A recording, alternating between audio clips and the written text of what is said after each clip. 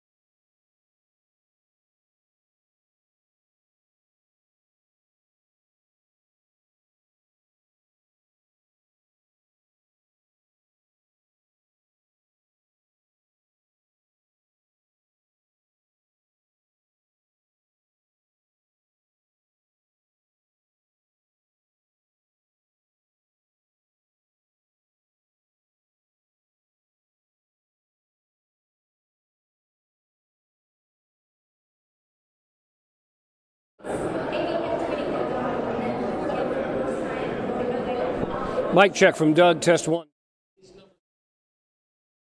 It's smaller. No secret about it. The Trump campaign has been hoping that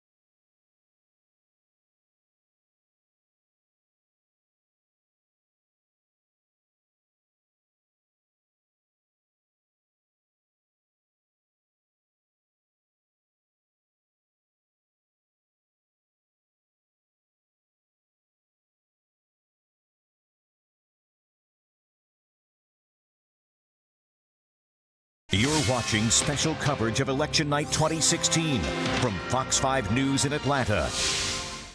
Good evening, man. Thanks for joining us for Fox 5's digital coverage of the 2016 election. I'm Russ Spencer. We'll be with you online and on the air for at least the next 5 hours as the nation elects its next president and Georgia voters decide a U.S. Senate race. On this election night, polls closed a short time ago, just seconds ago at 7 p.m. here in Georgia and in 5 other states as well: South Carolina, Virginia, Indiana, Kentucky, and Vermont.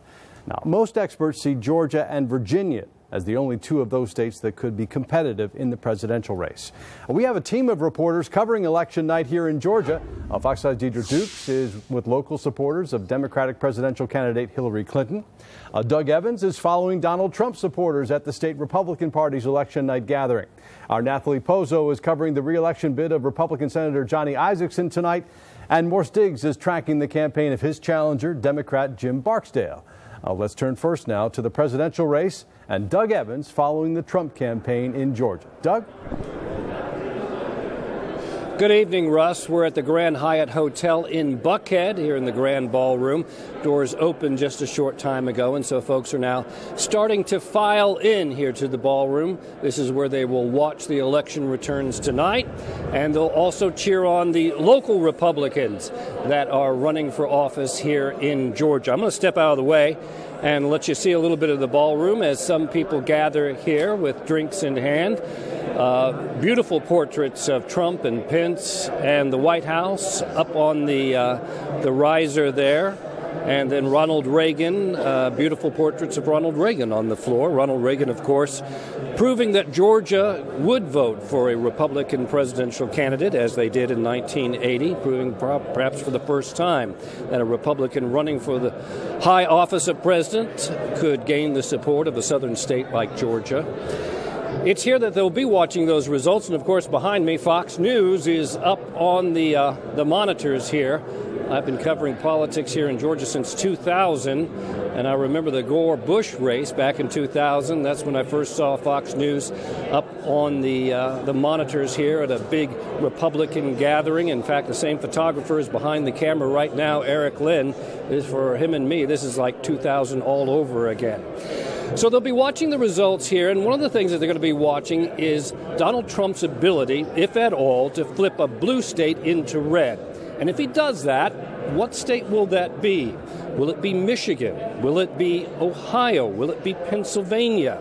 They'll be watching that very closely because they believe that's what it's going to take for him to upset Hillary Clinton tonight, with her leading slightly in the polls in states like that. So they'll be watching that, and they'll also be watching how well he does in the toss-up states.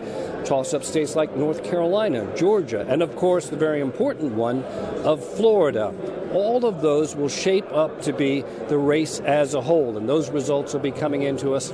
We'll be watching them with you here on Fox 5 News. It's a very exciting night for everyone here. They're feeling pretty good, and we'll, of course, be talking with them throughout the night. We also expect some of the Republican bigwigs from the state to be coming into this room throughout the night. We know that Senator David Perdue will be here. We know that Johnny Isakson, of course, who ran for office, will be here, and Natalie Pozo will be talking with you about that in just a few minutes. So, as I said, a very exciting night as the Republicans gather to watch their candidates.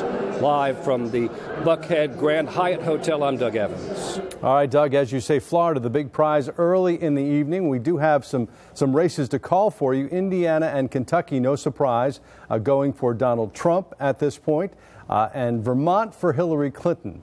So there you have Indiana's 11 electoral votes. His running mate Mike Pence, of course, from Indiana. Kentucky also a Republican state. No surprise here. This was never a battleground. This is exactly what was expected. 8 electoral votes for Donald Trump in Kentucky.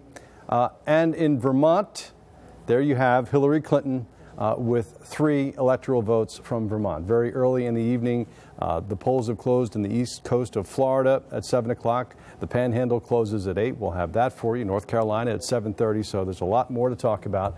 And we're going to turn now, in fact, to the Democrats. Fox 5's Deidre Dukes live in downtown Atlanta with backers of the Hillary Clinton campaign. Deidre?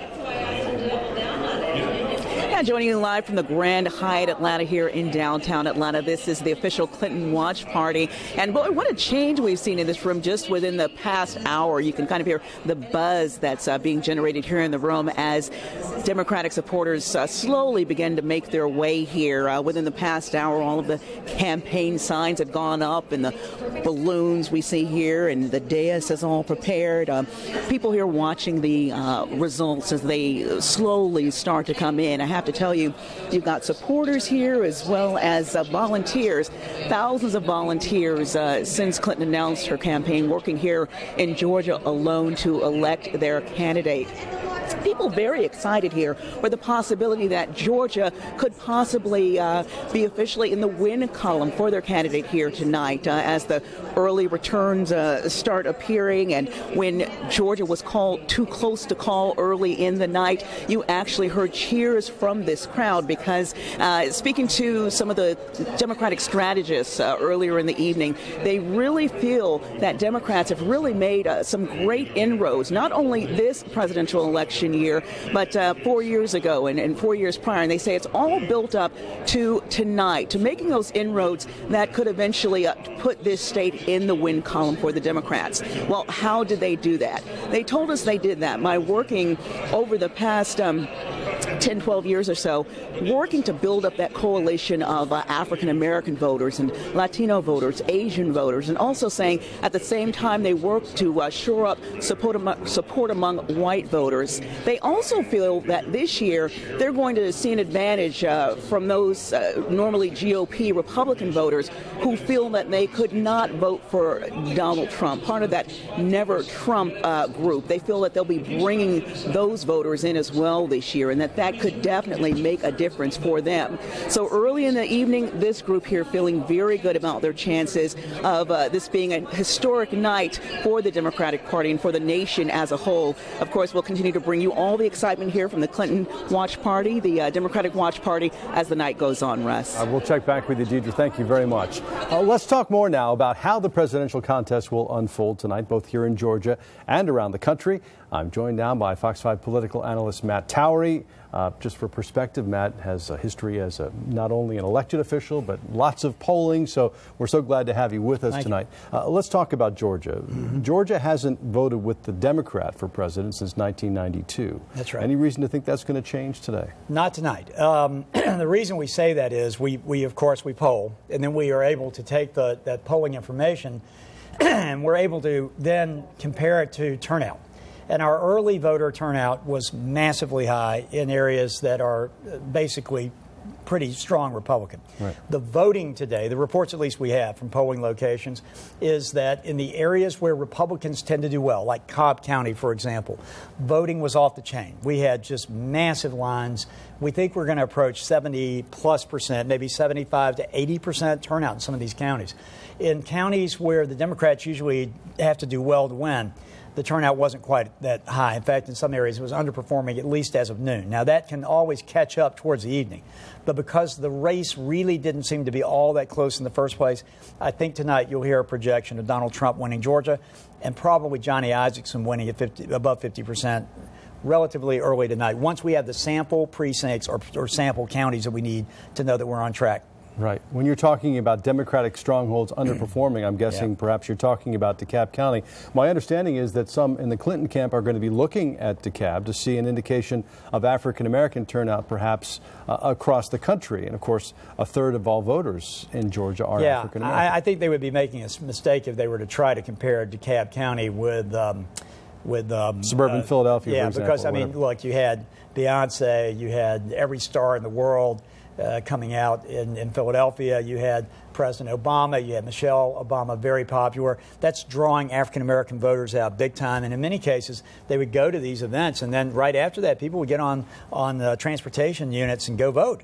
That's not happening in DeKalb County. I'm sure that Jim Barksdale, who's the nominee for the Democratic side, wishes that they had had something like that because it would have made it more competitive. But unfortunately, because Georgia didn't appear in the Clinton radar to be a winnable state, they just didn't spend the money and they didn't bring the candidate here. So as a result, I don't think DeKalb's going to perform anywhere near downtown Philly. Okay, we're going to talk about Florida in just a second, Sure. but let's look at an updated electoral map.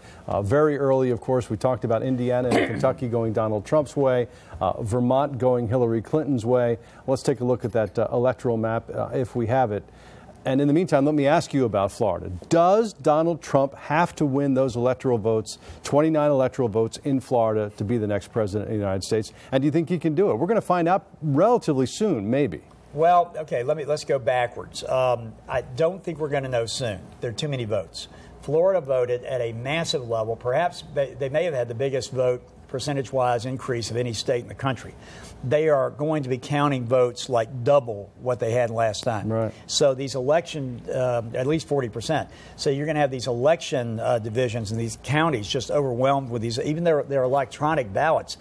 They're just massive numbers. And as you know, you may recall that we didn't know that President Obama won in 2012 in Florida till the next day. Now, we knew he'd won because he won so many other places. But so if that goes, if we got to wait on Florida, we may have our sleeping bag here and get up in the morning to decide this thing. Going to the other locations, though, without Florida, it's a tough sled for Trump. What he would have to do is do a Rust Belt roll. He'd have to go through and take not only places like Iowa and Ohio and going from the Midwest all the way up, but he'd have to take like Minnesota up to the north, and he'd have to take some things that no one is projecting right now, and he'd have to take Michigan. And that's going to be a hard thing to ask for, taking all of those states. So, yeah, he needs Florida. Yeah, well, to your point, 4 years ago, President Obama beat Mitt Romney in Florida by just 75,000 votes. In a huge state like that, that's not very much at all. Well, and based on the early voting, Trump was coming out of early voting with a more narrow margin than against him than was the case for Romney. So the late night voting, the later voting, where the panhandle doesn't close off until another hour. So the late voting is probably going to decide Florida. Okay, we had 19-3 there, the Electoral College margin with Donald Trump leading Hillary Clinton. Worth mentioning, obviously it's ridiculously early at this point to even talk about this, but it is worth, for perspective's sake, saying that 4 years ago at 10:30 at night on election night, Mitt Romney was leading both in the Electoral College and the popular vote. So it could be a long night. Well, and I just don't think any of this will mean very much right now. I mean, you could go ahead and put New York State in there if you wanted to, but what they're trying to do is they get these exit polls and then they try to match them up against some early returns before they go and make a projection. And there are obviously no early returns in some of these states to make those projections yet, but you'll see New York State come through pretty soon. That's going to go for her. We'll have more to talk about soon. Matt, thanks very much. Thank you. Not going anywhere. He's going to be here for all 5 hours with us. Georgia voters are deciding a key U.S. Senate race today as well, as he mentioned. Republican incumbent Johnny Isakson running for a third term in the Senate. He's challenged by Democrat Jim Barksdale. And Fox 5's Natalie Pozo is following the Isakson re-election campaign tonight, while our Morse Diggs is covering the Barksdale camp. Let's go first to Natalie, who's reporting from Buckhead tonight. Natalie? Well, good evening, Russ. As you could see, folks are starting to make their way into the room here at the Hyatt in Buckhead for the Georgia Republican Watch Party. A little while ago, we just heard a big cheer here from supporters when Fox News broadcasted that Trump had won Kentucky and Indiana. Senator Isakson also feeling confident tonight about winning this re-election. Isakson crediting his record for winning his past Senate elections. He served in the State House and State Senate, of course, along with the U.S. House of Representatives. Now, this Senate race has not been run with the intensity of the presidential race, and some may say it's been in the shadows due to some who some call a presidential campaign year like no other. But Senator Isakson says he feels pleased with the campaign that they ran. He feels they did everything they needed to do to win the race, and he says that they believe they will be rewarded tonight. In fact, Senator Isakson says that he feels that they put together the perfect campaign this year. Of course, he announced his campaign 2 years ago. He says that he raised $11 million and feels confident with the television ads that they had out there, along with the person-to-person relationships that they built over this 2-year campaign. Now, he is up against other challengers tonight, and Senator Isakson does have to hit that 50% in order to avoid a runoff election. He does maintain a strong lead in the polls, but of course we are waiting to get the final results here, and we will be bringing you the very latest as those numbers continue to come in. We are expected to have folks start making their way over to the podium here in just a few minutes. The program starts at 7:30 tonight, and Senator Isakson is expected to make his way into the room here later on this evening. Again, we will be here all night, and we'll stay on top of it, and we'll bring you the very latest as we get it. Russ? Natalie, thanks so much. Let's head downtown now, where Fox 5's Morse Diggs is covering the Jim Barksdale campaign tonight, hoping for a runoff. Morse? Well, you know, when at least a few of the top-named Democrats give the nod to your opponent, that gives you an idea of the kind of uphill battle Jim Barksdale is facing. That mountain to climb includes not only name recognition, but also money. However, here at the Hyatt Regency downtown, you can see the folks are trickling in. They're surrounding the buffet table and to try to get fortified. Now, they're hoping that extra energy will go a long way if they can get a win. They're hoping to, of course, be able to be loud and cheering for their candidate, Mr. Barksdale. Now, Barksdale, of course, would be quite a surprise, and with particularly an outright win, because when you talk about the scope of Washington, they're hoping for not only a Clinton victory, but they want to try and change Congress. Could they possibly flip the state of Georgia? Now, Barksdale will be here at his welcoming party here this evening. That's after he tours the black colleges over at the AU Center. He'll be over there for at least an hour talking to students. They have a watch party there, and then we expect him here at the downtown Hyatt. Reporting from the Hyatt, I'm Morse Diggs. Back to you, Russ. All right, Morse, thanks very much. For more perspective on the U.S. Senate race and other contests on the ballot tonight, let's welcome in two members of Fox 5's Georgia gang, Phil Kent and Alexis Scott. Join me now. Thank you so much for being here. And let's start with the U.S. Senate race. What, Alexis, do you think are Jim Barksdale's chances? I mean, Hillary Clinton hasn't spent any time. I think the last time she was in Georgia was back in February, so he's not getting a lot of help. He's not getting a lot of help nationally, and I don't think he's going to get a lot of help locally either, because he just doesn't have the name recognition. And Johnny Isakson has been a long-standing U.S. Senator who has been known to work across party lines and has really maintained his popularity, and has, as I think Morris or one of the other reporters pointed out, he's got some top Democrat name support, and I just don't think that this is going to be the time that he will be deposed. Yeah, I'm guessing, Phil, you agree. I mean, Jim Barksdale put $3.5 million of his own money in this campaign, but at the end there weren't a lot of ads, and Johnny Isakson seems to be well liked on both sides of the aisle. Well, that's right. I agree with Alexis, and also, as you know, when we're talking turnout earlier, that's not going to be good for him or for Democrats statewide. And also, you know, with the Opinion Savvy Fox 5 poll that we did about a week ago, we saw that Johnny Isakson was above that magic 50% number, so I think he's going to be avoiding a runoff. That is the ultimate question here tonight. If not, we're talking about 9 weeks in a January 10th runoff. In a very expensive campaign. Yeah, that would not be good. But, and I agree with Phil. I don't think we're going to see that. All right. We've got more to talk about. The Georgia Senate race, just one piece of the puzzle tonight as Republicans try to protect their majority in the U.S. Senate. Right now, the GOP holds 54 Senate seats. Democrats have 44, plus 2 independent senators who generally side with the Democrats. Tonight, there are 34 Senate races to be decided nationwide. Republicans hold 24 of them that are up for grabs tonight. Democrats defending just 10. The battle for the Senate majority is likely to come down to a handful of hard-fought races in Nevada, New Hampshire, Pennsylvania, Missouri, North Carolina, and Indiana. So let's turn back now. What do you think, Phil, I'll start with you this time. What do you think are the chances of the Democrats taking control of the Senate? It looks like the House is out of the question. I'm going to predict that it's going to be just a very narrow GOP hold. I've been making some calls today, as I'm sure Alexis has too. It will be tight. But as you know, in Missouri, it's starting to lean a little bit more Republican. That was I think New Hampshire, though, will tell the story with Kelly Ayotte, the incumbent. If she holds that, that'll also indicate some national trends, too, for Trump. Yeah, I tend to agree with that assessment, but I'm not so sure that they might have a chance. I think it's still too soon to tell that some of the states like Nevada and where Pennsylvania, Pat Toomey in Pennsylvania, the Republican incumbent, looks like he might be potentially in trouble. Potentially. So we'll see. Right. But it'll be. You need to hold Harry Reid's seat there for the Democrats. I hope they can.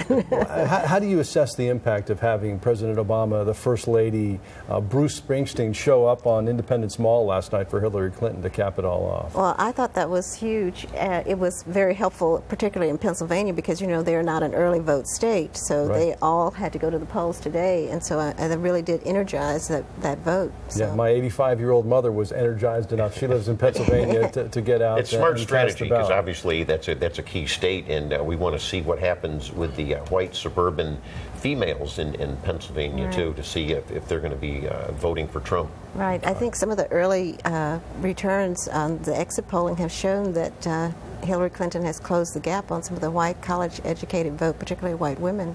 in suburban Philadelphia, which explains partly why Melania Trump was in Berwyn, Pennsylvania last week trying to shore some of that up. Of course, if black turnout is down, then that's another factor in Pennsylvania, because we are seeing, as we know, here in Georgia, black turnout is down, and perhaps Florida too. It is down. However, some of the other turnout is up in terms of millennials as well as Latino and Asian, even in Georgia. So it's interesting. And even women. I heard the former mayor of Philadelphia, Mayor Nutter, say this afternoon that there is a bit of a coalition of the insulted that could come back to haunt Trump, meaning Latinos, meaning women. I mean, the time will tell. We'll know in a few hours. But what do you think? I think that's something to that. I mean, I think that coalition there is stepping up. I saw an earlier report today that some of the people who voted, was it in Pennsylvania, were marching to the Susan B. Anthony gravesite for and putting the stickers. I'll tell you what, one insulted class are probably about 150,000 Haitian Americans that live in Florida. They despise the Clintons, and they feel the Clinton Foundation has totally ripped off Haiti in terms of Reconstruction. So it's hard to put voters in boxes sometimes. Well, no question about it. I mean, there are plenty of Democrats in parts of West Virginia and Ohio who are going to vote for Donald Trump because they feel like they've just been disrespected by Washington, period, irrespective of brand. Right. Yeah. It's going to be interesting. And even, of course, in Florida, again, the Cuban Americans are, quote, listed as Hispanic, unquote, but they are trending toward Trump and Republicans. Well, they've traditionally voted Republican, but now there's the growing Puerto Rican population in Florida that is trending Democratic. That's so it's going to be interesting to see what happens. Florida will tell the tale. That really is the one to watch, and the votes are being counted as we speak in most of Florida. On the Panhandle, the polls there close at 8 o'clock.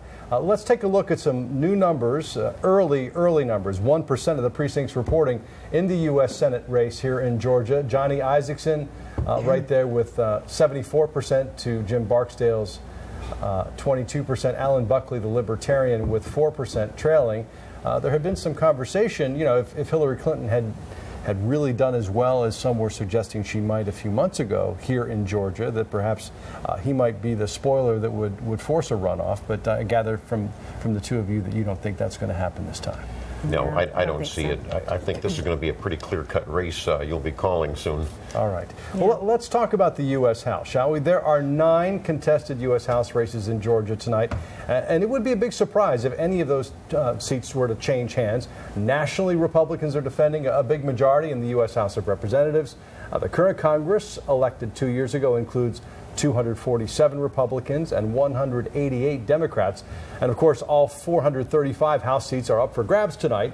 Most experts believe the Democrats are going to gain some seats, but fall short of the 30-seat pickup they need to regain the House majority. So the question then is, what do you think that this campaign is going to mean to the composition of the House? And it matters for whoever ends up being president to try to govern. Well, I did speak, with some of the Republican Party experts here in Georgia and emailing Newt Gingrich. I think we'll probably, as Republicans, lose maybe 12 to 15 in some areas that are swing areas, but they will keep the House. Yeah, I think the districts have been so gerrymandered that everybody's safe. And as I heard an earlier pundit say, that most of the races are decided in the primary because there are no real challengers in November. Right. We find ourselves in a position, and this has been said many times, where we have 2 of the least popular major presidential candidates in really quite some time. Can you envision a scenario where either of them might end up with something that looks like a mandate to govern? Alexis? No, in a word. But I also think that it'll be 8 more years of gridlock, much like we've seen under President Obama, if Hillary Clinton wins. And I'm not sure what to expect from Donald Trump. What do you think? Well, and I think it depends on the U.S. Senate, because as we know, that's where judicial appointments have to be confirmed. And no matter who's president, they'll have to have a Senate to confirm their judges. And then if they don't have a Senate of the same party, yes, there will be gridlock. Yeah. All right, we'll see what happens. Georgia voters are deciding on 4 proposed amendments to the state constitution.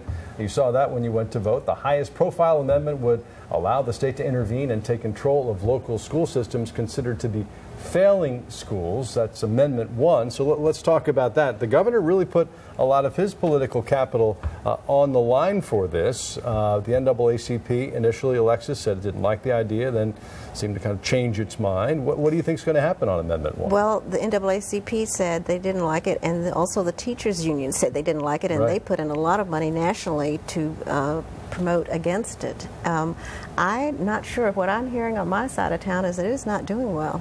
What do you think, Phil? Yes, I think it's going to be tight.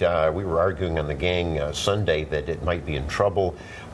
This is astounding, just the expenditure for this one amendment. It could actually equal the Senate race, the U.S. Senate race. I believe it. I don't know. That's going to be a tight one. Yeah, and I think besides maybe racial lines, there is also a conservative position against it because it takes away local control. Sure. The governor I agree with you. The Republican vote will be the one because that is the issue. Although proponents argue that it's temporary for 5 years, it's an intervention to help the failing schools. Now, whether that argument is going to win over enough Republicans remains to be seen. Yeah, I don't know. Well, so this is the one time a year we get to say T-SPLOST, Transportation Special Purpose Local Option Sales Tax, and half of it would be for the city of Atlanta, half for MARTA. You think that's going to pass? I think that's going to pass. I think it will in Atlanta. I would remind voters, though, that could be the highest sales tax in the country for a city at 9%. Right, 8.9%. That's right. That's a lot. Now, Fulton County is another one. In North Fulton, I think it'll lose. In South Fulton, I think it'll pass, and it depends on the turnout. Yeah, it does. But I think it will pass, and the reason being that so many people work in the city of Atlanta who are not residents of Atlanta, and so that vast majority of that financing will come from people who don't live here, so that helps. Okay. Alexis Scott, Phil Kent, thank you so much. You're going to stick around and help us throughout the evening. We really appreciate your presence and your perspective. All right, thanks. Thank you very much. And we'll talk with them again a little later this evening. Polls closed at 7:30 tonight. Well, let's take a look here. That's in exactly a minute and 3 seconds. 3 more states: Ohio, West Virginia, and North Carolina. Ohio and North Carolina are thought to be potential swing states in the presidential race, so we'll be keeping a close eye on what happens there. Let's take a look now at the electoral map. Actually, we have some numbers. There you go. Donald Trump with 19 electoral votes at this very, very early stage. Hillary Clinton with 3. That's Vermont. Trump was expected to win Indiana and Kentucky, and he did. So nothing here that you're looking at was unexpected. And we're going to find out very soon what happens in Florida. We may not get the result, but we're going to get some numbers at least here very soon.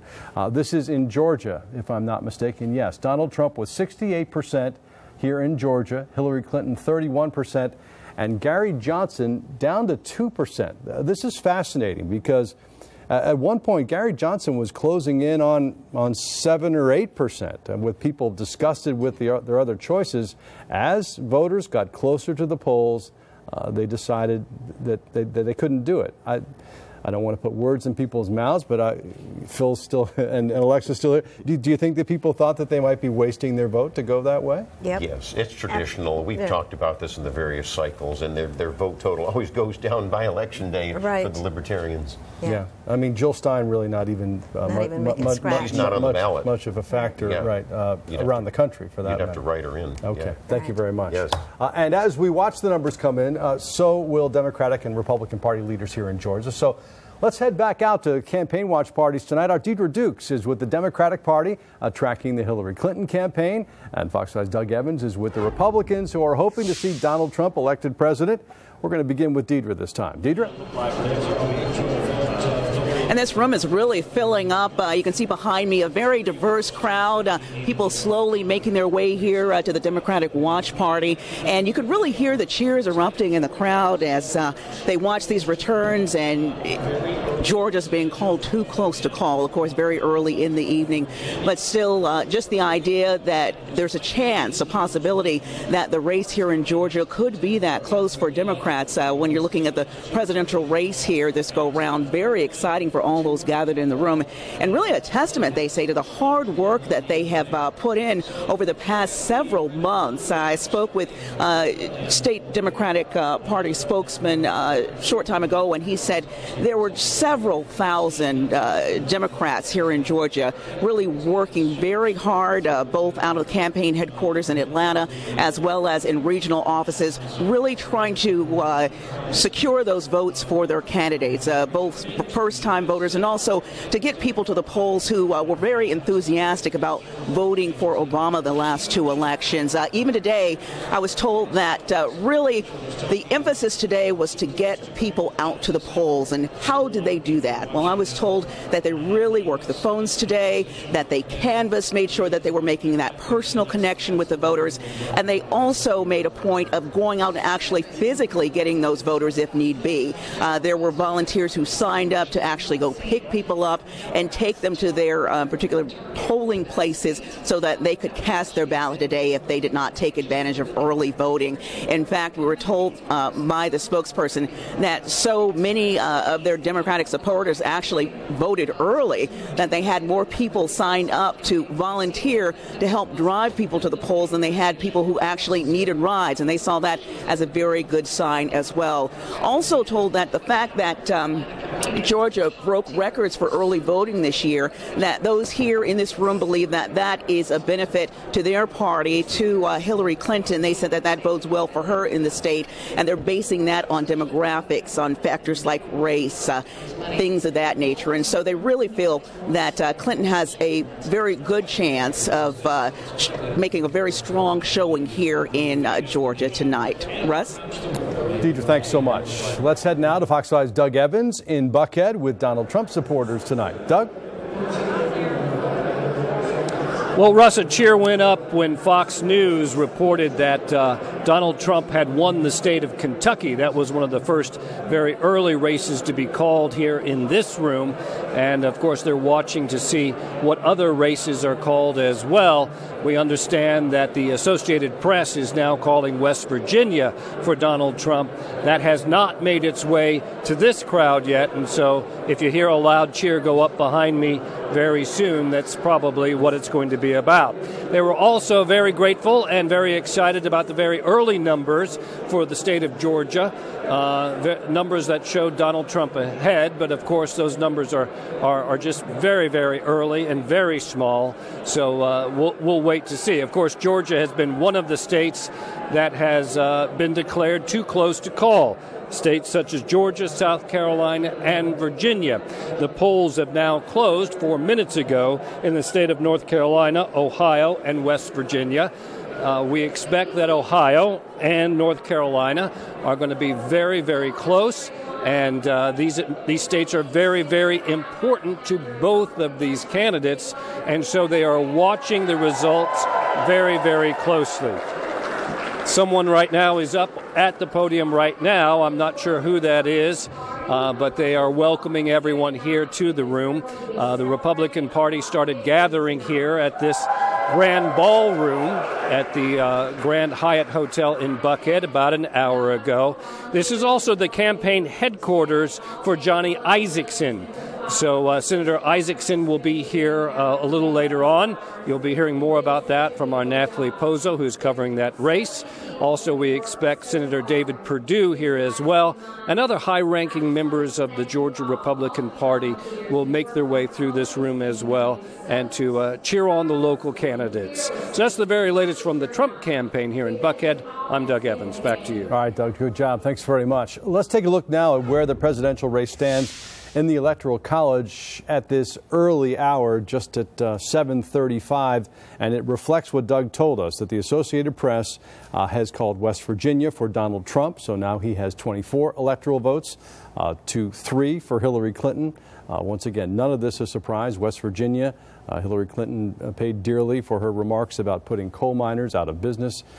So what we're going to talk about coming up here with Matt is Florida and North Carolina, Pennsylvania. The polls close there in 25 minutes. But we have an election alert to tell you about. Some very sad breaking news from the other side of the country. New information on a shooting we first told you about on Fox 5 News at 6 o'clock. The Los Angeles Times now reports that one person has been killed and, quote, multiple people shot outside a polling location in Azusa, California. The LA Times reports police are dealing with an active shooter right now and that the shooter is, quote, heavily armed. At least one of the shooting victims was said to be a voter headed to the polls. Again, we're working to get more information on this shooting that has polling places locked down and police on the search for an active shooter. Again, that in California, not far from Los Angeles. We have no indication at this early stage that this is associated with terrorism of any kind. Our political analyst Matt Towery rejoins us. We simply do not know, but there had been warnings, and polling places around the country are on high alert. Yeah, I've learned not to delve too much in conjecture early on with these sort of things, but it unfortunately does meet sort of the threats that we saw. So of course we're going to watch very carefully, and unfortunately also California has seen its share of these type things before. So we'll keep our eye on that. Very sad news. All right. Let's talk about the politics of the moment. At 7:30, the polls closed in Ohio and North Carolina. Does Donald Trump realistically have to win North Carolina, which at this point looks like a toss-up, to be the next president of the United States? Well, I mean, he's got to win Florida or North Carolina, and preferably both to even have a really good shot. Let me just say, I want to clear one thing up for those of you who are watching the networks right now. I'm watching these networks show that Florida, 30% of the votes in. That's absurd. They haven't quit. They have not started to count a single vote in the state of Florida. The polls haven't closed yet. So I don't know where these networks are inventing these numbers, but if you're seeing them, ignore them. They have nothing to do with reality. So could it be early voting that they're counting? No, they don't count the early votes early in Florida. By law, they count everything at the same time. That's when all the polls close. So and the Panhandle doesn't close until after 8 o'clock. Exactly. And I actually double-checked this by looking at the Secretary of State's site, which I use when I'm working in the Tampa affiliates and Orlando. There's not one single vote reported. So I don't know where the AP or anybody else is getting these numbers, but they're not valid. They say there are over 1 million votes in already. Okay. Insanity. All right. Well, in Florida, the turnout has been enormous. Yes. Among white voters and among Latino voters. So how do you suppose that shakes out? Well, we don't know. I mean, we know a couple of things. We know that the Latino vote is up substantially in Florida. We know that Democrats registered at a much higher rate than Republicans did, new registration. We also know that when it came to early voting, the Republicans and Democrats were near parity, which was nowhere near where it was 4 years ago. Mitt Romney was down about 400,000 votes at that point. Right. We also know that right now, white voters in Florida have increased their number of votes by 1 million votes this time. So we have Hispanics way up, we have whites way up, we have a lot of different things going on. It's very hard to figure out which cross current is going to pare down and allow us to know who's going to win Florida. It's going to be a nip-tuck situation decided by the I-4 corridor, the area that I work at, and our other sister Fox affiliate. It's going to be from Tampa to Orlando, across to Daytona. I think that's going to decide the whole thing in the end. All right, we'll be watching. In North Carolina, Mitt Romney beat Barack Obama 4 years ago in 2012 by 2 percentage points. Yes. As you mentioned, Donald Trump really needs North Carolina. If he loses North Carolina, then he's got to win a Michigan and maybe a Wisconsin or Minnesota. Yeah. And that seems, I understand that they feel like they're gaining momentum in these Rust Belt states, but that's still a tough climb. Yeah, it is a tough climb. Look, let me put all this in perspective. What has me confounded right now, as someone who's polled national polling for years, not this year, my son does it, thank goodness, much smarter than me. But what I'd like to even ask him is, we appear to have 14 million more voters this year than we had in 2012, the largest voter turnout in the history of the United States. So here's the question. What percentage of those are Hispanic voters who are now voting, because we hear that touted a great deal, and what percent might be the so-called Republican or disaffected Republican who wouldn't vote for Mitt Romney, wouldn't vote for John McCain, stayed home? The hidden Trump vote, in other words. Exactly. So we don't know what it is yet. And I don't think, again, I've been very, I've had a jaundiced eye towards these network polls and exit polls this year, because remember one thing about exit polls. Exit polls, you take samples, but then you have to weight those samples. You can't just throw them in a barrel and throw them out. You've got to make sure that they weight out equal to what the turnout is. Well, that takes a long time to come out because we haven't had a single vote in Florida counted yet. Right. So how could you have an exit poll if you're really a really good one if you don't know where they're turning out at what level? So my view is that's why you're not seeing some of these. Right, we mentioned last segment New York State. New York State should have been a slam dunk. You could call it in any second. But the fact is they're having to wait because they've got to redo those exit polls and look at them again to make sure they're right. If you think they're taking their time with New York State, what do you think they're going to do with Florida and North Carolina tonight? It's going to be a tough one. We're not going to be any early calls. Yeah, and what about Pennsylvania? I mean, Pennsylvania is a state where there was no early voting. Everyone who voted there had to go today. Right. So you would think that it would take longer. Right. And this is a place where it could be nail-bitingly close, even though Hillary Clinton is leading in the polls. Yeah, I have an inclination that Pennsylvania will end up being something that goes for Hillary Clinton. And the reason is something that you and I talked about on our broadcast earlier tonight, and that is this use of President Obama, Michelle Obama, and others coming in, the celebrities and the like, that really moved some young voters. And they needed not only African-American voters, they needed younger voters to go out. You go to the heart of that state in Philadelphia, you get those voters out there, you get them fired up as long as they can get up the next morning, which I guess they did. I'm guessing that Philadelphia will probably bring Pennsylvania into the Clinton side. I don't have any real empirical evidence there. Some early exit polls sort of suggested that. I think Michigan may be a completely different story. You know, that one was a little bit ignored towards the end. Trump went in there a little bit more, and that's a little different makeup up there. There's a lot of disaffected auto workers and the like in that state. That's going to be one I'm going to keep my eye on. Well, the Democrats say that they're going to win Pennsylvania because of their ground game, because they have thousands of volunteers who are ready to go into North Philadelphia, into precincts where almost everyone is a Democrat, and get them to the polls today. And that Trump doesn't have that similar ground game. He doesn't. And, you know, Trump doesn't have that ground game. Even in Florida, he doesn't have that ground game. The question is, can he make it up with the number of people who appear to have just literally, as I say, they rose out of their reclining chairs, got away from the television set, stopped watching Jerry Springer and went out to vote. And I'm not categorizing any one voter, but when you think about that vote that's not been there, it's generally thought of as being sort of a blue-collar vote, someone who is disaffected, doesn't care, feels like they've been left behind. It's clear Trump's getting some of that in Florida. I mean, this thing is close enough for that to be the case. We just don't know if it's going to be enough to get him over the edge. What time tonight are we going to know? I don't think we'll know Florida until tomorrow morning. All right, fair enough. Yeah. Matt, thank you so much. Absolutely. He's sticking around until tomorrow morning, at least until midnight. We're getting early returns now in Georgia's U.S. Senate race. Let's check those numbers before we head back to the campaigns tonight.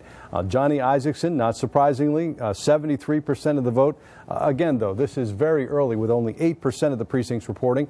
Democrat Jim Barksdale with 25%, Libertarian Alan Buckley trailing at 3%. We have Fox 5's Nathalie Pozo with the Isakson re-election campaign tonight. Morse Diggs is covering the Barksdale camp.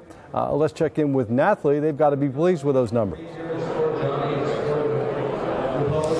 Yeah, supporters out here definitely are pleased with the numbers. The latest numbers showing that Senator Johnny Isakson is ahead. As these results come in, you could see the room more packed here as the supporters continue to make their way into the Hyatt Regency here in Buckhead. Now, Isakson at an event yesterday was just talking about his campaign. Some may say that with the presidential campaign that we had this year, it's been an election year like no other, that maybe the Senate race was cast in the shadows. But Isakson says he was very pleased with his campaign. In fact, stating that this is probably the most perfect campaign that they've put together in all of the elections that he has been a part of. He says he raised $11 million, and he feels confident that they will be rewarded for all of their hard work tonight. Now, Isakson needs to get 50% of that vote in order to avoid that runoff election. Again, his campaign team saying they feel confident that that will happen tonight.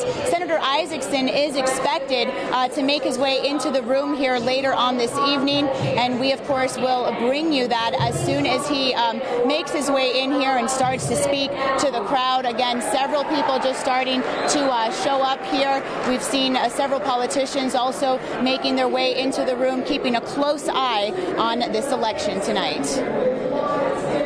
Nathalie, thank you so much. Let's head downtown now, where Fox 5's Morse Diggs is covering the Jim Barksdale campaign tonight. Morse, Matt sitting right next to me says, most of those numbers are probably in the rural part of the state. Obviously, it's going to get closer. The question is, might there be a runoff? Well, that's exactly what the chairman of the Fulton County Commission, John Eves, stepping here. That's what he pointed out to me. He says you've got to watch on those early numbers. Where are those numbers coming from? Still, though, Barksdale with just about 0.25% of the vote. Does he have a chance to push this into a runoff? Well, I think it's going to be a competitive race. The numbers for Fulton County, DeKalb County, Clayton County, which are strong Democratic strongholds, have not come in yet. So these are rural counties that are probably reporting right now. I think to a large degree, Barksdale will be riding the coattails of Hillary Clinton. I feel very strong that Fulton County has come out in a very, very positive way, especially with early voting. We had 290,000 people to early vote this year, which more than doubled 2008 and 2012. So a large percentage of them are Democrats, so those numbers haven't come in yet. And what happens if Barksdale can push this into a runoff? Is that a game changer? I think so. I think there'll be national attention certainly on this race. I think the Democrats probably need about 4 seats in order to gain control of the Senate. And so with this contest in the sort of waiting in the balance, there'll be national attention. And I think it'll be a way for the locals, folks throughout the state, to be galvanized and energized behind Barksdale, who I think is a competitive candidate and a good man and has a good vision. With all these top-name Democrats in Atlanta Metro and, in fact, in Georgia, why is it so difficult to get a top contender to take on Johnny Isakson? Well, I mean, first of all, it's money and resources and time and effort. And so I think for a long time, it's been perceived, Georgia's been perceived as a red state. And so it's sort of a formidable effort and daunting. But I think that Jim Barksdale has been demonstrated courage. And assuming he's successful or it comes close, it will certainly embolden others in the future to consider statewide races. I think the state is trending, certainly in blue, and so I think this is a snapshot of what's to come in terms of even more formidable, strong candidates, those who have a strong track record getting into the fray on statewide elections. Thank you very much, Fulton Chairman John Eves, and it'll be interesting to watch the reception Mr. Barksdale gets tonight when he enters the room. Reporting live from the Hyatt Regency downtown, I'm Morse Diggs, Fox 5 News. Presumably wearing that trademark cap. Morse Diggs, thanks very much. And back now with Matt Towery. Matt, we heard Chairman John Eves talk about the resources that are necessary. Jim Barksdale put $3.5 million of his own money into this. Right. Is he going to get to a runoff, do you think? No. It's not going to be a runoff. In fact, in all probability, I expect Isakson to win at about 53% of the vote. The reason I say that is that I look at past trends, look at the turnout numbers, look at the polling numbers. I don't really even know why Georgia is still considered a toss-up state from some of these national networks. I know NBC had it in the undecided column, the only network to really have it undecided, not leaning Republican. There's just no indication. Now, I could always be shocked. I've been shocked a couple times in my career. But there's no indication that the voter turnout has been strong enough for Barksdale to make this up. And Isakson was really trending at or above 50% going into this vote. So the demographics are evolving in this state, but not enough at this point. Well, and it's not just a matter of demographics. I mean, Isakson is a well-known name. Now, U.S. senators start out, no matter how well they're known. When they first start running for re-election, they're not all that well known. And so you have a period of time where they have to go in, and they have to get a ad out or whatever to remind everybody how wonderful they are. But once they do it, they become very popular, and then people know them again. All right. Let me tell everybody that right now we've just heard that South Carolina has been called for Donald Trump. Correct me if I'm wrong, but South Carolina, that's 9 electoral votes, more electoral votes for Donald Trump. So there you have 24-3 at this point on the Electoral College map. 24 for Donald Trump, Hillary Clinton with 3. Vermont, the only one going her way so far tonight. Again, very, very early in the evening. And do you think that we'll even know who the president is by midnight tonight, Matt? I don't know. I mean, if North Carolina is called, for example, for Clinton, and perhaps then we see Pennsylvania call for Clinton, it's going to be awfully tough for Trump to come back. On the other hand, if North Carolina goes Trump, that means game on. We get to Florida and we stay alive to see if there's a battle. And Florida, I just don't think will be called very early on. I mean, we've got millions of votes to count, and no matter what the AP or what everybody else is doing right now, they're not going to get through those things quickly. They never do. And let's get back to this important point, and that is that Donald Trump needs to turn something that's blue red. Right. So where do you think the best chance of that happening is? Well, I think Michigan is going to be a lot closer than anybody expects. I mean, that one really... some of the early exit polls suggested that Trump would lose Michigan, but like I said, that's because they haven't been weighted properly. You got to weight it to see. What I'm told from the people I know, the turnout in Michigan and the areas where Trump would have to do well was massive today. The same sort of lines we saw in Cobb County, for example. So I think that's going to be a tighter place. I think obviously Iowa, Colorado is still up for grabs in my opinion, as is New Mexico. So any one of those could help. And then, again, I want to know what happens in Minnesota. Minnesota's never polled. And what was interesting and what the Republicans seized on was it sounds silly, but they polled all the high school students in the entire state of Minnesota.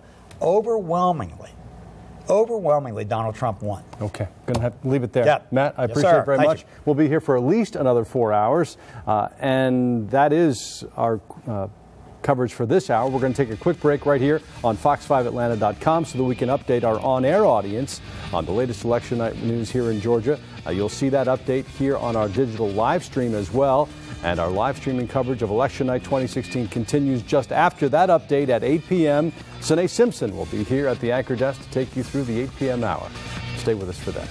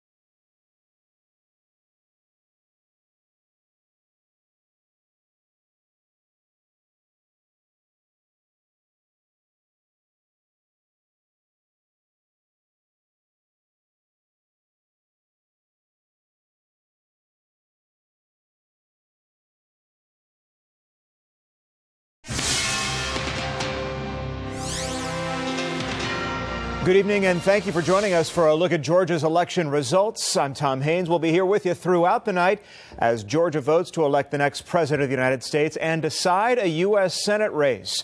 So let's begin with a look at the presidential race numbers as they stand right now here in the state of Georgia.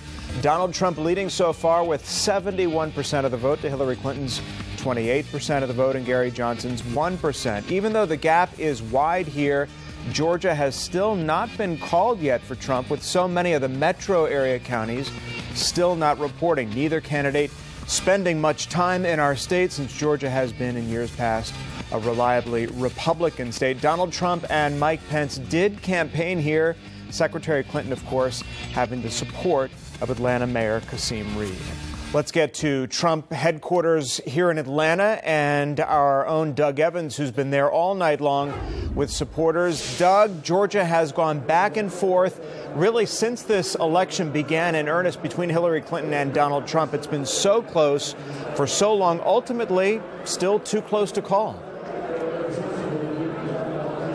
Too close to call, yes, and so the crowd here has been holding its breath, waiting for those numbers from Georgia. But I tell you what, they're very interested in the numbers to our north, our neighbor to the north, North Carolina, such an important state for Donald Trump. They expect him to do well here in Georgia, but if he can pull off North Carolina, then as our Matt Towery, our political consultant Matt Towery has said, it's game on for Trump.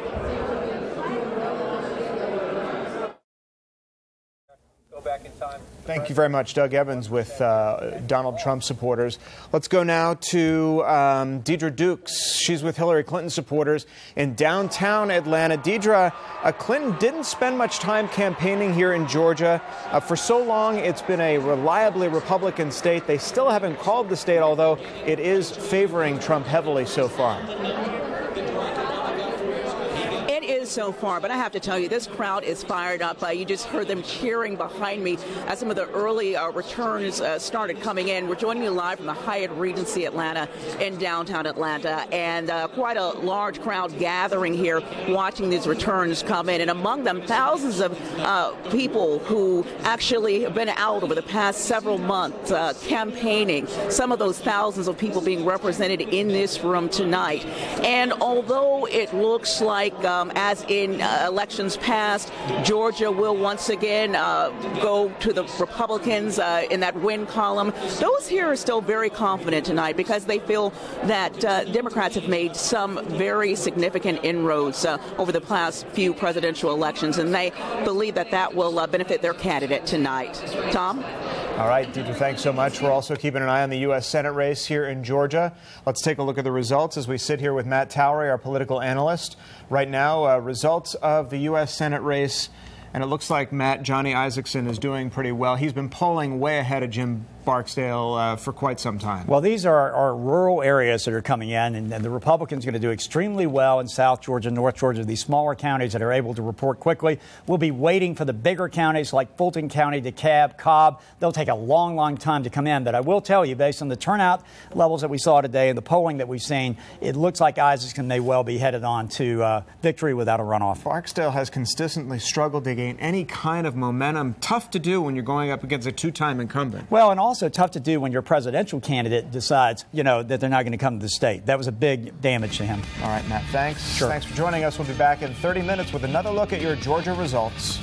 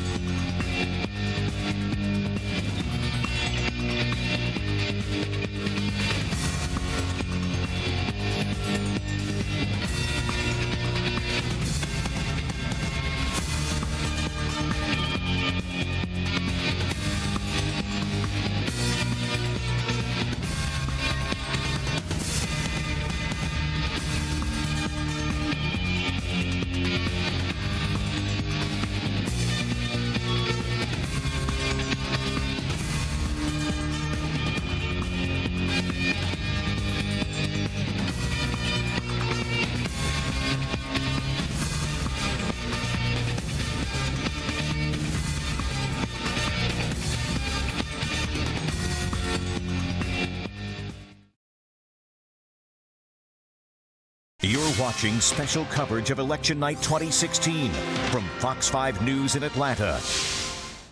And welcome back to our continuing online coverage of Election Night 2016. I'm Sine Simpson. You know, it's still very early in what could be a long evening of watching results come in from here in Georgia, all across the nation as well. The polls just closed at 8 o'clock in 16 states and Washington, D.C. Now, the biggest and most competitive of those states in the presidential race include Florida, Pennsylvania, and New Hampshire. So let's take a look right now at where the presidential race stands in the Electoral College at the top of this hour. As you can see, Hillary Clinton has 3 with Donald Trump at 33 right now.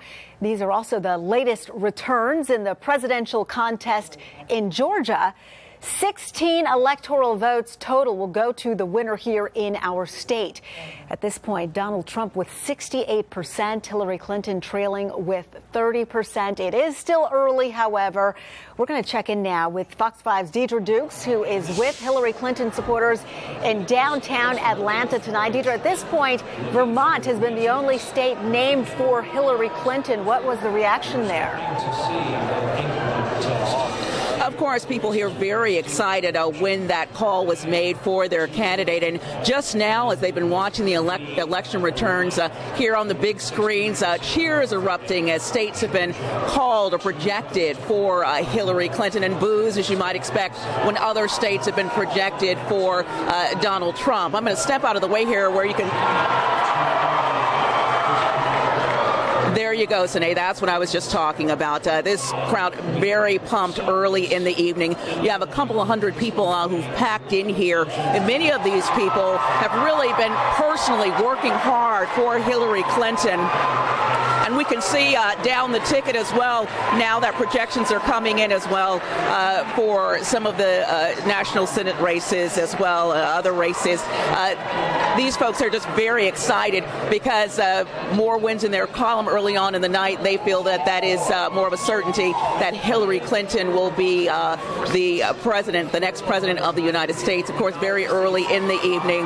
But the people that we've been talking to here, just very excited, so excited by the prospect that the first woman may be elected president, and that would be a Democratic candidate elected to the highest office in the nation.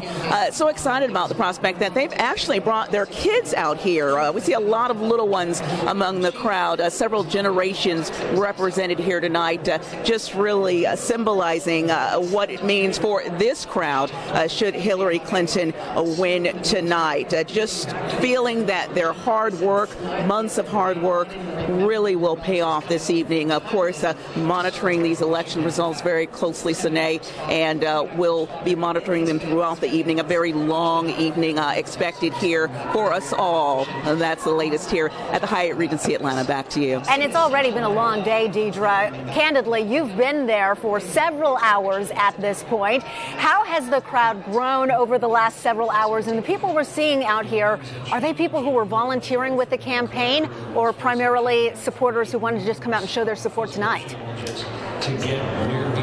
Well, you're really seeing a little bit of both, but I did speak with the Georgia Democratic Party representative a little earlier, a spokesperson, and he told me that they've had several thousand people working all across the state for several months now, and even today, out canvassing, making phone calls, driving people to the polls, and not just here in Atlanta at campaign headquarters, but also all across the state, we're told, working out of regional offices, because they said that was really what they were trying to do today. For months and months, they have stressed the fact, worked to convince people that their candidate is the best candidate for the job. Today, they wanted to physically get those people who did not take advantage of early voting here in Georgia, wanted to get them to the polls. And they said, in fact, they had so many people, supporters and other Democrats who had taken advantage of early voting, and we know we set some records here in the state, who took advantage of early voting, that they actually had more people signed up to drive people to the polls today than actually needed rides. So that speaks to, I guess, the energy, you might say, here in the state, Sine. The ground game. It seems like a lot of people have been committed to that campaign. Deidre, thanks so much for your report. Of course, we'll be checking back with you over the next several hours. I want to take a look now back at the national electoral map.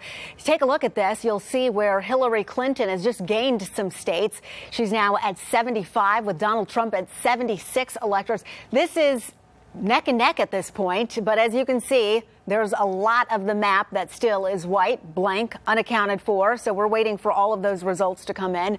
I want to turn things over now to our Fox 5 political analyst, Matt Towery, who is here just to discuss some of what we're seeing from these early numbers. I think it's hard to take much away from so few states being called. Yeah. But this is already an historic night based on the fact that so many people have participated in the process. That's right, Cindy. We have 140 million, estimated 140 million individuals who will have voted. That will be a record for the United States. It's 14 million plus over 2012, more than 2008. And then you go further back, it diminishes even more. So this tells me I don't trust any exit poll. I don't trust anything until the votes are counted, because when you add 14 million people who've not voted before to the mix, and they're dispersed around the country, they can make a difference in all kinds of races all over the place. So I'm just not right now ready to call much of anything, certainly not Florida, North Carolina, Pennsylvania, Michigan. And I'm curious, I've said before, some of these networks are showing 1 million plus votes in Florida. The votes have not even been counted in Florida yet, folks. I mean, there's no way. So we're not there. People are jumping the gun. We all want instant gratification, but we got to hang on and see how this thing goes. Yeah, it's time to take a deep breath and exactly, just right. let this process take its course. That's right. You know, I'm curious to know what is driving so much participation this time around. I think it's because we are living in the age of the basically reality TV show, as I've said before on air. And Donald Trump started this. Let's face it. He started a reality TV program that we're all watching. And during that time period, we've all gotten engaged. And, of course, when you get to Democrats versus Republicans, you're really going to amp it up a level. And so I think everybody wants to be involved in this. And they've been, I mean, it's all anybody talks about. You go all over town. They're not talking about the Falcons. They're not talking about the weather. They're not talking about the stock market. They're talking about the presidential race. And when something is that big, I mean, it just becomes overwhelming. People want to vote. Sometimes it's uncomfortable that people want to talk about it so much because views are so polarized. Yeah, well, I mean, let's face it. I mean, here's the point. Yes. You ride around Atlanta. You ride around Tampa, St. Pete. You ride around any of these metro areas in the South. You don't see that many signs. You don't see that many signs for Hillary Clinton. You don't see that many signs for Donald Trump. I think it's because no one wanted to really stake their claim out there because they didn't want to be attacked by the other side. It's been such a polarizing race. And so as a pollster, which I didn't poll this race, my son did, but he did a great job for all of our Fox affiliates here, you know, you're really trying to shake people loose to tell you who are you really voting for. And that's been really difficult this particular time. A lot of closet voters, perhaps, who have spoken support for one candidate, but who are going to vote for someone else. And on both sides. I mean, not you know, everybody says, well, nobody wants to say they're voting for Donald Trump. Well, in this last week, until the FBI cleared her, nobody wanted to say they were voting for Hillary Clinton, but there were a lot of folks voting for her as well. So it's on both sides. And you hear how, everyone hates these two candidates. They've got the highest negatives. Well, for candidates who have high negatives, they sure got a lot of folks going to the polls tonight. They absolutely do. Now, I'm wondering, you make the comparison with reality television. Yes. And on so many of these shows, viewers have the opportunity to interact with the show. They get to vote someone off the island, for example. Yeah, exactly. I'm wondering now if our culture has shifted such that people are used to being engaged in the process. And is that drawing people out to the polls? And I think Donald Trump probably hit upon that when he ran. I mean, he started using these wild and crazy terms. Admittedly, as a guy who's been in politics and seen it for many, many years, I was shocked by it. Everybody was shocked. But he knew what he was doing. He was touching people who watch these sort of shows. And Hillary Clinton got right into the act, man. She just started fighting right back, and she was able to zing him just as well as he zinged her. And so suddenly you had a regular reality show, Battle of the Gladiators, or whatever you want to call it. And truly, they're voting somebody off the island tonight. But we're not going to know for a while what that island is the makeup is and who's going to survive on it. Yeah, well, there's certainly been a lot of division, but perhaps that's one good that's come out of this election is that people are very engaged in the process. Absolutely. And yeah, I think that is good. And we don't know who's engaged. I think the other part about this is we clearly, if you've got 14 million new voters, then someone has come out who's not voted before.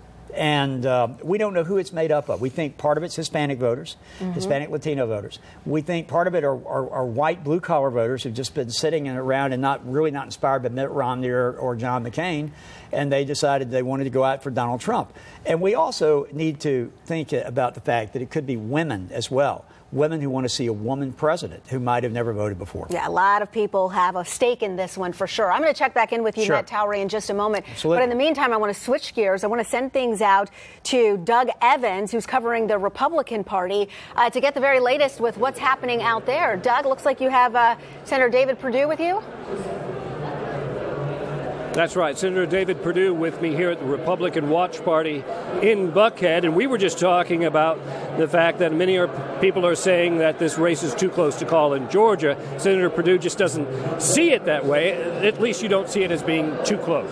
Well, I don't. At the end of the night, I know what the Trump campaign has done here in Georgia. Billy Kirkland was my grassroots guy. He was my campaign manager, and he's been handling the Trump campaign in Georgia. Just last week, we had over 3,000 people on a phone call where we were talking about knocking on doors and making calls. So this grassroots effort is going to make a difference here in Georgia. You know, Georgia, there's really no evidence that this state is leaning toward conservatism. It is a conservative state. We've got every constitutional officer is Republican. We've had 4 four-year terms of Republican governors. We have 2 sitting Republican senators and 10 of 14 Republican House of Representative guys. So it's a solid Republican state. How important is the Isaacson race in that? Well, I think it's extremely important. I just talked to Johnny upstairs. He sees it that way, too. Every time we have an opportunity, we need to call out the failures of the Democratic progressive ethos that has failed the working people of this state and the country. And so Johnny's going to do very well tonight because of that. How important will it be in watching these votes in Metro Atlanta that'll be so slow in coming in, we know, historically, to the overall race? Well, they're important. Every vote's important. But I think in terms of the outcome, I'm very optimistic that Donald Trump's going to win Georgia big and that Johnny's going to win by double digits. So we'll see as the night goes on. But I don't think it's going to be a long night in Georgia.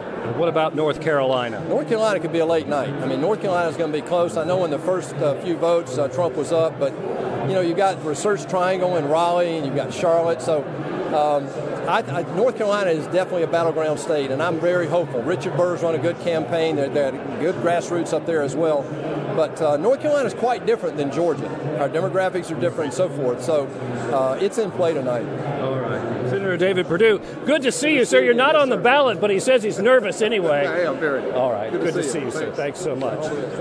That's the very latest from the Republican Watch Party here in Buckhead. I'm Doug Evans. Back to you, Sinead. All right, Doug, thanks so much. We want to shift now to the very latest returns from the race for the U.S. Senate seat from Georgia. Let's take a look right now at where that contest stands. Here we have Johnny Isaacson with 73%. It's a wide margin. Jim Barksdale coming in at 23%, and Alan Buckley trailing with 3%. Now, Fox 5's Natalie Pozzo has been tracking Johnny Isaacson's re-election effort tonight. She joins us now with the very latest. Well, Sinead, more supporters continue to make their way into the room here at the Georgia Republican Watch Party here at the Hyatt in Buckhead. We're hearing a lot of cheering as those results continue to come in here on Fox News. Now, I do want to bring in Ginger Howard with the RNC National. She's the committee woman. Just to talk to you a little bit about the feel in the room right now. Things are looking pretty good for Senator Isaacson. Things are looking great for Johnny. We are really excited, and we are going to see him over the finish line, and we are so excited to be here. He's worked really, really hard, and a lot of the people in this room have worked really, really hard for him. Ginger, talk to me a little bit about that, all of the effort that just went into this election year. Oh, my goodness. Well, I can tell you one thing. I have been over there making phone calls with everybody, and you would not believe the phone calls these volunteers have made, and the door knocking, and the rallies, and the bus trips, and the fly-arounds that Johnny has done, and then all of his volunteers. years, a lot has gone into the election, because in Georgia, as you know, we have to be 50+1, and we don't want a runoff. I was Saxby Chambliss's volunteer coordinator year. He had to go in the runoff, and we don't want that. So we're excited that we're not going to have to do that. Senator Isaacson said yesterday at an event that he feels, out of all the elections that he's done, that they finally put the perfect campaign together. Oh, absolutely. Well, he has an amazing team. His campaign manager and everybody are just amazing, and he has volunteers. This is his 18th, I think he said it's his 18th election, and wow. I mean, and he has the stamina of, you would not believe it. Yesterday, he gave the most amazing pep talk rally in Cobb County, and he acknowledges everybody. He calls everybody out by name. He gives wonderful speeches. He makes everyone feel so welcome, and so we're so excited to be here celebrating with him tonight. All right, great. Ginger, thank you so much for your time. We'll check in back with you later, and we are expected to hear from Senator Isaacson later on this evening. Of course, we will bring you that as soon as he makes his way into the room tonight. Sine? All right, Nathalie, we look forward to it. Thanks so much. Well, we're going to head downtown now, and that's where Fox 5's Morse Diggs is covering the Jim Barksdale campaign tonight. And it looks like the crowd is getting larger out there, Morse. We have some life in the party. And I'll tell you what's brought that life. Those are the early estimates that show Hillary Clinton and other Democrats doing well in a number of states. We're going to pan around and show you here. We've got the button lady right here. You see her. She's got her Hillary signs. It's turning into kind of a pep rally right above her head. You also see where it says America already is great. And folks here have come to life here because they think Georgia can turn Democratic. Look at all the buttons. As a matter of fact, she's been handing out buttons here. She's got them all kinds. You see, of course, you see Georgia's Jimmy Carter. You see other folks there, and folks are having a good time. You having a good time? Absolutely wonderful time. What a historic night to be here in Atlanta, Georgia. Georgia is the home of President Jimmy Carter, and to have another American being a Democrat in the White House is just historic. Thank you. All right. Well, that's we're going to see if that happens, but you can see that they're showing a lot of optimism here at the Hyatt Regency. I'm reporting live. Morse Diggs, back to you. Plenty of enthusiasm. All right. Thank you so much, Morse. Well, we want to get some perspective on this Senate race and the other contests on the ballot tonight from two members of the Fox 5 Georgia game. We've got Phil Kent and Alexis Scott with us now. So let's start with this Senate contest. A lot of the polls have shown Isaacson with a very strong lead. Yeah, I think Phil and I both, we talked about this on Sunday, that Johnny Isaacson has such popularity, such a great working relationship across the party lines that he really is probably going to do this with no problem. Doesn't look like an upset's coming tonight, huh? No upset, Sine, and I think, as Alexis is alluding to, he's even had some Democrat support. People like former Governor Roy Barnes said they're voting for Johnny Isaacson. And the last Fox 5 Opinion Savvy poll did show that he would get over 50%, thus avoiding that expensive runoff. Yeah, that would be terrible. We'd be talking about voting in January if he is thrown into a runoff. He's got to get 50+1. Right. 50+1, but we don't expect that's going to be an issue at this point. We're still waiting for the numbers to come back in Georgia. Right. Let's talk a little bit about the voter turnout. Has that helped either of the candidates in this race, the Senate race? Well, Alexis and I were just discussing that the black turnout is down in key precincts in Georgia, especially DeKalb County. We were checking in Clayton County, so that obviously is going to affect things. And unless there's a last-minute surge, that obviously helps Trump and Republicans on the ballot. Yeah, I think one of the things that Barack Obama is not on the ballot, and he really is the person that really pushed that turnout among the black community. And also the National Party did not do a lot of advertising here in the state, so I think it's going to cost him. Now, Hillary Clinton did try to use the Obamas as surrogates, specifically at the end of the election. The Obamas coming out and encouraging people to vote didn't have the same effect, though, perhaps, as them being on the ballot themselves? I don't think so, but the thing is, they did it in Philadelphia, Pennsylvania, you know, and it was because they only have voting on today or Tuesday. They don't have early voting. There was early voting on here in Georgia, and so there wasn't a lot. Right. It just didn't translate. And we didn't see a lot of surrogates on either side, it seemed. Right. No, you didn't, although we did have some visits from the very popular Trump children. Yes, Ivanka and Tiffany. So you had good fundraising here in Georgia for Trump and the Republicans. And also, just looking at turnout, Cobb County is one to watch, obviously a big Republican county. North Georgia, heavily Republican. Records were broken in the early voting there. And these are Republicans. So the Republican Party right now feels good. Yeah. Yeah, I also think, reports of Georgia turning blue are a little premature. Not yet. Do you think there was a missed opportunity in that there weren't more people coming on the Democratic side to rally for Clinton? I don't think it was a missed opportunity. I think the votes just aren't here yet. The votes aren't there, and it's interesting, at least in Georgia, the independents seem to be trending more toward Republicans. In the last few election cycles, at the very end, most independents broke toward the Republicans. Right.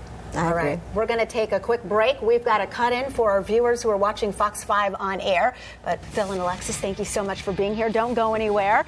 And stay tuned. We have more coverage coming up right after this quick break.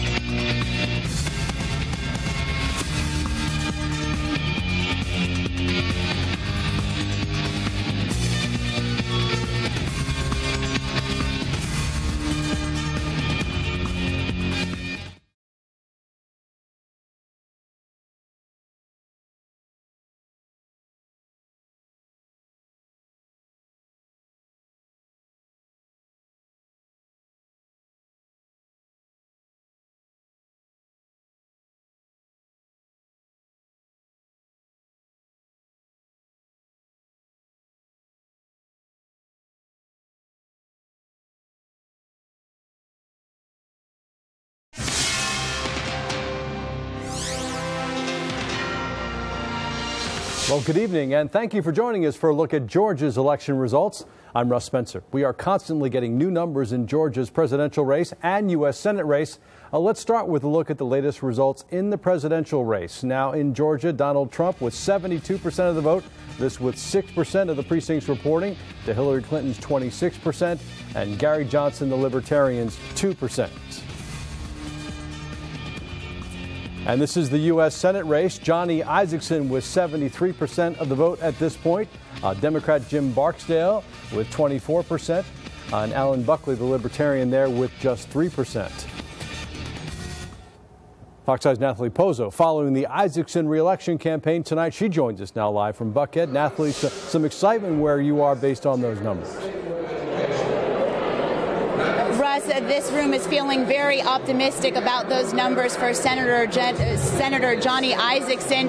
The senator says he credits past election wins to his record. Of course, he spent time in the state House and state Senate, along with the U.S. House of Representatives and, of course, the U.S. Senate. Now, the senator says he felt that he put together a very good campaign. Of course, he announced his third term 2 years ago and said that he was so pleased with this campaign and feels that they finally got the perfect campaign together. We do expect to hear from Senator Isakson later on tonight. He is expected to make his way into the room here. And again, just supporters out here thrilled at those numbers. Back to you, Russ. All right, Nathalie, thanks very much.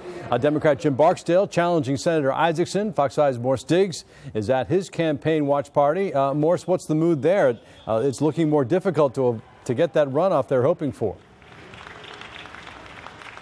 Well, yes, the case here, but look, they're optimistic. The message here is that Atlanta, Fulton, DeKalb, Clayton, those areas are not in yet. As we pan the crowd here, you can see that they are listening to somebody who's just taken to the podium. But let me tell you, as they've shown results here of estimates of Democratic turnout from around the nation, they're hoping the same thing will happen here in Georgia with a strong turnout that can give Barksdale a chance to get into a runoff. They then say, if they indeed get into a runoff, that could be a game changer. You could see a coalescing of Democrats around him with the real hope that for the first time in 12 years, they can see a strong turnout and a change in Washington at the Senate level. Reporting from the Hyatt Regency, I'm Morse Diggs, Fox 5 News. All right, could be a long night. We'll see what happens. Morse, thanks. We're also following a proposed amendment to the Georgia Constitution that would allow the state to intervene in so-called failing local school systems. This is Amendment 1 you saw on your ballots, and right now it looks to be going down to defeat with only 3% of the precincts reporting, however. Yes, with 36%, 64%, two-thirds at this point, saying no. All right, let's bring in Fox 5 political analyst Matt Towery. Matt, we only have 45 seconds, Sure. But what's the biggest news you got to share with us at this point? Here they are. 14 million more Americans voted than 2012, biggest turnout in the U.S. Secondly, in Georgia, it looks like the Republican areas turned out bigger. Don't expect Barksdale to overtake Isakson. Okay. And we're going to see how Trump does. It is a tough sled, but he's still holding on. All right, Matt, thank you very much, and we thank you for joining us. We'll be back in about 30 minutes with another look at your Georgia results. In the meantime, you can get continuous updates on local races on fox5atlanta.com and our Fox 5 Atlanta Facebook page. Sine and Matt will continue their analysis and the numbers there.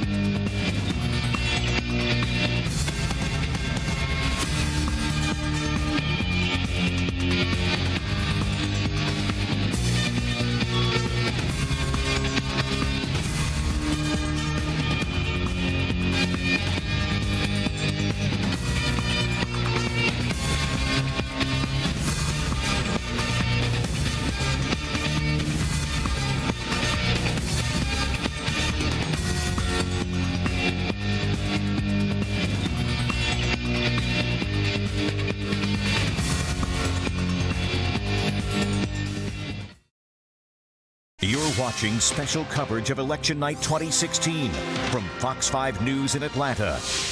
And welcome back now to our online streaming coverage of Election Night 2016.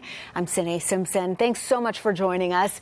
Well, polls closed in just one state at 8:30 tonight. That's Arkansas, where Donald Trump is expected to pick up 6 electoral votes.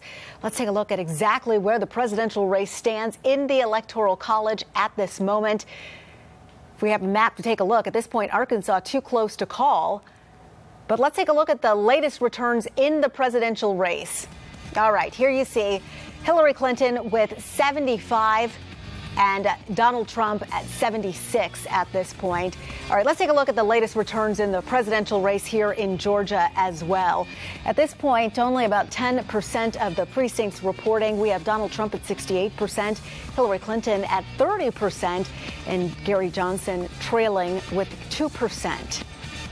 Now, 16 electoral votes in total will go to the winner here in the state of Georgia. We're going to continue to keep a very close eye on that as those results come in. Well, we want to get back out to our reporters. They've been tracking this presidential campaign in Georgia. Fox 5's Deidre Dukes has been following Hillary Clinton supporters tonight, and we want to check in with her now for the latest. Progressive states. As you know, the chairman of the Democratic Party of Georgia, DuBose Porter, is addressing the hundreds of Democratic supporters gathered here at the Grand Hyatt here in Atlanta, downtown Atlanta, awaiting election returns, confident, they say, that they will have helped elect the first woman to the highest office in the nation, the office of president. He's thanking those gathered here tonight for their countless hours that they worked across the state to turn Georgia, as he says, blue, working to make history, to make Clinton the first woman president of the U.S., calling it an historic night. And he says that that has happened in part because, in his words, they had an awesome field operation. He called it one of the strongest efforts in the country. I spoke to him at length a short time ago before he took the stage. He said they've seen an incredible turnout, and that early voter turnout, as I spoke of earlier, the early voter turnout, they really say that they find, when looking at demographics here in the state of Georgia, from what they've seen, that it really benefits Democrats. And so they feel like this is truly the first recent election that they have seen, that they have experienced, where they feel years of hard work on their part to turn this state from red to blue. Really, they're seeing the rewards of that. They're seeing it pay off, that they are confident, in DuBose Porter's words, that this is their year. Of course, looking at past returns, this is still very much a red state, but DuBose Porter and others I've spoken with today say that they feel that they have made significant inroads, really having worked to form this very strong, they say, coalition of minorities. They say building on Asian voters, also Hispanics, in addition to African-American voters. They say bringing in white progressive voters. And also, for the first time, they feel that they'll see a pretty strong GOP crossover. People who normally would have, as in years past, cast their votes for Republican, casting their vote instead for Democrat, for Hillary Clinton, because they are part of, in their words, the Never Trump camp. And so they feel that that all is going to play into what they believe is going to be a very strong outcome for Hillary Clinton. And of course, they say as this race goes for the Democrat at the top of the ticket, they expect to see it play out going down the ticket. They feel that it could turn out, and they believe it will turn out, to be a very big night for Democrats overall. As you can see, DuBose Porter very worked up here tonight, very excited, in high spirits this evening as he addresses the crowd. And that's the latest here at the Hyatt Regency Atlanta. I'm Deidre Dukes, Fox 5 News. Back to you. All right, Deidre, thank you. We want to head now to Fox 5's Doug Evans in Buckhead. He's continuing our team coverage. He's with the Donald Trump supporters tonight. And what's it looking like there, Doug? Well, they're cheering because Fox News has just called the state of Alabama for Donald Trump. And so every time that Donald Trump has won a state, you'll hear the cheers of the crowd behind me. And the Florida race is very significant right now because, according to Fox News, Donald Trump has moved ahead slightly of Hillary Clinton in Florida. A win for Donald Trump in Florida would be a huge, huge turn of events here in this election tonight. The other state that they're watching very closely, not just Georgia, but also North Carolina. The hope is that Donald Trump can carry North Carolina, a state that had been leaning Hillary Clinton, but in the last few days, according to the polls, had become a toss-up. And so we know that Donald Trump had spent a great deal of time in North Carolina, and he had worked that state very hard. And that's one of the states that they're looking at and hoping that he'll carry tonight. Again, that state is just too close to call. Georgia, too close to call. You just hear Deidre Dukes at the Democratic Party tonight. The Democrats hoping that they have done their work here in Georgia and have turned that from red to blue. I was talking to U.S. Senator David Perdue from Georgia just a short time ago. He does not believe that. He believes that the polls are not as close, or actually the reality is not as close as the polls would indicate. He said there was an enormous grassroots effort here in Georgia to get out the vote, and that effort is going to propel Donald Trump to victory here in Georgia as well. He says it's a different state than North Carolina because of the Research Triangle and because of other intellectual areas, with parentheses, in North Carolina that he says would lean heavily toward Hillary Clinton. So we'll just have to see. They're very, very excited here with each of the wins that Donald Trump has pulled off. They're very, very excited right now that he has a slight lead in the state of Florida. Back to you, Sinead. All right, Doug, thanks so much. Well, our political analyst, Matt Towery, joins us again. We're going to talk about the shape of the presidential race at this hour.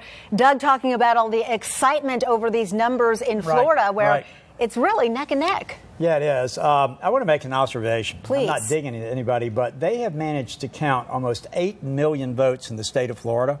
And we're not even started in Georgia. Something's wrong in this state if we can't count our votes as fast as the state of Florida, which is much bigger than we are. It's crazy. I don't know what the problem is, but we got something wrong in the state of Georgia in counting votes. It makes us have to stay very late and guess. Let's talk about Florida. As you know, I also do work for the Fox affiliates and our Fox affiliates in Tampa and Orlando.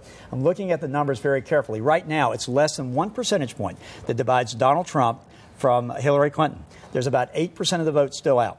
And what's interesting is precincts that are not reporting, they're coming from all areas of the state. Broward County, which is going to be heavily Clinton, is still reporting at about 50% or less. Nassau County, which is up above part of Jacksonville, but above Duval County, right at the Georgia line, hasn't reported anything. Nor have some of the counties over in the Panhandle, which is very conservative. So this is a nip-tuck battle where you're going to have drips and drabs of votes coming in. Some areas are bigger than others. Broward is much bigger than Nassau. So you could have a big last-minute dump from Broward County and a few other areas, and this thing could flip to Clinton. On the other hand, if they're out of gas down there, and we don't know it yet, and Nassau comes in, and you have Escambia and some of these other counties that haven't come in yet, well, then Trump could hold on. It is really a nail-biter. I was wrong about one thing. I said it would take all night to count their votes. Obviously, they've improved their ability to count votes in Florida. They've been under a little bit of pressure over the years. I would say so, yeah, exactly. Okay, there is a big Latino vote that we're also keeping a close eye on, particularly in Florida. Yeah. How are we expecting that to skew? It breaks about 60-30. 65-35 for Clinton in most instances. When you get into some of these areas, like Broward County has a high Cuban-American population, but what you're getting there is the older Cuban-Americans, the shrinking group, obviously, when you get older, they vote for Trump, but the younger Cuban-Americans are voting for Clinton. When you get into the center of the state, for example, I looked at Orange County. I'm back on Florida for a moment to use it as an example. We can extrapolate nationwide. But when you get to the center of the state, which is Orange County, that's where Disney World is, Orlando and the like, huge influx of Puerto Rican families that have left the island as that island has had economic trouble. They relocated. They vote heavily Democrat. And as a result, Orange County, which is the county where Orlando's located, went heavily for Clinton tonight. And similar to Georgia, Florida has seen record numbers of voters this election cycle. Yes, it's incredible. I mean, I do, whether you like Donald Trump or not, I think the fact that he set the tone that this is going to be a wild and wacky year engaged a lot of people. And then, of course, you have Hillary Clinton, who's a strong, strong political figure. and who really knows how to get the votes out, and they're pros at this. And you can see it right now. Had she not had a good ground game, she would have been wiped out in Florida. Yeah. But in this case, Trump did not embrace a ground game. He decided to keep using rallies and some television ads towards the end. If he loses, he'll be kicking himself because he didn't take that memo they gave him about a ground game and adapt it. Well, it's been all about ground game tonight. More engagement than ever before. Yeah. Matt Towery, thank you so much. Thank you. We're going to switch gears now and turn to the very latest returns from the U.S. Senate race in Georgia. Let's take a look at where that contest stands at this point. We take a look at our maps here. Well, here we go. All right. 46 to 54 appears to be. I can't see the title of this one. Let's head out to Fox 5's Natalie Pozzo, who's tracking Johnny Isakson's re-election effort tonight for the very latest. Natalie. Well, Sine, the latest numbers coming in, Johnny Isakson at 72%, and supporters here are feeling very optimistic about those numbers. Take a look. Since we were last with you, the room has just gotten packed with supporters and campaign volunteers. I spoke with Ginger Howard earlier today. She's the committee woman for the RNC, and she says that just so many hours went into this election, knocking on doors, and just so much work, and that everyone here tonight is just hoping for a victory. Now, Senator Isakson, of course, has a very popular here in the state of Georgia.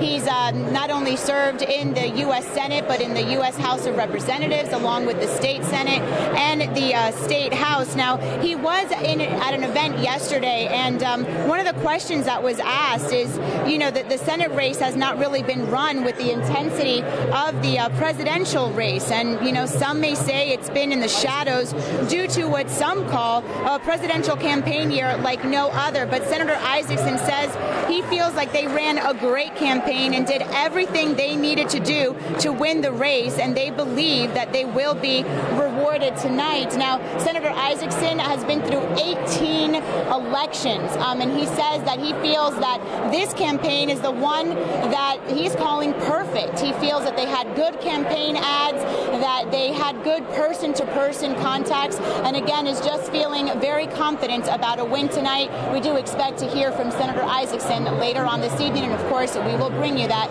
as soon as he makes his way into the room here. Sine? All right, we'll be checking back with you, Natalie. Let's talk a little bit more about the Senate race and other results on this election night. Fox 5 Georgia gang members Phil Kent and Jeff Dickerson joining us now. All right, first let's talk about your thoughts on this Senate race between Johnny Isakson and Jim Barksdale. Any possibility of an upset?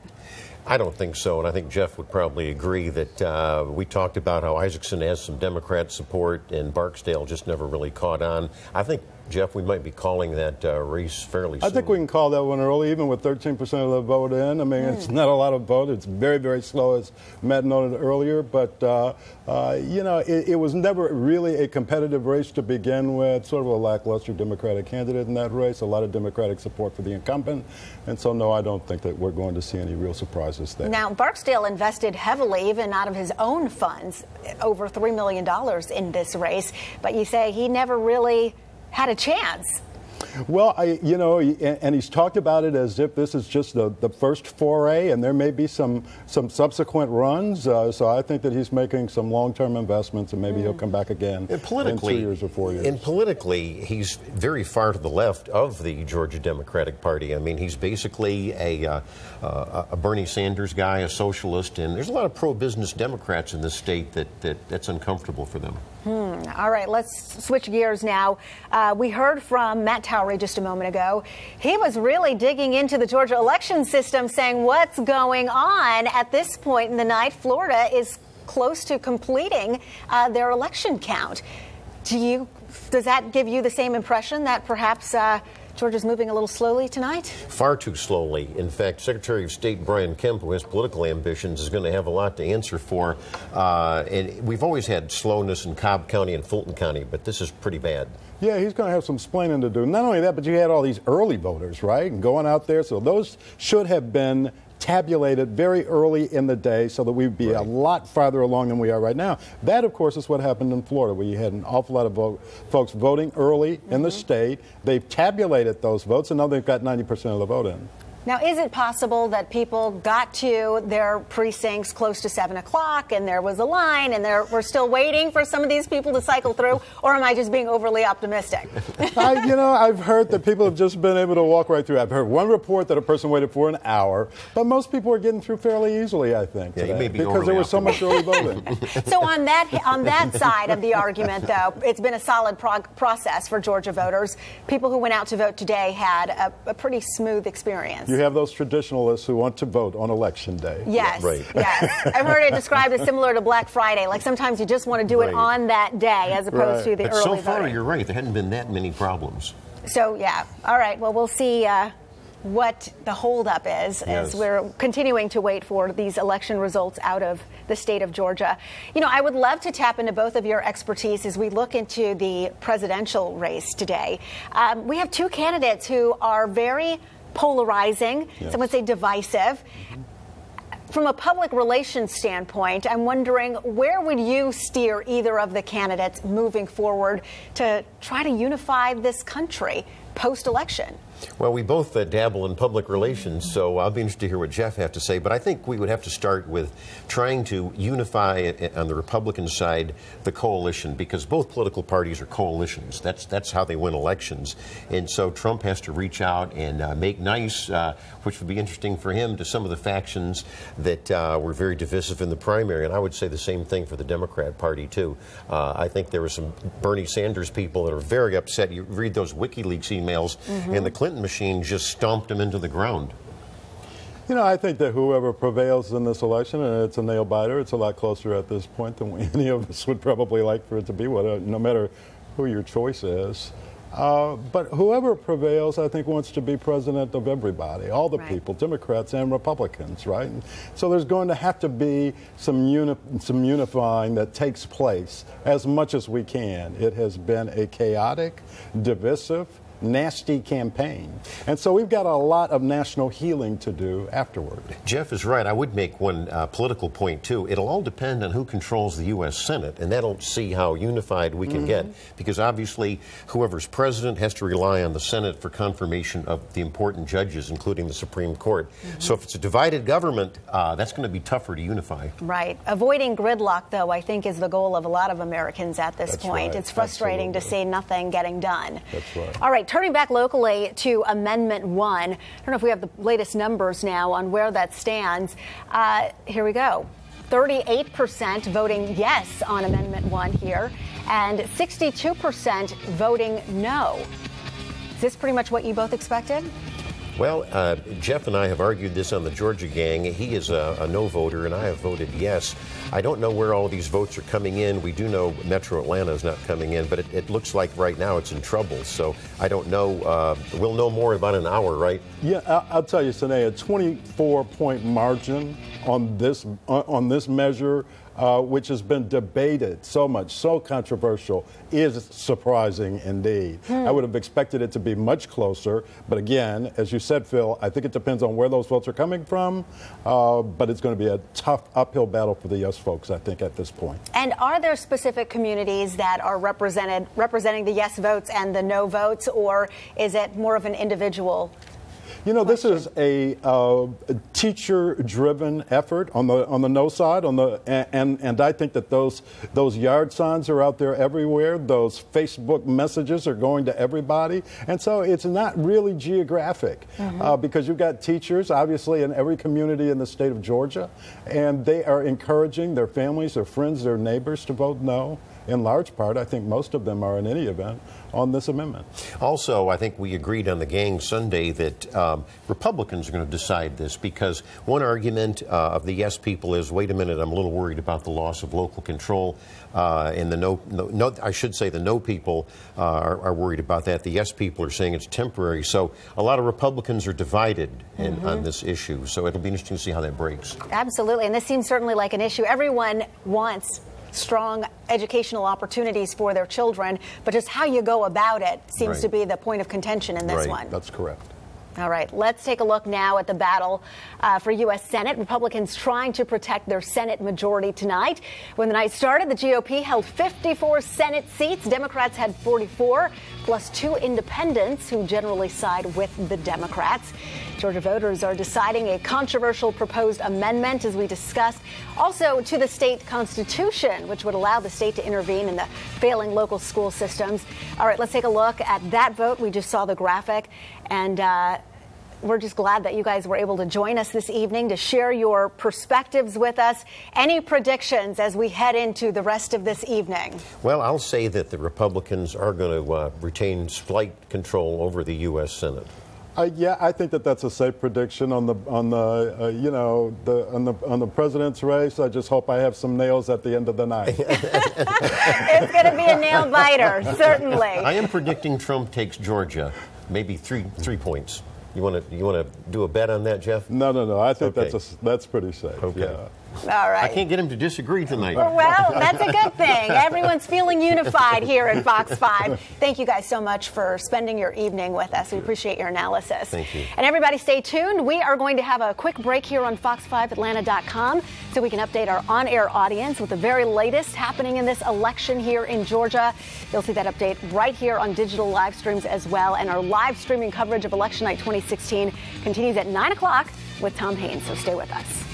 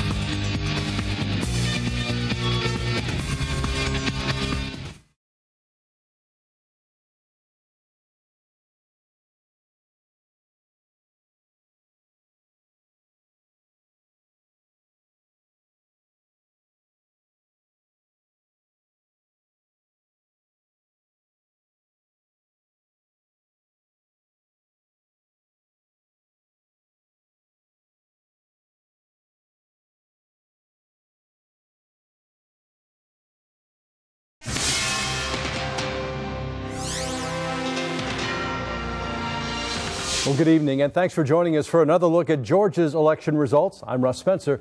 We're constantly getting new numbers in Georgia's presidential race, and let's take a look at that first. With 19% of the precincts reporting Donald Trump with a huge lead, 60% of the vote so far. Hillary Clinton, 37%. Gary Johnson, 2%. Now, that probably does not include many of the numbers from DeKalb County, so it's likely to get much closer.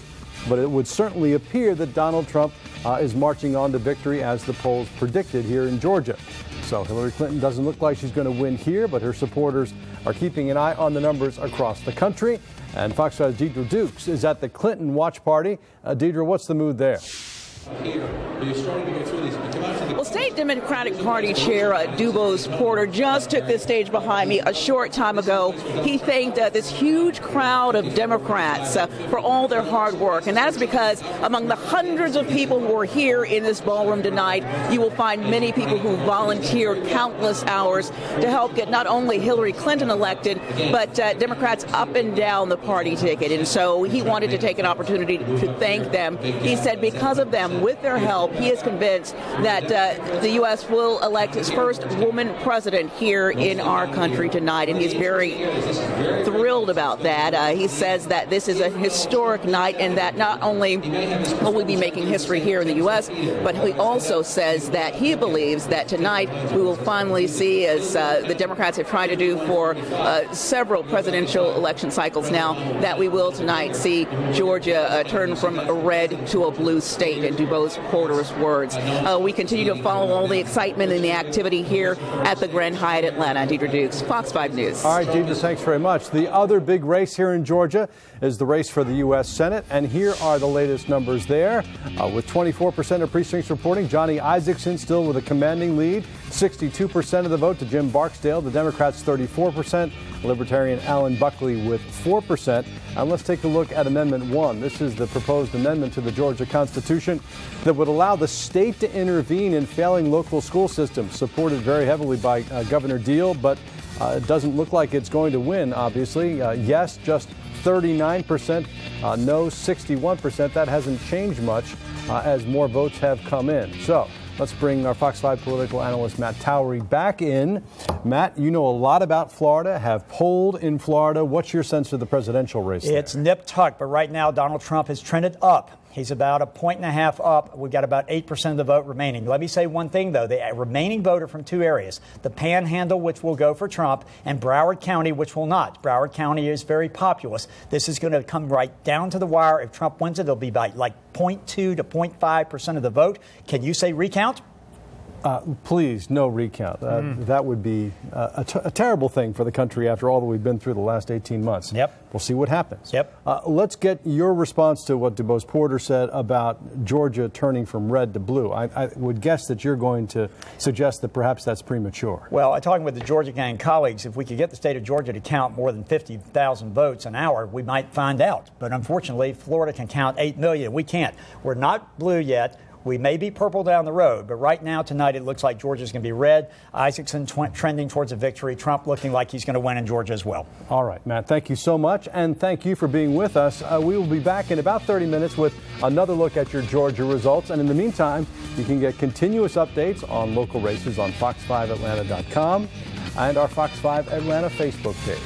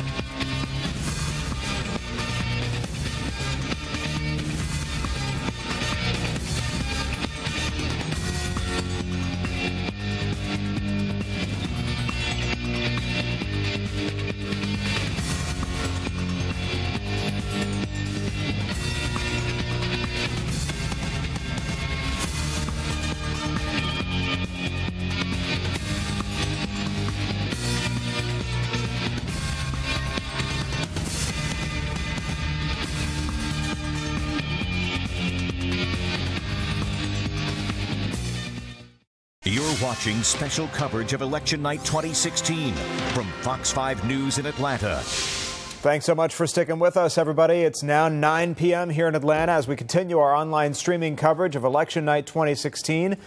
I'm Tom Haines. Polls just closing in 14 more states, stretching all the way from New York to Arizona. And from that group, Michigan, Wisconsin, Colorado, Arizona may all be in play in the presidential race tonight. Let's take a look at where the presidential race stands in the Electoral College at this hour. And you can see not a lot of states, besides just a handful here, are filled in yet. That's because a lot of the results, including here in Georgia, are still out. Here are the latest returns of the presidential contest in our state with 16 electoral votes to go. Trump pulling way ahead with 60% of the vote to Hillary Clinton's 38% and Gary Johnson's 2%. But again, the state has not been called quite yet. We have reporters following supporters of both the Clinton and the Trump campaigns here in Georgia. Fox 5's Doug Evans is covering tonight's Republican event in Buckhead, and our Deidre Dukes is with the Democratic Party tracking the Hillary Clinton campaign. We're going to begin this hour with Doug. And Doug, they've got at least the Trump folks there here in Georgia got to be feeling pretty good at where they are. They are feeling very good. You know, here at the Republican Watch Party, they disagree with the Democrats about Georgia turning blue or even purple for that matter. They said there was a huge grassroots effort that was not really calculated in the polls, an effort that no poll could possibly tap into. They say that continues to help propel Republicans to office, and that's going to be the case for Donald Trump and this election. They say that this is a red state going in, and it will be a red state after tonight. Now, the race that they're watching very closely is to the south in Florida, where it's just neck and neck down there in Florida. And so they have been watching the Fox News results and the screens behind me here in the Grand Ballroom at the Grand Hyatt Hotel in Buckhead, and they have been watching those results out of Florida very, very closely. Of course, it's neck and neck. Social media is tearing it up with tweets and Facebook posts about hanging chads. Of course, if you remember in the 2000 election in counties such as Broward, they were going ballot by ballot and trying to decide who the person voted for with these ballots that were partially punched out with hanging chads. Of course, fortunately, they don't have paper ballots in Florida anymore. And so the vote is being counted very quickly in Florida tonight, as Matt Towery, our political analyst, has said, much more quickly in Florida than it has in Georgia. We are still way, way behind in the number of ballots being cast here in Georgia, but even so, Republicans are feeling very, very confident tonight. Tom? Doug, and yet it's interesting because since the beginning, when this race began in earnest between Hillary Clinton and Donald Trump, the polls here in Georgia between the two have been tighter than in races past, like with Mitt Romney and even George W. Bush. So what are supporters there ascribe that to here in Georgia? You know, I think that it's part of the psychology of polling. Here you had Donald Trump, who was a very outspoken candidate and had said a lot of things. And so it could be a factor of people just lying to the pollsters about who they're voting for, saying, you know, well, I'm not voting for Donald Trump or whatever. I saw this when I covered Jesse Helms in North Carolina in the 1980s. There were statewide polls in North Carolina when Jesse Helms, the conservative Republican of North Carolina, ran against Harvey Gantt. And the polls had suggested that Harvey Gantt, the former mayor of Charlotte, had a strong chance of beating Jesse Helms. Of course, the polls were always wrong in that. Jesse Helms was a candidate that was much like Donald Trump, and he was very boisterous, and he said a lot of things. And so people, it was deemed at the time that people were lying to the pollsters about their support of Jesse Helms. In the end, Jesse Helms trounced Harvey Gantt, and they feel here tonight that same sort of dynamic is at work in Georgia, that the polls are not going to be as close in reality as they were preceding the election time. Yeah, all good points, Doug. Thanks. Now let's check in with Fox 5's Deidre Dukes, who's with the Hillary Clinton campaign in downtown Atlanta tonight. And Deidre, how are they feeling there where you are? Well, I have to tell you, my colleague Doug Evans said the folks in the room with him said that this is a red state going in and it'll be a red state coming out. Don't tell that to the hundreds assembled here watching the election returns at the Grand Hyatt Atlanta in downtown Atlanta. This is the Democratic Watch Party. Those gathered here do believe that the countless hours of work that many in this room have put in, working to get Hillary Clinton elected and other Democrats up and down that ticket, that hard work will in fact pay off tonight. In fact, I spoke with the Democratic Party chair of the state Democratic Party of Georgia, DuBose Porter. He addressed this crowd, and I spoke with him a short time ago as well, and he said that he feels that Georgia had one of the best ground games in the country, one of the best ground games in the country, the Georgia Democrats, and he believes that because of that, we are going to see that reflected at the polls, the election results that we're going to be getting here throughout the night. And he believes that specifically in Georgia, that this will be the year when the Democrats will in fact turn Georgia from red to blue. Of course, I asked him how is that going to play out this year. We've heard that from Democrats time and time again in recent years, but he does believe that there was such a good concerted effort on Democrats' part this year that they really have it down as far as what it took to get the numbers that they believe that they're going to get tonight to put Georgia over the top for Hillary Clinton, that they believe this is in fact their year. Very upbeat crowd here tonight. Of course, just as you're seeing at the other campaign watch parties, anytime the networks project victory for Hillary Clinton, the crowd cheers. Anytime it looks like there's going to be a win for Trump, the crowd boos or jeers, as you see in the other campaign headquarters as well. But right now, this group here just monitoring the returns very closely, still very confident early in that this is indeed their night. All right, certainly a lot of excitement there in the room tonight. Deidre, thanks so much. Let's take a look at where the presidential race stands in the Electoral College at the top of the hour, and we have a brand new map to show you now here with political analyst Matt Towery, who's been so great analyzing all of this for us. Matt, the map is really moving now with Donald Trump pulling 140 electoral votes to Hillary Clinton's 104. Again, a lot of these states are still out. We know that Georgia is probably going to go for Donald Trump. So let's focus on Florida, where it appears Trump is ahead by, what, 2 percentage points. And as it gets later, it's going to be harder for Clinton to make up ground here. Well, if you look at the Secretary of State site, not the AP site, I usually go by the Secretary of State site in Florida, you have Donald Trump at 49.27%. and Hillary Clinton at 47.61. Basically, they have a total vote in of about 8,700,000 or so votes. The total number of votes cast in this election were 8,985,000, which means you're talking about a 200,000 remaining votes out. And right now, Donald Trump is up by about 100 and I'm looking at about 140,000. And let's talk about the reliably Democratic counties, Dade and Broward. Right. Dade is in, Broward is not. So we're looking at Broward to see if Broward is going to come in. You have to remember, these are precincts out. There are about 7% of the precincts out in Florida. But a precinct in one area could be hundreds of thousands versus another area being 10,000 people. But my experience has shown that precincts even out as you get to the end of something. We have a lot of the Panhandle just not reporting yet. That's going to come in, and you've got some Broward coming in as well. I'm not sure the votes are there for Hillary Clinton to make this up. I think Florida, as much as I'm shocked I thought Florida, and I said it on national radio, that I thought that Trump would win Florida. But when I saw the numbers earlier tonight, because he didn't carry Hillsborough, which is in Tampa. He didn't carry Pinellas, which is St. Pete, Clearwater. Those are critical to winning. What happened in that state is Collier County and Lee County, which are huge Republican bastions, voted almost 80%. They just outstretched everyone else. And so as a result, as these other smaller counties came in that went pro-Trump, it made up for a lot of the Broward County, Miami-Dade County, and Palm Beach County that went against Trump. So, and so let's shift northward now to North Carolina and Ohio and Virginia. Virginia, where it's still too close to call. Let's focus on North Carolina now, a state that Mitt Romney won over Barack Obama. Right. What's happening this time around? Well, we don't have complete numbers in North Carolina. The last I looked, about 10 minutes ago, Hillary Clinton was leading in North Carolina, but we don't know where that vote's coming from.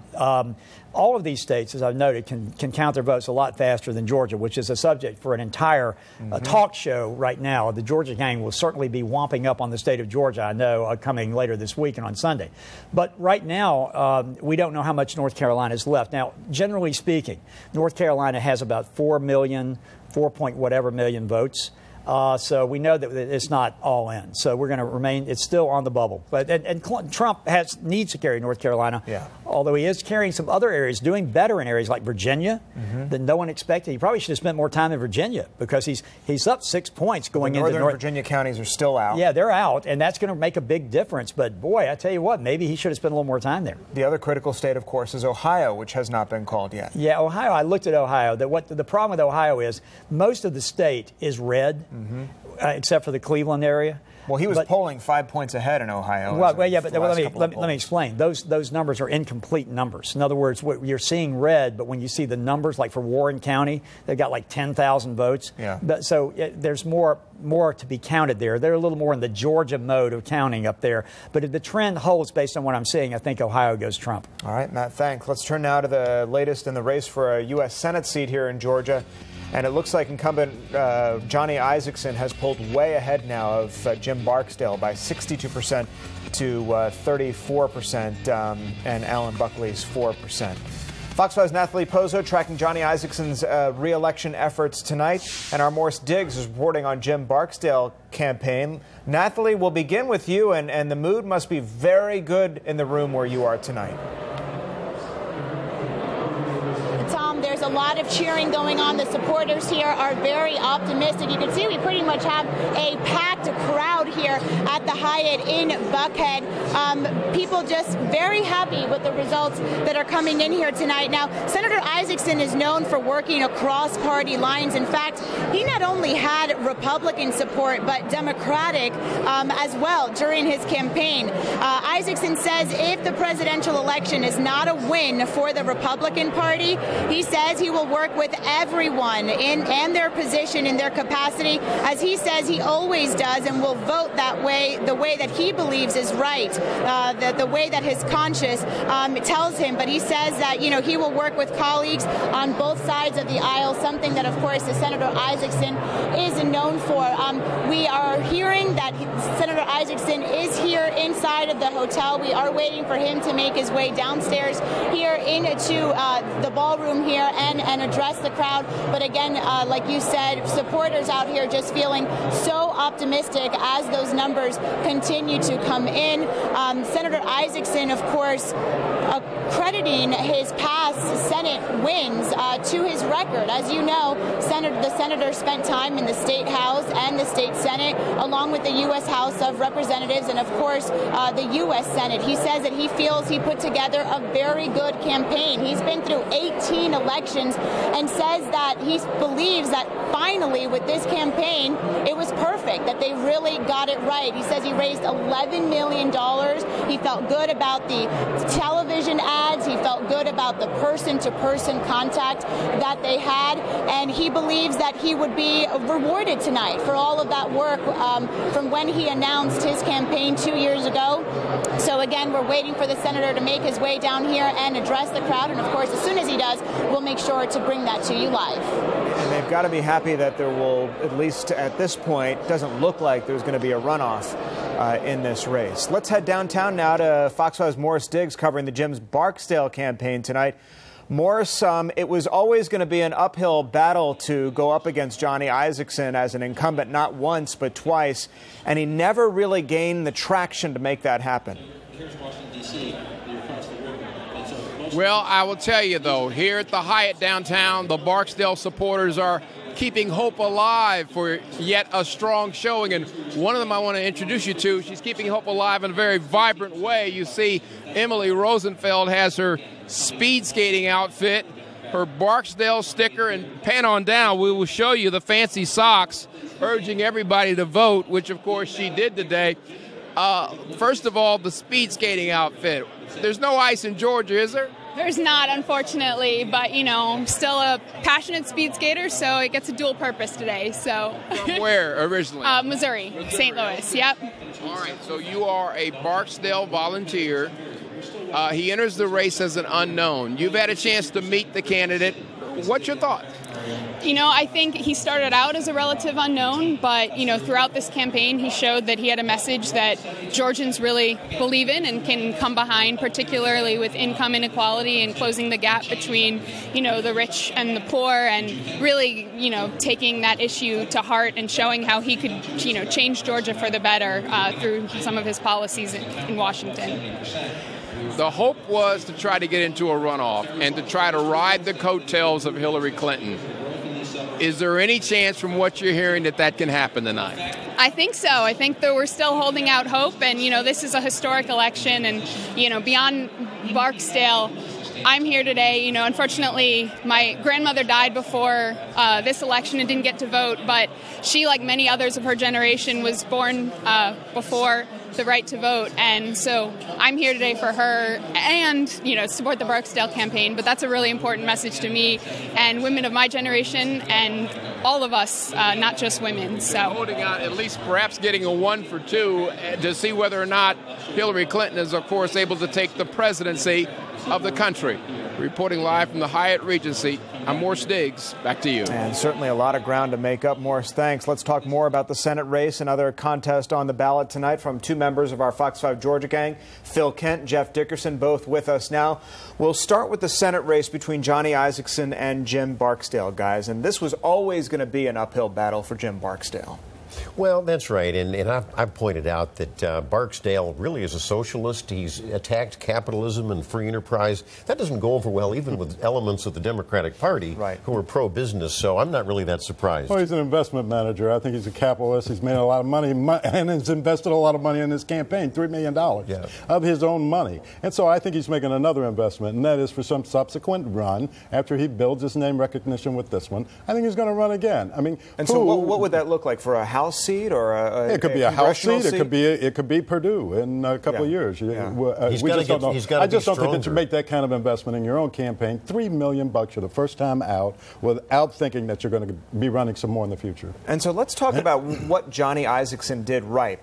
But besides being a very popular two-time incumbent, what did he do right in this race? He went on the air a lot against Barack Obama, against the trade deals with Iran and the economy. What else did Isakson do right in this campaign? Well, I think he had a good mix of ads. He appealed to suburban women early on. He appealed to centrists. And then at the end, he went to the right and appealed to the Trump voters who he needed.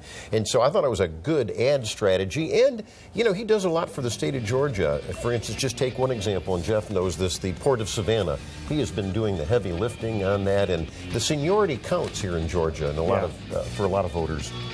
Well, you know, I think that Johnny's popular with a lot of folks. He's always been sort of a moderate Republican, popular with many Democrats. And I think that you see this in this vote. And I think that that's been demonstrated throughout the campaign. And so I think that he's kept it in the middle of the road. I think that there are a lot of voters out there, Democrat and Republican, who wish that he'd been a little bit more forceful on some of the Trump flare-ups over the last couple of months. We have not seen that from either one of our senators, really, other than the enthusiastic support. Yeah, he's never come out with a full-throated support of Donald Trump, has he, Isakson? No, or a full-throated... Would that have harmed him in this race? Well, it would have harmed him. You got to have the Trump voters. I mean, Trump won every county except 4 in the Republican primary. He was very smart. The Isakson model should have been a model for every moderate Republican. He said, I'm a Republican, lifelong. I'm going to vote for president on down. Period. End of discussion. Georgia voters also deciding on a controversial proposed amendment to the state constitution that would allow the state to intervene in failing local school systems. Here's where that vote stands right now. Take a look. This one also got heavy advertisement on the folks who wanted to vote this amendment down, and appeared that worked with 62% of the vote to 38% of the vote that wanted to support this amendment. At the end of the day, what was the defeat of this amendment all about? Well, I think Jeff and I have discussed this on the gang, and it's the issue of local control of a school system. You point out it's an intervention by the state for failing schools, and it looks like it's going down tonight, but it looks like a lot of people, and I would say a lot of Republican voters, were hesitant to vote yes, even though Governor Deal put a lot of political capital into it. Surprised by this margin. It's only 25% reporting, but a 24-point gap between the yes and the no on Amendment 1 is huge. This is a huge loss for the governor of the state of Georgia. He invested a lot of political capital into this one, and it's just not going to go over well. I think that the teachers beat him probably all across the state of Georgia. And this is the one that you saw the yard signs out there, vote against Amendment 1. Absolutely. And many of the front yards. But fellas, when you went into the voting booth and looked at it, it looked pretty good. Yeah, we want to help failing schools, but didn't turn out that way. Right. I think the ad wars were very important, and the teachers' unions poured in a lot of money, almost as much money as the U.S. Senate race. Right. All right.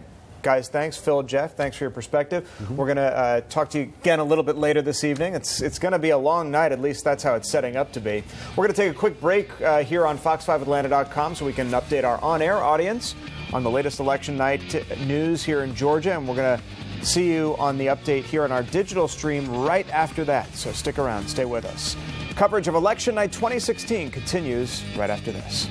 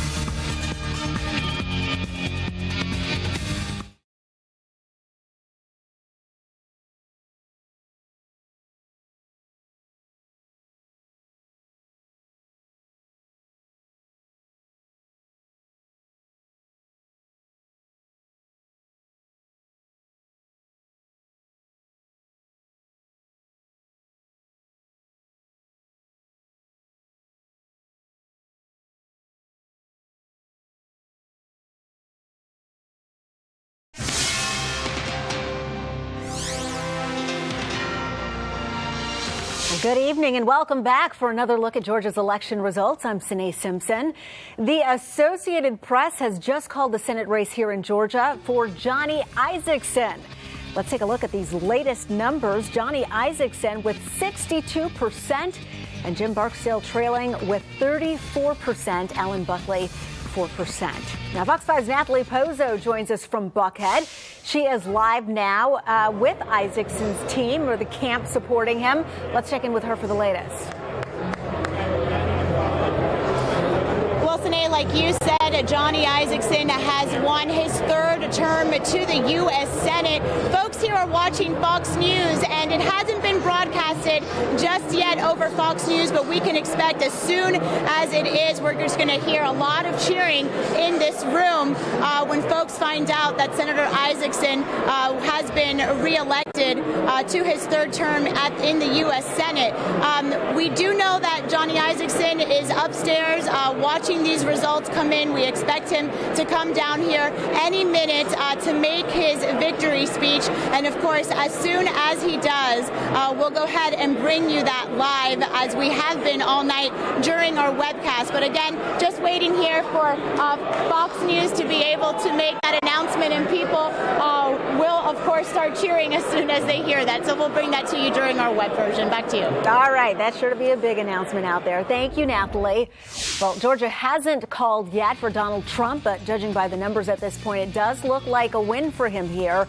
Fox 5's Doug Evans is live at the Trump campaign watch party. And Doug, some very excited supporters there tonight. Listen, having the Isakson race called for Johnny Isakson is huge to the Trump campaign in Georgia. They thought having Isakson on the ballot with Trump was critical because Johnny Isakson is so popular in the state, and he had supported Trump unabashedly throughout this entire race. The other thing that they're encouraged about is the fact that they looked at the absentee ballots, they looked at the early voting ballots, and overwhelmingly they thought that those supported the Republicans. They couldn't tell how those voters had cast their ballots, but they could tell that the ballots were cast by historic Republicans more so than Democrats. They thought that that was encouraging. We'll see. Georgia's been yet to be called. The other states that they're looking at are, of course, North Carolina to our north and Florida to our south. Back to you. All right, Doug. Well, we're also following a proposed amendment, of course. This is the Georgia Constitution, which would allow the state to intervene in failing local school systems. Here's the very latest from that vote. It appears to be voted down, 61% saying no to 39% voting in favor. Let's bring in our Fox 5 political analyst, Matt Towery, now. Amendment 1 continues to be a big issue. Is this still too close to call? No, it's not. It's going to pick up a little bit when you get into the metro area. That vote is yet to come in completely, but it's not going to win. We polled it about at this level in our Fox 5 poll. That's where it's going to be. You also polled Isakson with a strong lead, so no surprise here. No surprise there. And in fact, the Southern Political Report, which is affiliated with us, has just called for Donald Trump to win Georgia as well. So I think we're going to be seeing Trump called by the AP pretty soon as well. We are waiting anxiously to find out what happens out of Florida. Okay, as you know, I do the Florida stations as well. I can tell you right now, with my experience right now, I think Donald Trump will eke out Florida. That's what I'm looking at the moment. It's going to be tight. Broward County's still coming in, but it's going to be tight. Looks Trump for the moment. We'll be checking in with you. Thanks for joining us. We'll be back with the very latest election results. In the meantime, you can continue to update with Fox 5.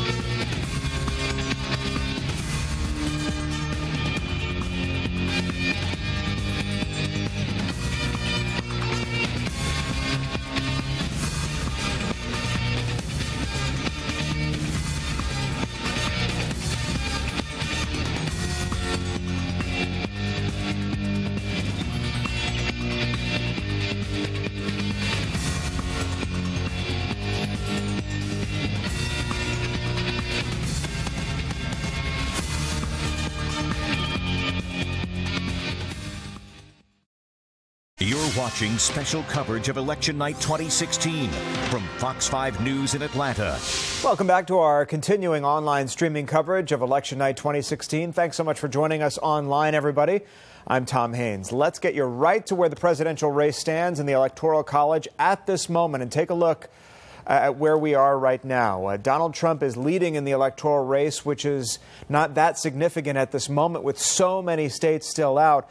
But Florida, we are beginning to understand, might be leaning toward a Trump victory. That will also be the case in Georgia, yet Georgia has not been officially called just yet. We're still waiting for results from states like North Carolina, battleground states, North Carolina, Virginia, Pennsylvania, and Ohio.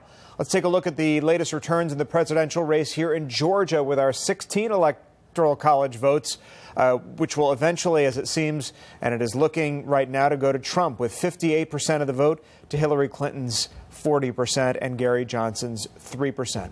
Let's check in again with our reporters who are tracking the presidential campaigns here in Georgia.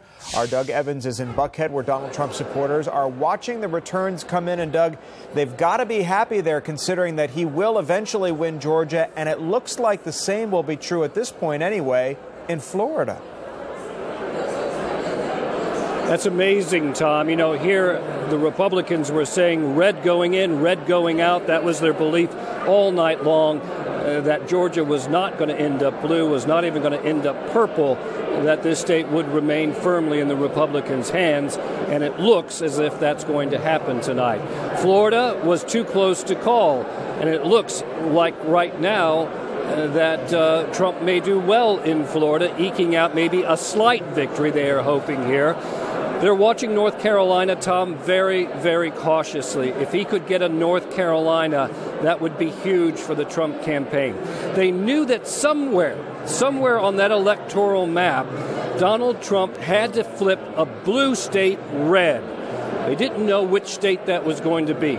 They were looking at states like Michigan, Ohio, perhaps Pennsylvania. You'll remember that Donald Trump campaigned heavily in the state of Minnesota this weekend, which leans Democratic. They believe that if he could flip a historic blue state to red, or if they could flip a Democratic-leaning state, that is what Donald Trump would need to propel him. They also knew that they had to pick up those toss-up states. Georgia was a toss-up state. Arizona, New Mexico, although he's not doing that great in Arizona. They were hoping that he would do better in some other states. Iowa was another one that they're taking a close look at. Colorado as well. Those states are very, very important to the Trump campaign as well. So what will be that blue state? If he's able to flip it, or if he's able to get a Democratic-leaning state, what will that state be? They're watching it very, very closely here from the Grand Ballroom of the Grand Hyatt Hotel in Buckhead tonight. Of course, they're very, very excited that Johnny Isakson won his race. That's very important as well. Johnny Isakson, of course, very popular in the state of Georgia, two-time senator. He was in the House of Representatives for many, many years. He had supported Donald Trump, never wavered in his support of Donald Trump. Having him on the ticket with Donald Trump, they believed was very, very important. And so we'll see now that the race has been called for Johnny Isakson as well. They also looked, as I said, at those early returns, the absentee ballots. They could tell from those who those voters were. Were they Republicans? Were they Democrats? They leaned heavily Republican. So that's why they said red state in, red state out. We'll see if that continues. Tom, back to you. And Isakson and Trump winning by a seemingly wide margin here in our state. Doug, thanks.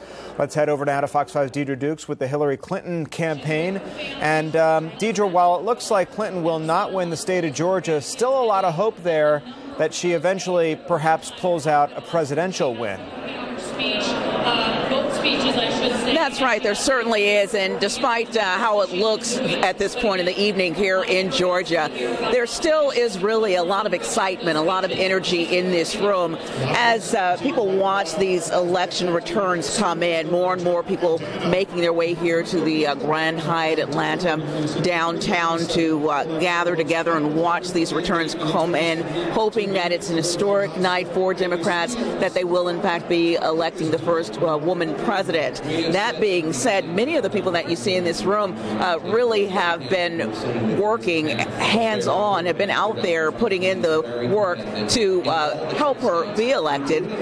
You have many of the people here who even today were canvassing, people who were working the phones, people who were helping get voters to the polls, and DuBose Porter, the chairman of the Georgia Democratic Party, thanking all of these people a little earlier in the evening. I do have to say, usually at this point of the night, you'll see some of the bigger named lawmakers, as you might say, those who are more well-known in their respective parties, kind of making their way here through the room, just shaking hands, meeting people, thanking them personally. But we really haven't seen that yet. Now, I was told that there is no private suite that's been reserved for the Democratic Party here tonight, that instead everyone who planned to gather here tonight would be coming here to this room and gathering together to do so. But really, outside of perhaps DuBose Porter and Fulton County Chair John Eves being here, we really haven't seen several big names here tonight. I'm not sure what that might be an indicator of, if in fact they may be waiting to make an appearance a little later in the evening as more results come in. But right now, what you do have here are mainly supporters, volunteers who have done all that they can do and hoping that there'll be a victory here tonight. Tom? Deidre, no sign of Mayor Reed yet. I know he's been such a huge supporter of Hillary Clinton here in our state. I'm sorry, Tom, no sign of who? Mayor Reed. He's been such a huge proponent of Hillary Clinton campaigning for her in our state. That's right. In fact, a noted absence of Mayor Reed. Some of us were commenting on that a little earlier, that we did expect to see him kind of make his way here at least sometime this evening. I thought we might see him kind of earlier in the evening rather than later. But right now, no sign of Mayor Reed or others of the Georgia Democratic lawmakers that we'd expected to see here tonight. All right, Deidre Dukes there with the Hillary Clinton support rally. Deidre, thanks. Let's take a look at where the presidential race stands in the Electoral College at this hour, with Louisiana now pulling ahead for Donald Trump, 148 electoral votes to Hillary Clinton's 104. Here now with our political analyst, Matt Towery, who you're reporting now that the New York Times is coming out saying that Donald Trump has a 51% chance of winning this thing. Yeah, here's what's happening. The exit polls did not jive with the results, okay? So now they're redoing all the exit polls, or looking at them again. It looks like Trump, in all likelihood, is going to carry Florida. They're 6% out. Mm-hmm. Some of that's Broward County, but some of that is Marion County. Marion County is where Ocala is located. Hundreds of thousands of people live there, and that's pure Trump territory. Yeah, very conservative. So even if you had a 400,000 vote come in from Broward, it's been running 65-35, Clinton versus Trump. It wouldn't be enough. So we're about ready to call Florida for Trump. My view is right now, you're now looking on to this Rust Belt area and to the Midwest. Ohio, it seems like he's going to take that. We're looking, Iowa has not come in yet. But because we were talking about North Carolina, and even if he doesn't win North Carolina, you're saying that could be negated by the fact that he picks up a Michigan or one of these other let me put it to you this way. The New York Times and networks, everybody's having a heart attack right now because they didn't see what we saw here at Fox 5 and we were talking about for 3 days. I've been calling it. There is a trend going on in this country. We're seeing it in Florida. We're seeing it in other states we didn't expect. Donald Trump has tapped into something, and he's pulling. I keep telling people 14 million more people voted in this election than in 2012, and that's 14 million people more than have ever voted before. We've got the biggest turnout in U.S. history, and you're not going to tell me this isn't going to be a close race. This is not going the way Hillary Clinton wanted this to go or the way they planned it to go. Now, I will say one thing. And let's keep this in mind. I think this could be close enough in Florida that they could ask for an automatic recount, but you don't have those Chads and Dimples anymore, so it's really hard. It's just a matter of running things back through the machine the again. Spread in Florida is much more than that, say, 500-plus vote that separated Al Gore and George W. Bush. Yeah, I don't think, I mean, it would be, I can certainly see the Clinton team doing it. I would do it if I were going to lose. But in the end, I think Florida will end up being about a 0.5% win for Trump, 0.7%. That's my guess. That's amazing. Well, the night is not over. Still a No, long we have a night long ahead. way to go. All right, Matt, thanks so much. Sure. Let's turn now to the latest returns from the U.S. Senate race in Georgia, which has been called for Johnny Isakson with 60% of the vote to Jim Barksdale's 36%. Fox 5's Natalie Pozzo tracking Johnny Isakson's re-election effort, and our Morris Diggs is reporting from Jim Barksdale's campaign. We'll begin with you, Natalie, and the mood and the spirit very high there tonight with Isakson's victory declared. Supporters out here, Tom, are extremely excited about Isakson winning that third term to the U.S. Senate. In fact, we are expected to hear from Senator Isakson in just a few minutes here. At 9:45, I've been told is when he is expected to take the podium there. Just take a look at the room around here. Just more and more people continue to make their way in here tonight. We've heard a lot of cheering, a lot of smiles here in the room as these results continue to come in. It looks like someone is making their way over to the podium now. We're going to just keep an eye on that and see if maybe they'll be introducing Senator Isakson here in a few minutes. Now, Isakson, he's known for working across party lines. In fact, he not only had Republican support here tonight, but he also had Democratic support during his 2-year campaign. Isakson did say that if the presidential election is not a win for the Republican Party, that he will work with everyone and their position and their capacity, as he says he always does, and then will vote the way that he believes is right, the way that his conscience tells him. But that's one of the things that people out here have been saying, just about Johnny Isakson, that he works well with all of his colleagues. He's very popular in the state of Georgia. This has been his 18th election. As you may know, he has a record in the state of Georgia. He worked in the state House, working in the state Senate, also working in the U.S. House of Representatives, along with, of course, the U.S. Senate. Now, some may say that this presidential campaign maybe put the Senate race in the shadows. People out here don't feel like that tonight. In fact, Senator Isakson says that he felt that he ran a great campaign. He was very pleased with his campaign, announcing 2 years ago that he would be running for this third term. He raised $11 million.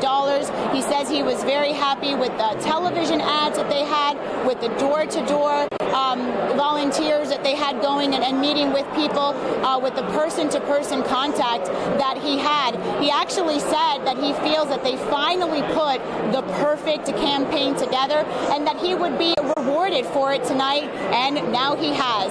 We will bring you his live speech when he makes his way over to the podium here in just a few minutes. Tom? All right, Natalie, thanks. Let's head downtown now, where Fox 5's Morris Diggs is covering the Jim Barksdale campaign tonight.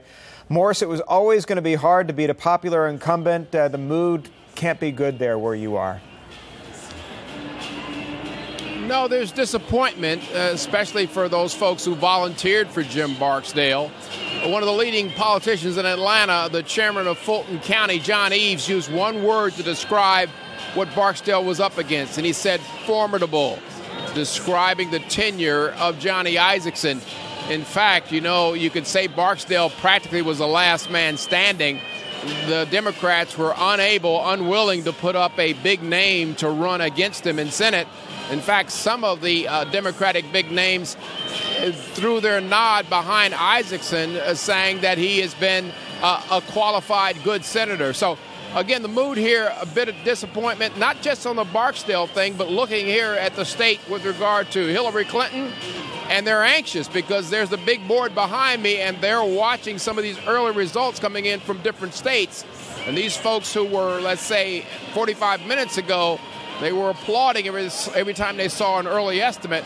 Those estimates aren't going the way that they hope. So that's what they're all here just watching anxiously to see if they can get a win, because the first two they were looking for, Barksdale and Hillary Clinton in Georgia, those two are not going to happen. So reporting live from the Hyatt Regency downtown, I'm Morris Diggs, Fox 5 News. Yeah, you got to think their focus has shifted on the national race for Hillary Clinton there. Morris, thanks. Let's talk more about the Senate race and other results on this election night from Fox 5 Georgia gang, Phil Kent and Jeff Dickerson. Now, guys, just sort of your thoughts of things, where we stand now in the presidential race so far.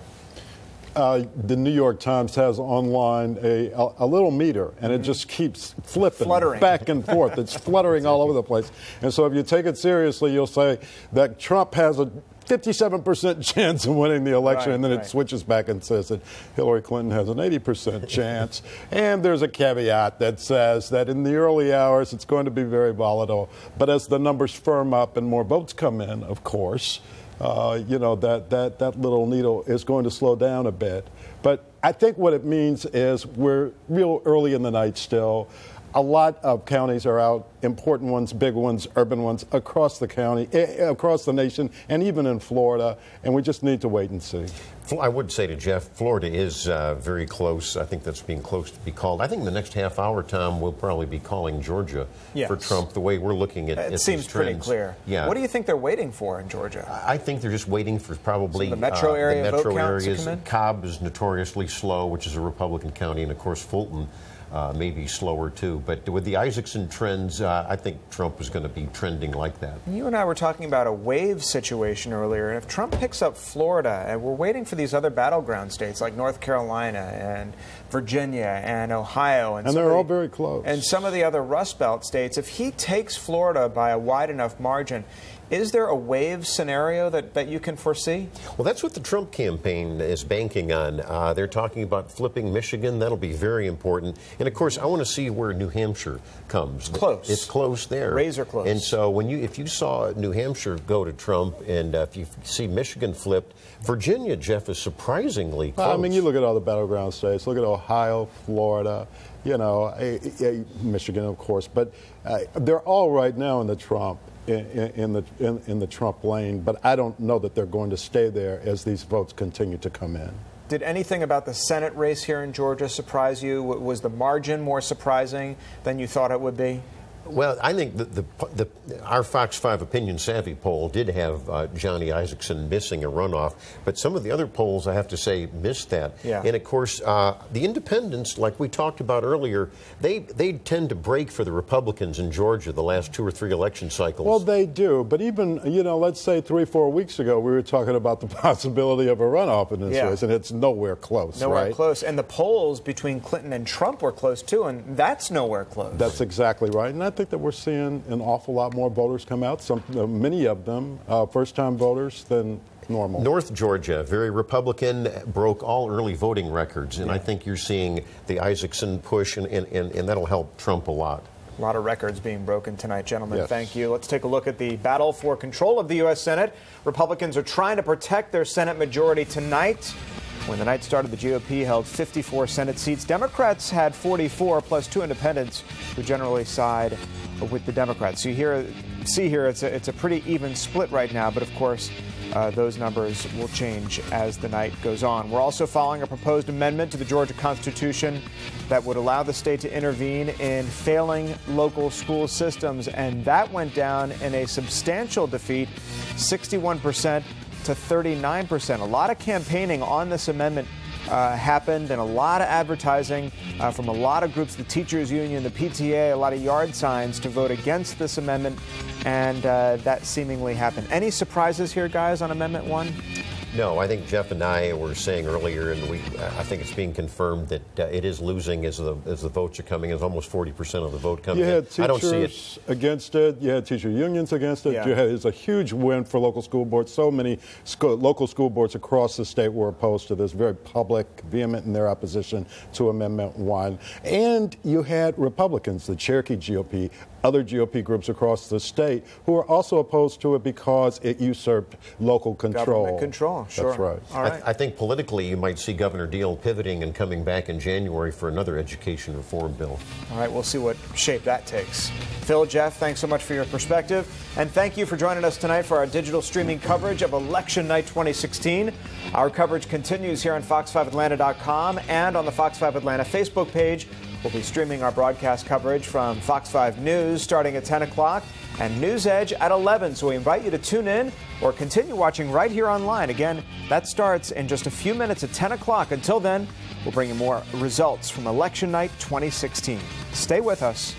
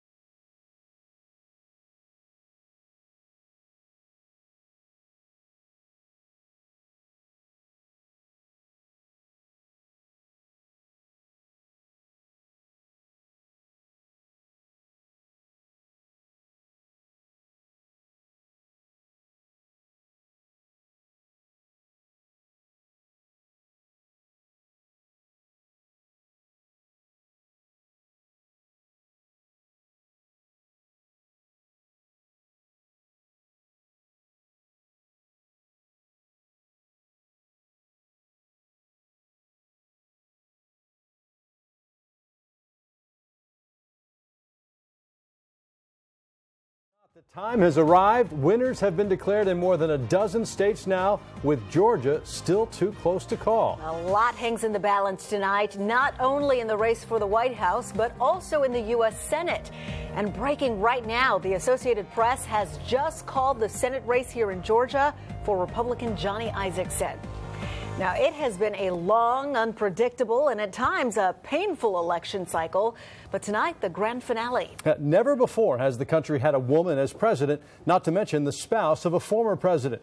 And rare is the U.S. president who has come to office without having held any previous public office. There's a lot riding on tonight's results, and you can depend on us for complete coverage of all the races tonight. We have crews spread out across the city. Fox 5's Doug Evans and Deidre Dukes are covering the presidential race for us. Doug focusing on the Trump campaign, and Deidre live at the Hyatt Regency where the Democratic Party is stationed tonight. As for Georgia's Senate race, Fox 5's Natalie Pozzo is live with Republican incumbent Johnny Isakson, and Morse Diggs is covering his Democratic opponent Jim Barksdale.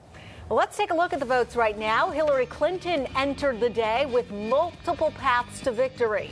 Meanwhile, Donald Trump needs to win most of his hard-fought states in order to reach the 270 Electoral College votes. And as we look at those votes right now, Hillary Clinton with 122 to Donald Trump's 148.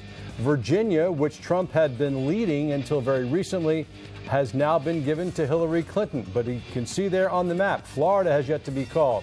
Georgia yet to be called, North Carolina and Ohio yet to be called. So those are the key states we'll be watching tonight. And Russ, you mentioned Georgia. Here's a look at where we stand in Georgia right now.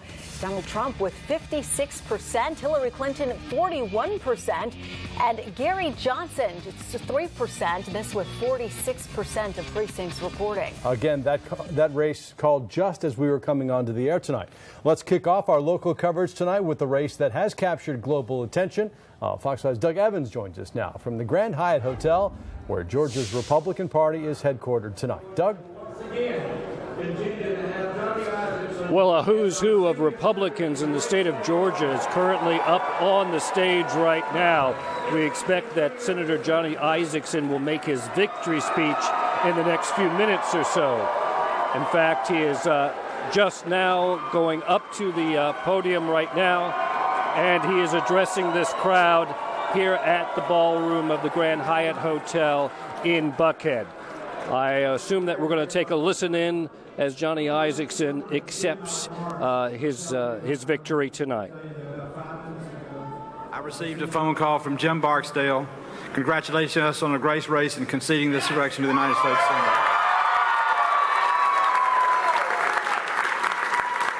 I've run a lot of political races in my life. I know when there's class, another one was not. Jim's a class man. He did it the right way, and I appreciate very much his humility tonight, his conceding the race tonight. God bless him. I wish him the best of luck. I want to thank the best governor in the United States of America, Nathan Deal, for all his help and support.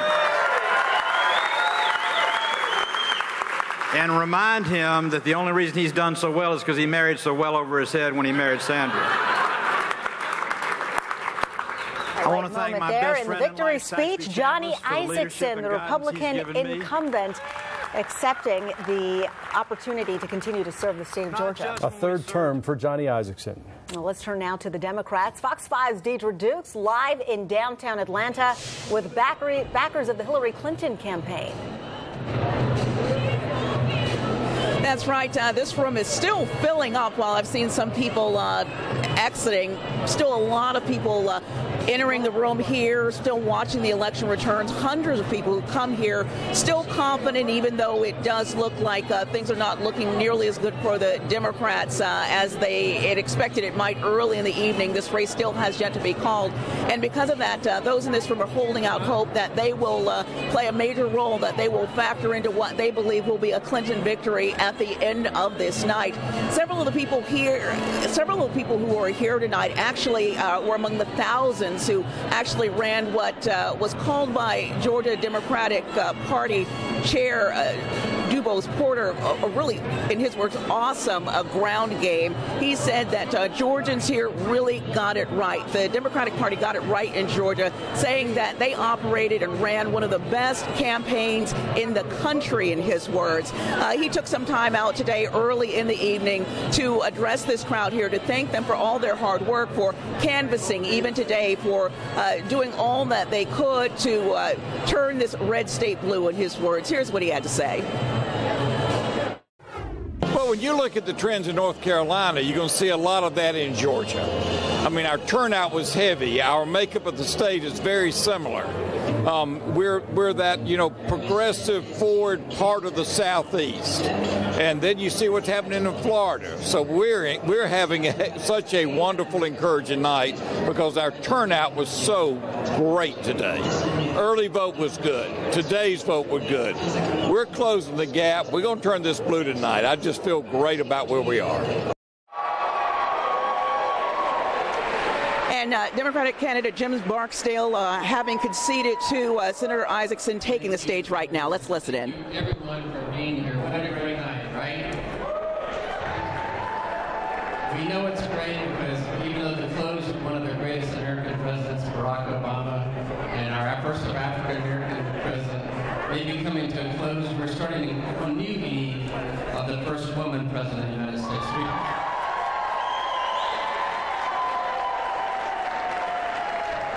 So we can all be proud tonight, all be proud. So I want to give you make a few comments before I continue, before we get back to watching the results. I just spoke to Senator Isaacson, and I congratulated him on a very hard-fought race that really stuck to the issues. And although we may disagree on policy, I know that he wants to serve Georgia well. So I entered this race because I was inspired by the words of Dr. King. Investment banker Jim Barksdale invested $3.5 million of his own money on this U.S. Senate campaign. Comes up short against incumbent Republican Johnny Isaacson. Now wearing his trademark hat there in his concession speech. Now we are watching Georgia's results, but of course there's a lot of attention focused on key battleground states tonight. We're talking about states like Florida, North Carolina, and Ohio. As we mentioned, Trump must win most of the roughly dozen battleground states in order to clinch 270 electoral college votes. And for more insight on this, let's send it over to Tom Haynes and our Fox 5 political analyst, Matt Tower. Well, Russ and Sinead, this is turning out to be much more of a nail-biter, certainly than it was back in 2012. Matt, let's start out with Georgia here, and let's bring up the results. Trump is much further ahead than polling certainly suggested going into this race. Yeah. So why in the world hasn't Georgia been called yet? Well, the networks are afraid to, and the AP is always slow. The truth is Trump's already won this. Other news organizations, Southern Political Report, oldest in the country, has already called the race. Georgia goes to Trump. All right, let's take a look at Florida, where Trump is ahead of Clinton now. And let's take a look at the numbers here, 49.2% to Clinton's 47.6%. Do you think this gets called for Trump before the night is out? Well, Tom, as you know, I also do analysis for the Tampa and Orlando stations, so I know Florida pretty well. I think Broward County has about 400,000 votes out, but that's been running 65-35 ratio. If you use that, and then you also have Marion County that's out, that's Ocala, that area, and some of the Panhandle. I think in the end, Trump ends up winning about 0.5% to 0.7%. It looks like Trump will win Florida. Florida's always been close, but do these numbers surprise you? Not me, but every other pollster. All right, let's take a look at North Carolina, where it's been said that it's a must-win for Trump, but not if he pulls out some of these Rust Belt states like Michigan or, say, Wisconsin, Iowa, or Ohio, where he's polling 10 points ahead, I understand. Well, here's what's going on. You've got a wave going. It runs from the Midwest across.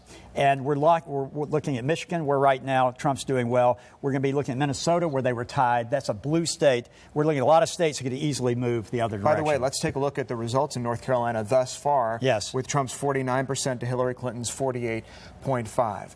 I want to go to the wider picture here, Matt, and look at some of the western states as we walk over to the wall now. And just take a look at where some of these western states are polling, with Montana coming in for Trump. But what about states like Nevada and Utah, which Trump has been pulling ahead of now? But where do things stand out there, and where do you expect them to go out west? I expect Utah to end up going in the Trump column. I think that third-party candidate ran out of gas. Nevada's going to be very difficult for Trump because some early voting on the Hispanic side that really is going to overwhelm him there. So I think that's going to be a split. Arizona's going to go for Trump. Trump. So really what you're going down to is you got to have Iowa, which he's going to carry, and Trump has got to carry either Michigan, Minnesota, Wisconsin, one of those sort of states, and he's got to hold North Carolina as he has right now. If he can do that, carry Florida, he's close to being president. You mentioned wave. Are you seeing a situation setting up now where there could be a wave-type election here for one candidate or the other? Well, I sense there was a wave going on, and I'm not saying Trump's going to win this presidential election, although the New York Times has now moved him to being a 51% favorite for the moment to win tonight, which is a big shock for everyone. There are two waves going on tonight.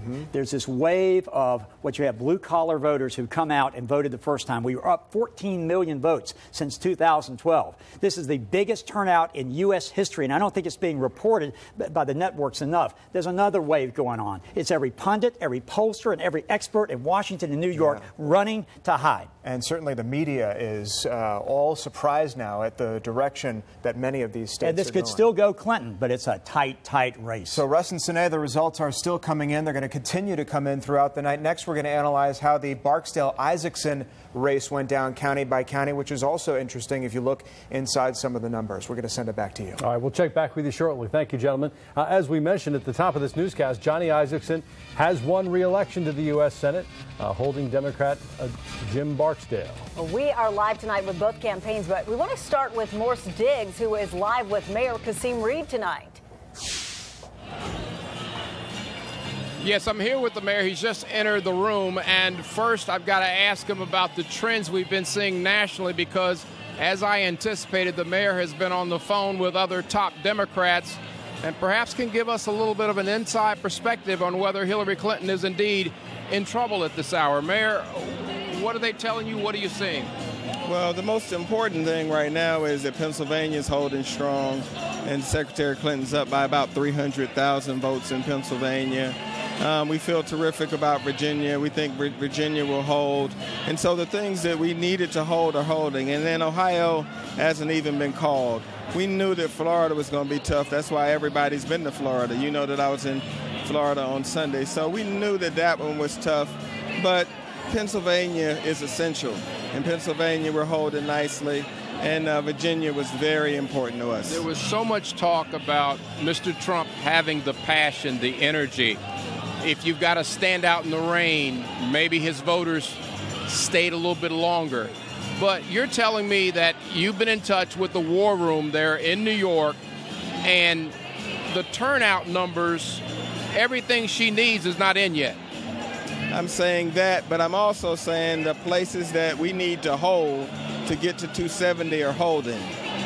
We had anticipated a scenario where we didn't win Florida. I happen to believe we're going to win Florida tonight. But Ohio hasn't even been called. We're looking very good in Colorado, and we're looking good in Arizona, and we're going to win Nevada. So I feel real good right now. I've gotten a number of texts from folks who expressed some concern, but I don't think we should be rattled by Florida. How long is the night going to be? We'll know who the President of the United States is going to be by about 11:30. By 11:30. One quick question about the Senate race. Yes. Jim Barksdale, you knew it was going to be an uphill battle. What is it going to take to have a significant Democratic name jump in? I think it's going to take the statewide election results. I mean, right now we're waiting to see. Georgia hasn't even been called. So once Georgia, we really see where we come out. If we're 1.5 points either way, I think you'll be able to get one of the leading Democrats in the state to go for it. Thank you, Mayor. Appreciate it. All right, so that's the word here. These folks here are anxious, but they have not heard what the mayor just told me. He's been in direct contact in New York with the Democrats who are watching Hillary Clinton's numbers. He says, don't call this yet. Reporting live from the Hyatt Regency in downtown Atlanta, back to you. All right, still waiting on those Georgia numbers. Thanks, Morse. We want to get out now to Buckhead, and that's where Fox 5's Natalie Pozo is live with the Isaacson campaign. Well, Senator Isaacson just wrapped up his acceptance speech here for his third term in the U.S. Senate. He was on the stage with Governor Nathan Deal along with other Republican heavy hitters and his 9 grandchildren. He started off his speech tonight by saying that he received a call from his opponent, from Jim Barksdale, calling him a classy man and saying how much he appreciated his humility tonight and wishes him the very best. Now, Johnny Isaacson, very popular here in the state of Georgia, known for working with both Democrats and Republicans, working just across the aisle on both sides. That's one of the reasons some of the supporters here in the room tonight tell me that they voted for him and they wanted to see him reelected to that third term. Isaacson, of course, announcing his campaign 2 years ago. This is actually 18 elections that he has been through. He's spent time in the state House, state Senate, U.S. House of Representatives, and of course the U.S. Senate. He says he felt that he had a very good campaign and that they finally got the campaign perfect. He really believes that he was just very pleased with his campaign, raising $11 million. And he says that he just was pleased with the television ads and with the person-to-person contact that he had throughout this campaign. He is making his way over here now, over to where the media is, so we're going to send things back over to the studio. We're going to go ahead and talk to him, and we'll have that for you coming up at 11. For now, reporting live in Buckhead, Nathalie Pozo, Fox 5 News. All right, Nathalie, thanks. Johnny Isaacson, well thought of on both sides of the aisle in Washington.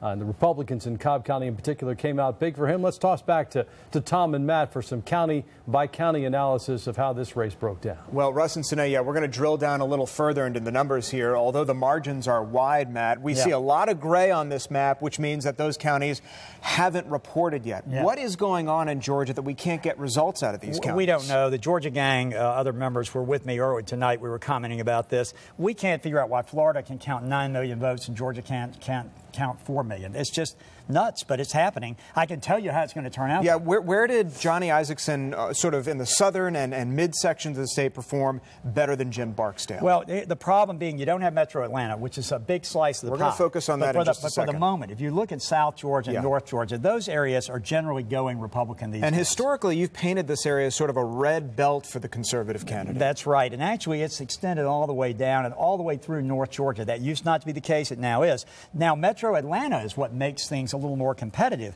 But in this case, Isaacson had built up such a lead that no matter what came in of those areas. Well, we've just zoomed in on Metro Atlanta. I want to take you over to the wall and look a little closely at where Metro Atlanta is going to come in here. And traditionally, this has been a more Democratic circle around the metro area, probably in support of Jim Barksdale. You see a lot of his yard signs out there, but that simply didn't translate to enough votes for him to let's project out what's going to happen here. Okay, Fulton County, the northern part of Fulton will go Isaacson, the southern part will go for Barksdale. Cobb County will end up going for Isaacson probably 58 to 60%. DeKalb will end up going to Barksdale.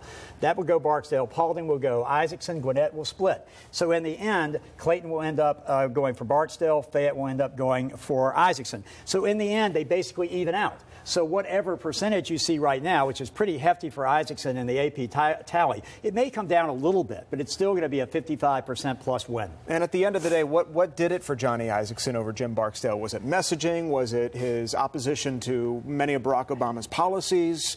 A well-run campaign. Yeah. They went after the female vote first with good ads. That inoculated them when Trump had his trouble, but they never distanced themselves from Trump. Trump is what's causing this massive turnout that we have in this state right now. Trump and Clinton, but primarily Trump. And Johnny Isaacson is lifted by that. He could have been at 50, 51, maybe close to a runoff, but because of the Trump turnout machine, people who didn't even want to vote for Trump voted for Isaacson. Even if they were voting against Trump, they voted for Isaacson. And that's why a very popular U.S. senator is going back for a third time to Washington, D.C. All right, and there you have a little bit of a coattail effect for Johnny Isaacson. Russ and Sine. All right, guys. Well, we want to invite everyone to stay updated on the results of everything from the presidential race to dozens of local elections across North Georgia anytime. All you have to do is go online to fox5atlanta.com. You can click the banner at the top of the page or use the Fox 5 Atlanta app. Check the menu to find results from the races you're interested in. All right, it is still early-ish, but several states have already been called for both candidates. Yeah, we're going to continue our live coverage of this historic presidential election coming up. And a local county commission chairman caught on camera making racist comments. Will an apology be enough to secure his re-election? A live report from Douglas County coming up next on Fox 5 News at 10.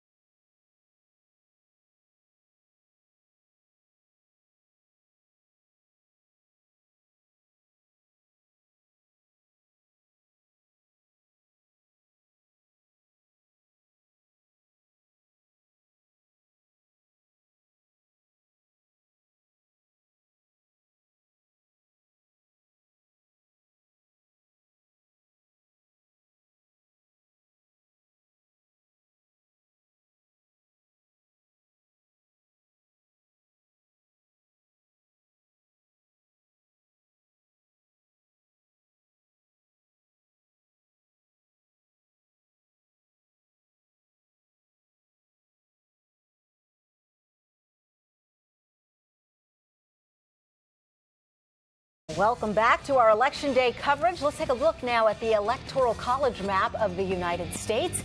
You can see all of the red states here going to Donald Trump. He's leading with 151.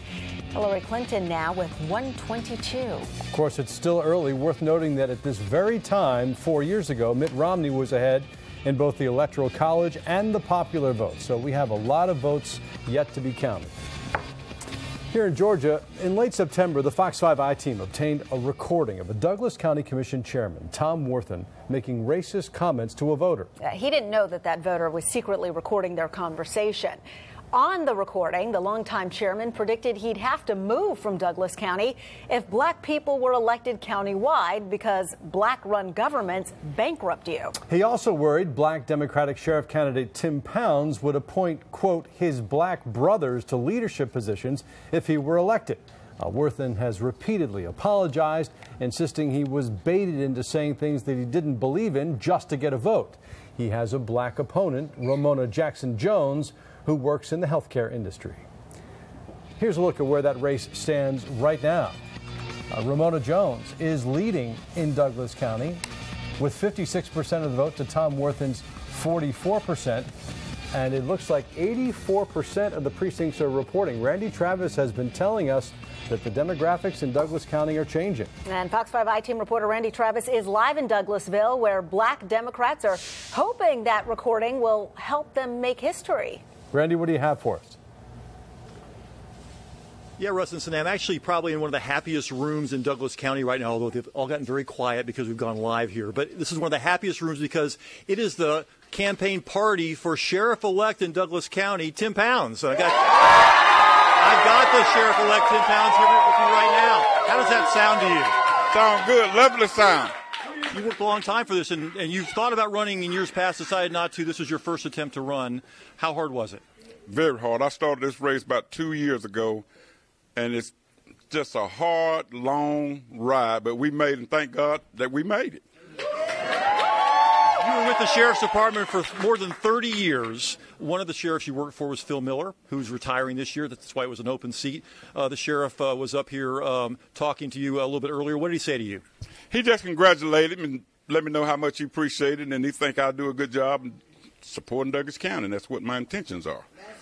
Now, of course, a few weeks before the election, before early voting started, we reported that Tom Worthen had said something unfortunate on a secret recording talking about black-run governments and about you as well. That he was worried that if you were elected, that you would appoint your black brothers, I think was his quote. First of all, what do you think about that recording, and do you have people already in mind for leadership positions in Douglas County? I do, and The people spoke right now. I ain't got to say a word. The people's already spoke. You had told me that those words had, I think you said, hurt your heart when you heard them. Is that still the case? Or have you forgiven Tom Worthen for what he said? I forgive Tom for what he said, but life go on. See, they tried to make a black and white race out of it. It's not that, Tom. It's just what it is. I want to thank everybody for supporting me. Glad I made sheriff.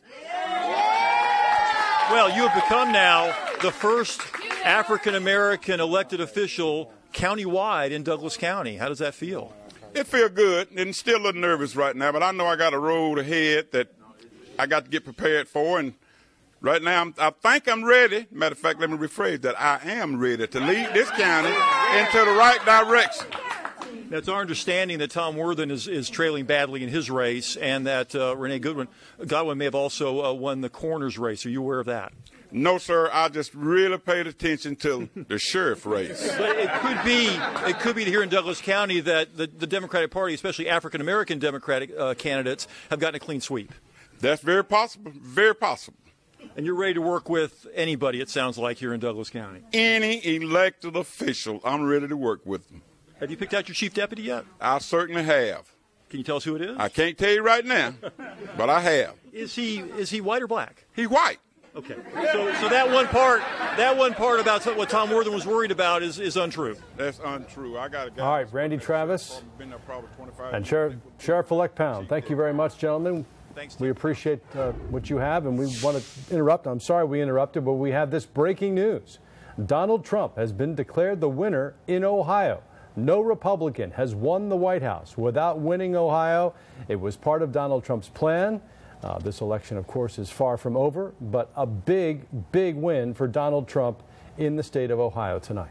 Meanwhile, we continue to keep close tabs on the results here in Georgia. We've got more live election night coverage coming up next.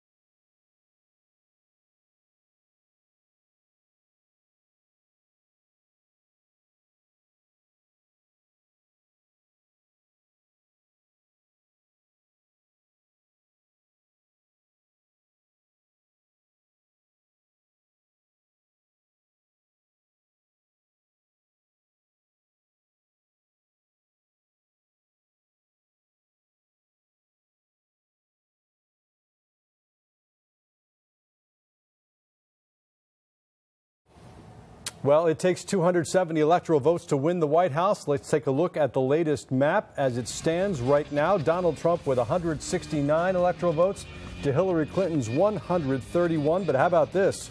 The New York Times now projects that Donald Trump has an 87% chance of winning with 305 electoral votes. As you see there, Florida has yet to be called, but you're about to hear from Matt Towery. He thinks that Florida is in Trump's corner. Well, another state we're waiting to be called is our own, the state of Georgia. 50% of precincts reporting at this point, but Donald Trump with a hefty lead. 56% to Hillary Clinton's 42%. Gary Johnson following with 3%. All eyes also on the state of Florida, as you heard. And Matt Towery, you say at this point you would call this race, right? Yeah, Matt Towery, you not only have a place here in Georgia, but down in Florida as well. You know the state real good. And I also work for our TV stations, our Fox stations in Tampa and Orlando. Florida. Yes. What in your mind, and you say that Trump at this point has all but won Florida. Oh, yes. What in your mind put him over the top? Okay, let's hit Lee and Collier County. Down in southwest Florida. Yes, they turned out at nearly 80% levels. And look at the spread here, 59.8 to 37.4. Retirement heavy in these two counties. Yes. And a lot of retirees. And we thought that was where the never-Trumpers were. Well, guess what? They're Trumpers big time. That's what gave the margin for where they could overcome, hit Broward. Okay. That's the county over to the right over here. Yeah, I gotcha. Which is really the only outstanding county. You've only got almost 2.7% left to come in. There are not enough votes in Broward or these other little counties. Too late for her to make up the ground. Can't make it up. Miami-Dade, Broward, and Palm Beach counties, a lot of population there, a lot of Hispanics, and you say that was the only way for her to come back around and make up ground. That's right. And this could narrow a little bit, but look at the spread. The New York Times right now puts it at 95% probability that Donald Trump wins Florida. I'm telling you, the Southern Political Report has already declared Florida in Trump's column. It will go to Donald Trump. Matt, we've been hearing time and time again how Hillary Clinton's ground game was going to be so important and was going to push her over the top, especially in a state like Florida, how disorganized the Trump campaign was. So what was the answer at the end of the day for Trump? What we talked about earlier this week on Fox 5 that our viewers saw. I talked about a wave developing around the country. And a white increase in votes down there. Those are white blue-collar voters coming out and retirees. Secondly, more importantly, we have to remember that overall around the country, you have 14 million more people who have turned out to vote. This is a phenomenon tonight, and Florida is a great example. Not to mention Hillary Clinton undoubtedly outspent Trump in Florida, and not to be taken for granted the Hispanic vote, which went for the majority to Hillary Clinton, 65-35. But not in its entirety. No, that's because you have some Cuban Americans who live in South Florida. The older Cuban Americans voted for Donald Trump, and also you had some split among other Hispanics in Florida. Up in what is called the I-4 corridor, and we're hearing that there's many Hispanics of Puerto Rican descent up here. Tell us about that. Well, that's exactly right. If you look at Orange County here and Osceola County right below, that's where you have a large Puerto Rican population. And that generally tends to go heavily Democrat. And in fact, Orange County did go heavily Democrat. But they didn't vote at the percentage level as they did in Lee and in Collier and in these other states, these counties rather. These smaller counties in Florida voted at massive levels. They turned out at levels I've not seen since Ronald Reagan, my first presidential campaign, 1980. Mac Mattingly, I remember you. You were about, what, 12 years old back then? I was a mere toddler. Now, Matt, you were on the Sean Hannity opened his radio program by sourcing your numbers in Hillsborough County, which is called traditionally a bellwether county for Florida. As Hillsborough go, the rest of the state goes. But that didn't happen. What Sean was referencing was the memo I wrote explaining why these polls were all off in Florida and around the country. But I also mentioned to him that Hillsborough, in fact, was turning out at a larger number than we saw last time, which would seem like a big deal until one considered the fact that Hillsborough was a tiny amount compared to these other areas where you had this massive turnout. So in the end, Hillsborough didn't have the effect that it normally would have. And Palm Beach County, which Trump has his Mar-a-Lago estate, still at the end of the day went for Hillary Clinton. Well, that would always happen. That's all. These very are Democratic. Very Democrat down here. That goes back and forth. Pinellas County, which is St. Petersburg, Clearwater, ended up going Republican, though, so the two balanced each other out.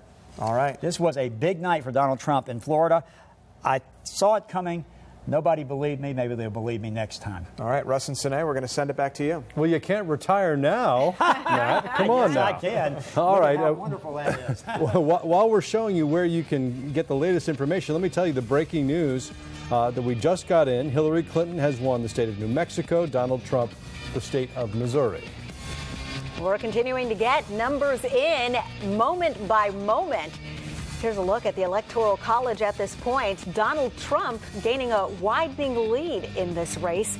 We're going to continue to follow the latest. But first, let's send things over to Chief Meteorologist David Chandley. Yeah, I've got maps, too. Take a look. We've got a cold front that's coming our way, but it's not going to be very helpful. We're going to talk about what's in the wake of this front as it rolls on through us. That in just a few minutes.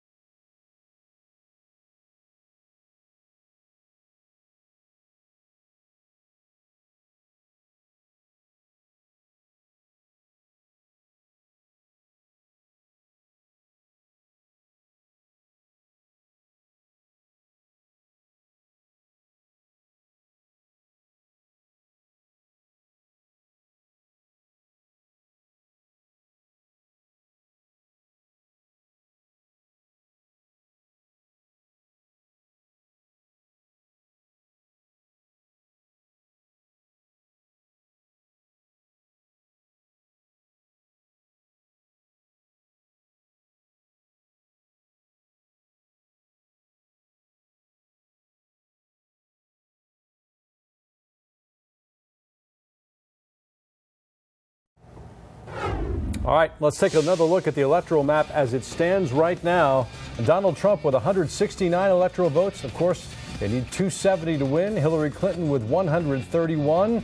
And as you can see there, Florida yet to be called. Georgia, incredibly, yet to be called so far. North Carolina and Pennsylvania and Michigan, too, still waiting to be called.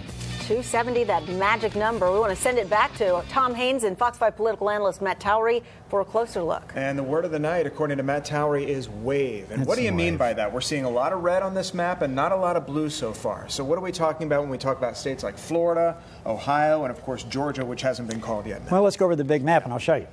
So what we're seeing right now, because we expect Florida to go for Donald Trump, we're seeing a large blue-collar white vote that's sort of they say not college educated. I don't know if that's always the case, but it's coming out in droves. That's pushing the vote up. And as you see it sweep up, Georgia's not been turned red yet. It's going to. And Florida will too, according to you. Yes, yes. And North Carolina is getting in that direction as well. So you're going to see it start to move this direction. And the crucial thing is Ohio. The big win in Ohio tells you that it spreads to other states. Indiana, obviously, is already gone for Trump. But you've got Wisconsin, you've got Michigan, You've got several other states, including Minnesota, which I'm keeping my eye on. That was very close And the last Michigan. time I checked. And Michigan, I just mentioned that. All of those states are right on the tipping point, and that is why the New York Times is now saying there's a 75% chance that Donald Trump will be the next president. Now, that could change at any moment. Something could go wrong here, and Hillary Clinton could fill these areas in, which she's going to potentially win Pennsylvania. She's going to win Virginia. She's already been declared the winner of Virginia. She's, I think, headed towards winning New Hampshire. So, given that set of circumstances, she's still in the ball game. Let's go back to Minnesota, Yes. a state that's traditionally voted Democrat. Yeah. Immigration was a huge concern for voters in Minnesota. It's a huge issue. And let me tell you why the Trump campaign decided to campaign there. Of all things, they did a poll of every high school student in Minnesota. Yeah. The high school students at a ratio of almost 70% voted for Donald Trump. The Trump campaign saw that and said, well, the kids are going to vote that way. They might be voting that way with following their parents. So Donald Trump went to Minnesota, campaigned it. The last time I checked, he's neck and neck in a state that hadn't voted Republican in ages. Trump also polling ahead in Iowa I right was now. expected to go for Trump. So if you keep seeing this go, the likelihood that one of these states might tilt for Trump is growing. If one of those states does and he holds North Carolina, this ball game's over. Real quick, let's go out west, see if this wave continues to spread. Let's talk about Nevada and Colorado and Utah. Colorado is definitely a potential for Trump. The exit polls have it Real sort of tight split. here, though. It's tight right now.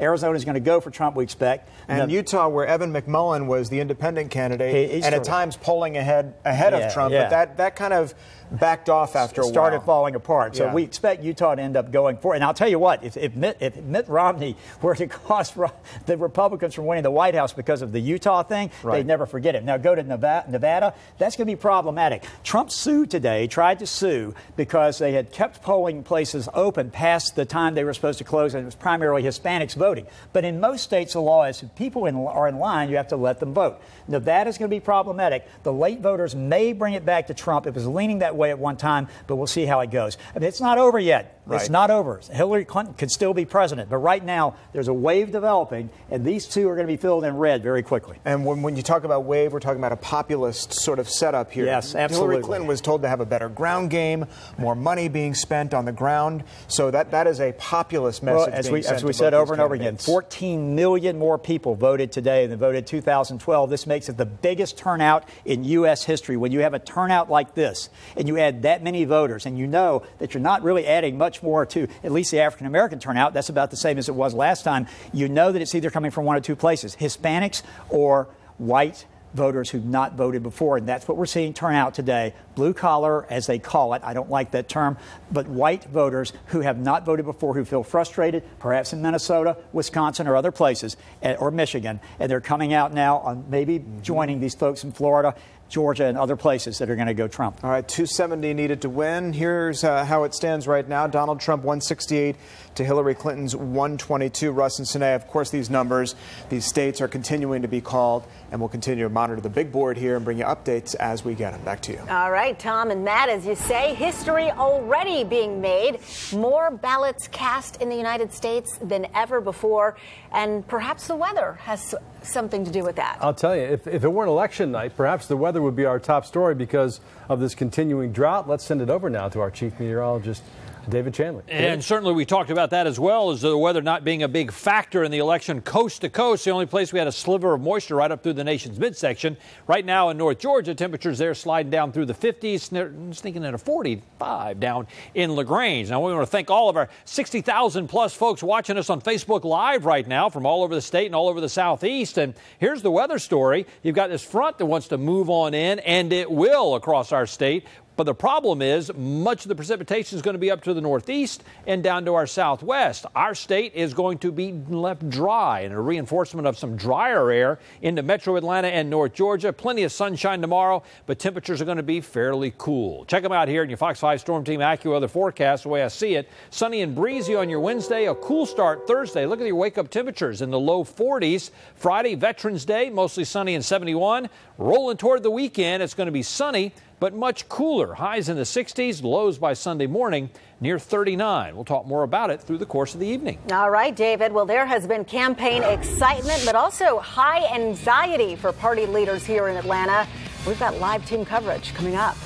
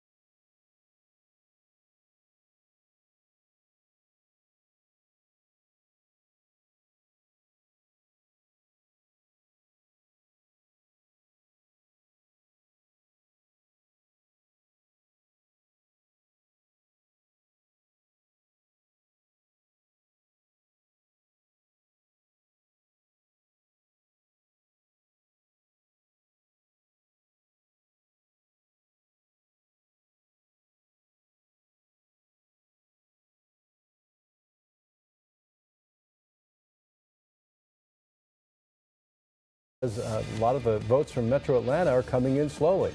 Trump's still leading here, 54% to Hillary Clinton's 43%. Gary Johnson trailing with 3%. Matt Towery says this is a done deal, that Donald Trump will win Georgia, but it has not yet been called. Let's head back out to the campaign watch parties tonight. Our Deidre Dukes is with the Democratic Party tracking the Clinton campaign. And Fox 5's Doug Evans is live in Buckhead with Republican Party leaders. We'll start with Doug. Sinead and Russ, one of the states that they had been looking at all along was North Carolina. They thought that this was extremely important to the Trump campaign if he could eke out a win there, and apparently he now has. Another state that they've been watching closely, of course, is Florida. That race too close to call, but Donald Trump continues to lead by a slim majority there. Another state that they were watching very closely was Ohio. Ohio has been called for Donald Trump. At 5 o'clock tonight, when we first began reporting from the watch party here of the Republicans in Georgia, they had thought that the race was narrowing. They also had thought that Donald Trump had a chance to win if he could flip a blue state or if he could flip a Democratic-leaning state. They believe that that is what is happening right now as they watch these results here in Georgia, that they are seeing exactly what they need to carry the night. Of course, it's still a long night, and it's not over yet, and I think that they understand that, but they're starting now to see exactly what they had hoped to see when this night began many hours ago. They are excited here. They are still packed here in this ballroom of the Grand Hyatt Hotel in Buckhead. They're watching the feed from Fox News. That feed behind me, and it's not there right now, it's actually on the speaker that is up there right now. But on that feed has been Fox News all night. It has been running about 5 minutes slow here in this ballroom, and so the internet is also very slow here, so it's been hard to even get results over the internet. And so they don't even know yet in this room that Donald Trump has won North Carolina. And with a speaker on the stage right now, they may not know for a few minutes. But any minute now, that's going to be posted, and this room is going to erupt because it's exactly the kind of news that they were looking for. Back to you. Well, they should be watching Fox 5 on their phones, but that's another issue. Well done out there, Doug. Thanks very much. Turning now to the Democrats. Fox 5's Deidre Dukes live in downtown Atlanta with backers of the Hillary Clinton campaign. Deidre? Yeah, and Georgia Democratic Party leaders say don't rule them out yet. They are still very optimistic this evening that their candidate, Hillary Clinton, will be the next president of the United States. Several hundred people here in this room right now watching closely the election returns, and they say that they are very confident, based especially on a conversation that Atlanta Mayor Kasim Reed had with us a short time ago. We'll bring you more on that conversation tonight at 11 o'clock. Reporting live from Grand Hyatt in Atlanta, Deidre Dukes. Back to you. All right, Deidre. Well, this is probably some news that the folks gathered there won't want to hear, but we have just received word from AP. They have called yet another state. Yes, 29 electoral votes in Florida for Donald Trump. We heard Matt and Tom talking about were there enough votes left for Hillary Clinton in the Miami area, and according to the Associated Press, the deed is done. In fact, a lot of people were saying that if Donald Trump did not win Florida, he could not win the presidency. He has won Florida, and we've heard the New York Times opine that he now has a 75% chance of winning the presidency, perhaps a higher percentage point now. This has been an astounding evening. Our Fox 5 election coverage is going to continue right after this break.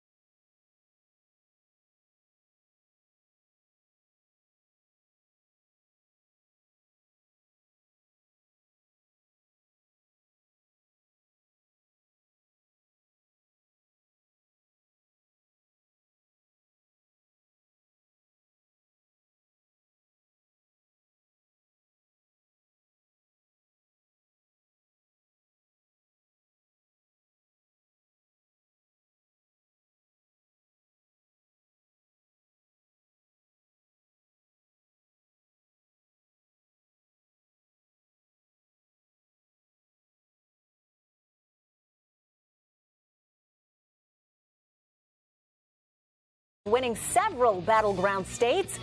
Florida has just been called for Donald Trump. 29 electoral votes on the line. She also mentioned North Carolina and Ohio, some other battleground states. Here's a look at the Electoral College. That's right. Donald Trump now with 213 electoral votes to 131 for Hillary Clinton. Everyone said he had a very narrow path, had to draw an inside straight, some pundits said. Well, it's looking like he may have those cards. Let's send it back to Matt and Tom for some analysis. And this is a state that you called in the days leading up to this election. Yeah. It's a state that wasn't called in 2012 until 4 days after the election, Matt, on Saturday. That's right. What's the difference this time? Well, the difference is this, the turnout intensity. Remember how I told you the pollsters were off? I said all this week I was worried about the polls because I thought the turnout level was going to be higher in certain groups. Well, those groups have turned out in Florida. The white voters who have stayed at home, who are inclined to vote conservative or Republican, who were not excited about John McCain or Mitt Romney, got out of their chairs, got out of their houses, and voted in droves, particularly in Southwest and Middle Florida and all the way in the Panhandle. It was massive. We'll be right back.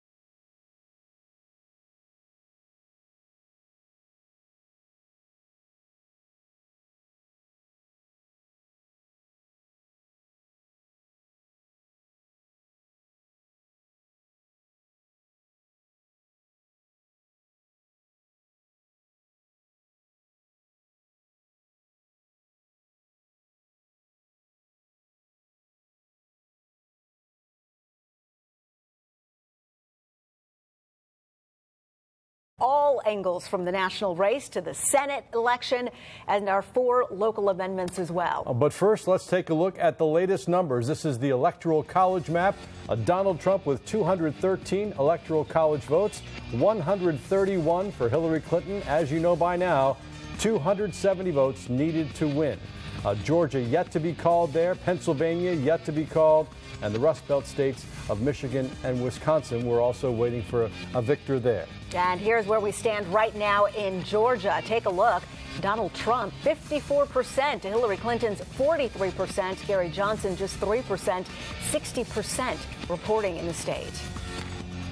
Now, we have team coverage of tonight's historic election, but we're going to begin with Doug Evans, who is at Team Trump at the Grand Hyatt in Buckhead. Sinead, the news has not reached this crowd yet that Florida has been called for Donald Trump. They're watching the Fox News channel behind me. That feed is about 5 to 6 minutes slow, so they don't even know this news yet. They were very encouraged, though, when North Carolina went for Trump and also Ohio. Florida will be very important news to this crowd. Going in, they knew that they had to pick up big key battleground states. It appears that Donald Trump is picking up the states that they were most concerned about here in this room: Florida, North Carolina, Ohio. They're now looking at Michigan as well as Wisconsin to see what the numbers are there. They're starting to feel a shift of momentum right now. It's still a long night, but Donald Trump appears to be doing everything that this crowd had hoped he would do: win big battleground states, pick up the toss-ups, and perhaps even flip a blue state to red. We haven't seen that yet necessarily, but that's what they're keeping their eyes on right now. They never believed the polls. They never believed that the race was tight here in Georgia. They said red state into this election, red state out of this election. They said they had an excellent grassroots effort throughout this campaign that was just not picked up by the pollsters. And so they believe that Donald Trump will carry Georgia, although that race has not been called just yet. We continue to watch the results here with the Republicans here in this ballroom in Buckhead. Back to you. All right, Doug, thanks very much. And we turn now to the Democrats. Fox 5's Deidre Dukes is live in downtown Atlanta with backers of the Hillary Clinton campaign. Deidre, I have to believe that there's growing concern inside that room. Well, a real roller coaster of emotions here tonight as this group watches the election results come in. But I have to tell you, when California was projected for Clinton along with Hawaii and some other key states coming in, this crowd erupted in cheers. Very excited to see that because it meant that they're still in the game here. They expected that this would be a long night, that it would be a close race, and they are hunkering down. They are prepared for that. But they still do believe that at the end of the night, Clinton will win this race. Now, we spoke with Atlanta Mayor Kasim Reed a little earlier tonight when the crowd was a bit more subdued, when the numbers that were coming in really weren't in Clinton's favor early on. And he said that he actually had been in contact with the War Room in New York, and he said that he was told that there was still a path to victory, that there were key states that were still out, and that if things played out the way the folks in the War Room expected that it would, that Hillary Clinton would in fact win this race. And so at this point, those here in the room not ready to give up the fight at all, saying that they do still believe that they have a clear path to victory. Back to you. All right, well, that's what we're looking at this point, Deidre. I want to toss things over to Matt Towery and to Tom Haynes and find out, is there still a path for Hillary Clinton? Well, Sinead and Russ, that is the big question tonight, and I'm here with Matt Towery. This map is becoming more and more red as the evening goes on, Matt. Yes. Let's head over to the big wall because I want to talk about 3 states in particular, that is Michigan, Wisconsin, and Minnesota, which shows Trump right now leading anywhere between 1 and 3 points. Are these states that he can flip, honestly, and does Hillary Clinton, Matt, have a path if he takes these states? Well, she has a path, but it's pretty narrow if she takes, well, obviously, if Michigan goes, then it's pretty much over. So we got to keep watching Michigan. These states are would put icing on the cake, certainly for Trump, certainly get him closer. But quite frankly, she still has a path, and the path is to keep Minnesota and Wisconsin from flipping over, going Republican, staying Democrat.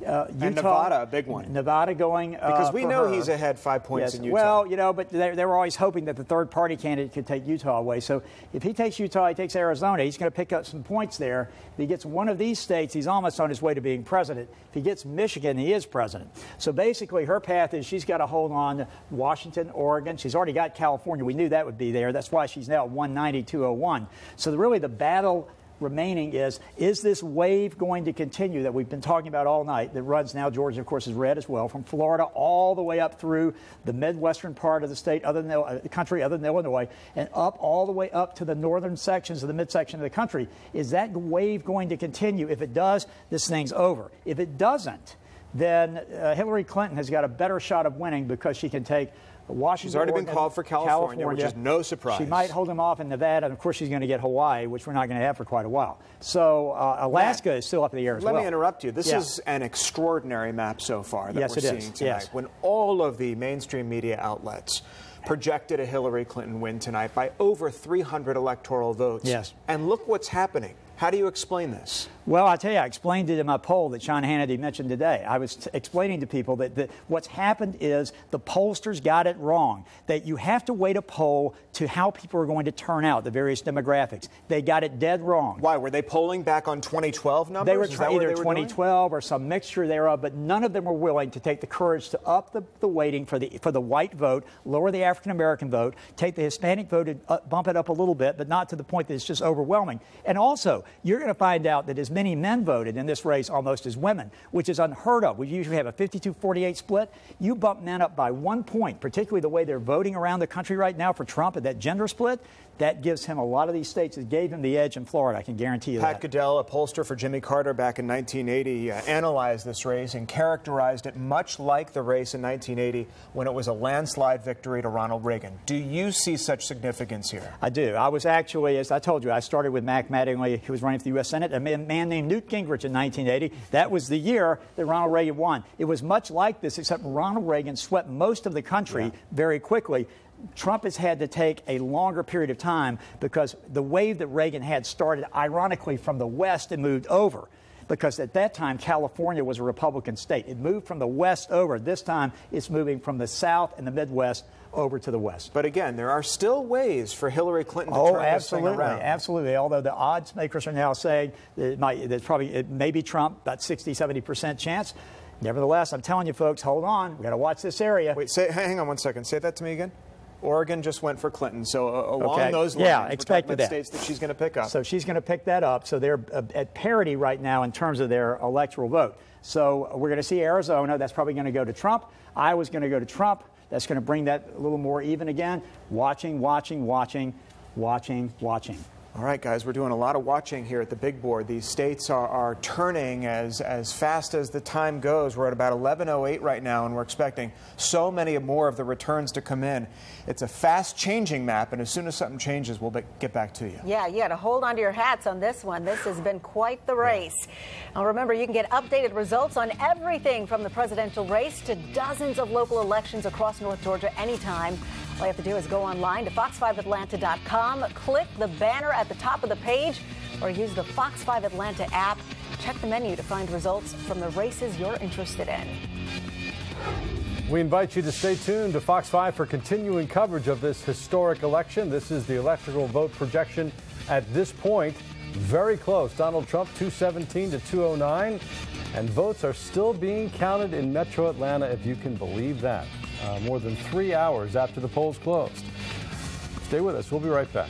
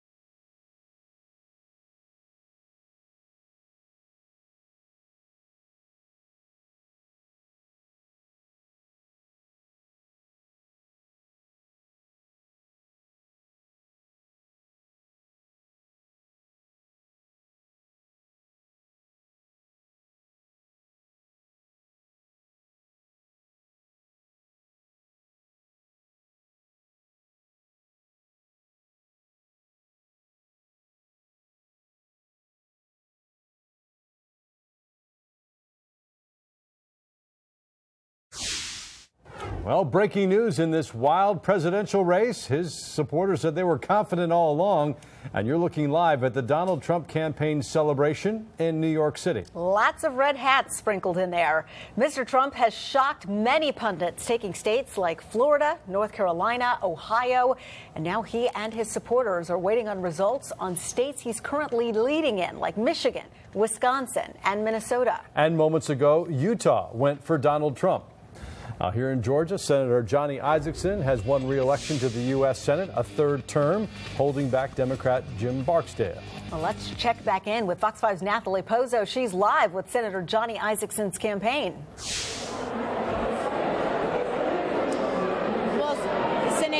Senator Isakson making his acceptance speech here at the Georgia Republican Watch Party in Buckhead about an hour ago. Here on the stage, you could see that the crowd is kind of just thinning out a little bit here from the last time we saw you guys about an hour ago. Now, of course, what Senator Isakson wanted was to avoid a runoff, and that's exactly what he got here tonight. We spoke to Isakson about the divide in the country right now and how he would handle it if the Republican Party does not make it to the White House. And he says that they need to find common ground, that it can't always be his way, but he would never sacrifice his principles. Here's a little bit from that acceptance speech. But I promise you I am ready. And I'm ready to tackle whatever problem life brings to us as Americans, as Georgians, with my feet rooted in conservative principles, my belief in the God the Father Almighty, and my belief in the greatest state in the United States of America, the state of Georgia. Senator Isakson has quite a record here in the state of Georgia, serving in the state House and state Senate, along with the U.S. House of Representatives and, of course, the U.S. Senate. He says that he believes they got this campaign perfect, that they got it right, and that he would be rewarded tonight, and that's exactly what happened. Now, here in this room, all eyes are on the presidential race. That's the very latest here in Buckhead. Nathalie Pozzo, Fox 5 News. And as we sit here, Donald Trump has 222 electoral votes to 202 for Hillary Clinton, and we'll be right back.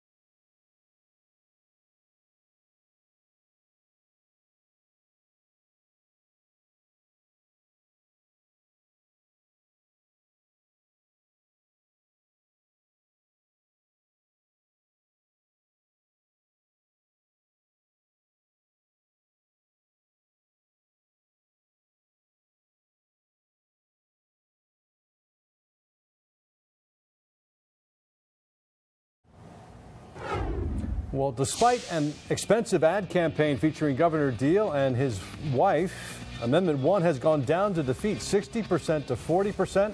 Amendment 1 would have given the governor the power to take control of failing schools. Teachers and some conservatives objected that it was a violation of local control, and Amendment 1 has been defeated. Well, let's take a look now at the electoral map of the United States. Wow, things just keep moving on this map. At this point, Donald Trump is up with 223 to Hillary Clinton's 209. All right, Florida, North Carolina, Ohio, all have gone to Donald Trump so far. Right now, Georgia, incredibly, still too tight to call. Let's send it back over to Tom and Fox 5 political analyst Matt Towery. Well, Russ and Sinead, we're crunching some numbers here. We're doing some math. It's first of all extraordinary that Georgia has not been called yet. When you look at some of the percentages here, Matt. Well, let me tell you why they're not doing it. Go ahead. The AP and these desks are nervous because Metro Atlanta hasn't come in, and they don't have enough experience to know that those numbers are going to end up the way they end up, so they're not calling it. But sooner or later, Georgia is going to join that 223. Let's do some math then. You move these 16 electoral votes in Trump's column. Right. What other state does he have to pick off? Because we understand he's ahead in states like Michigan and Wisconsin, and even in Minnesota. Well, he'd be at, if my math is right, he'd be at 39 with Georgia, which you know he's going to have. So he's got to get to 270. So you're looking at 39, that'd be 49, 59. That would put you right at where you need to be because he's going to get Iowa, he's going to get Arizona. So really, if he could just pick up even one of these, pick up Arizona's 11, hopefully for him try to get Nevada. In this case, hopefully for Clinton, she's fighting to hope that he doesn't get Nevada rather, and hoping that none of these go his way. So her firewall is basically because with Pennsylvania, she picks up and then moves ahead of Trump in the Electoral College. Well, but again, this is still not factoring in Georgia. Well, actually, no. With Pennsylvania, she'll be at 229, 223. But remember, Georgia's there. We're going to put that in his column. We're going to put that in a column because we know what's going on. Then it really becomes a battleground. Although he does pick up Iowa at the end of the day. Picks up Iowa, and he probably picks up Arizona. So that's 6. That's 17. So she's got to pull all of these.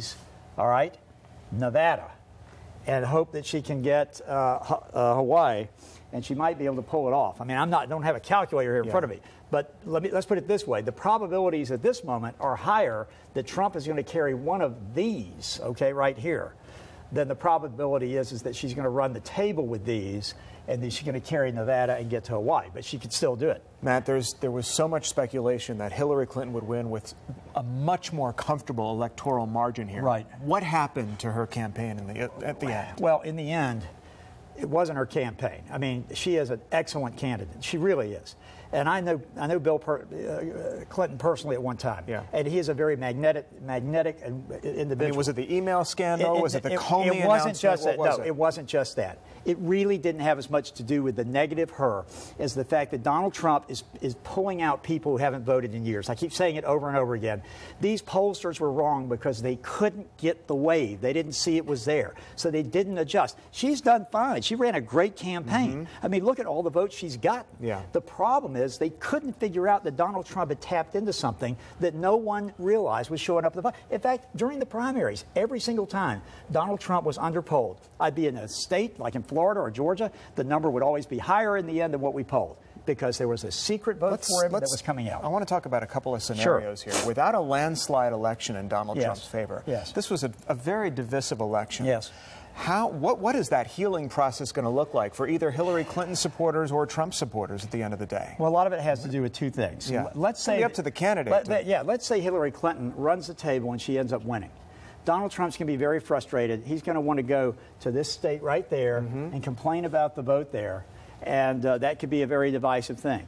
Let's say that Hillary Clinton ends up losing. She's going to want to go to this state right here in Florida, and she's going to say, what happened in Broward County? Something must have happened. If either one of them do that, we go back into a divisive, terrible situation this country can't take. In the end, whoever wins, everybody's got to accept it.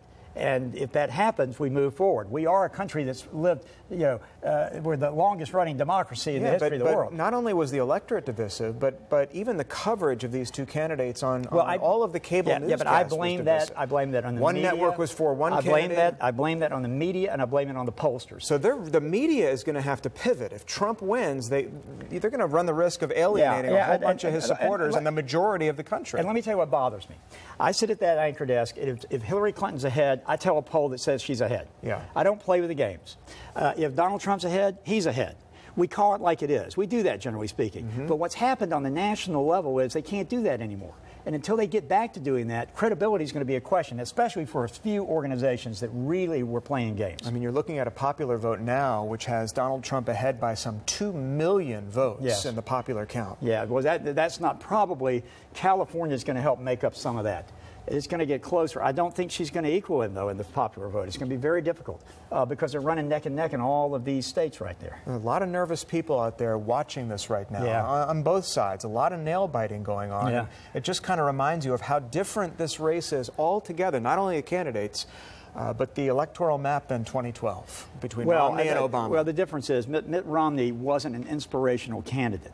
Whether you hated Donald Trump or you liked him, the people who liked him loved him, and they wanted to vote for him. That's the same with Ronald Reagan in 1980. Was that as polarizing a race as this one? It was, and people forget this. Ronald Reagan was portrayed as a man who was going to hit the nuclear button and blow the world up.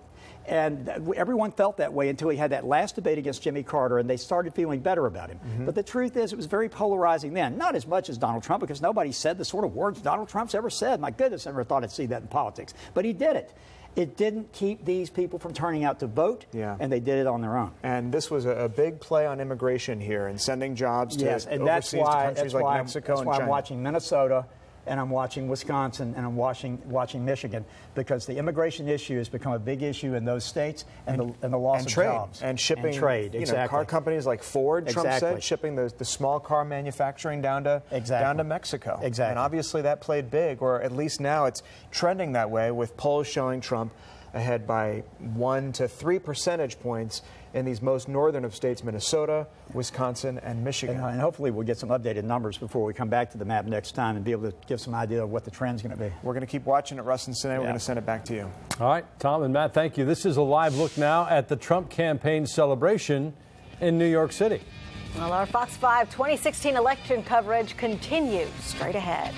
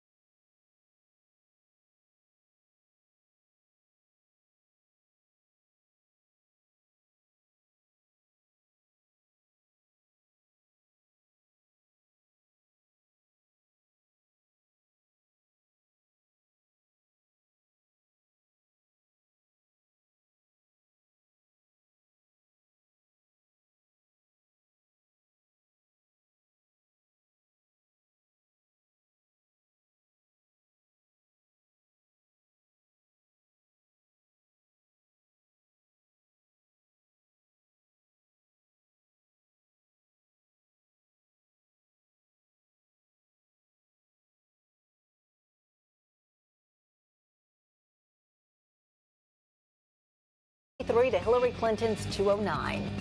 Of course, Republicans are trying to protect their majority in the U.S. Senate tonight. Longtime Republican Senator Johnny Isakson has won re-election here in Georgia to a third term.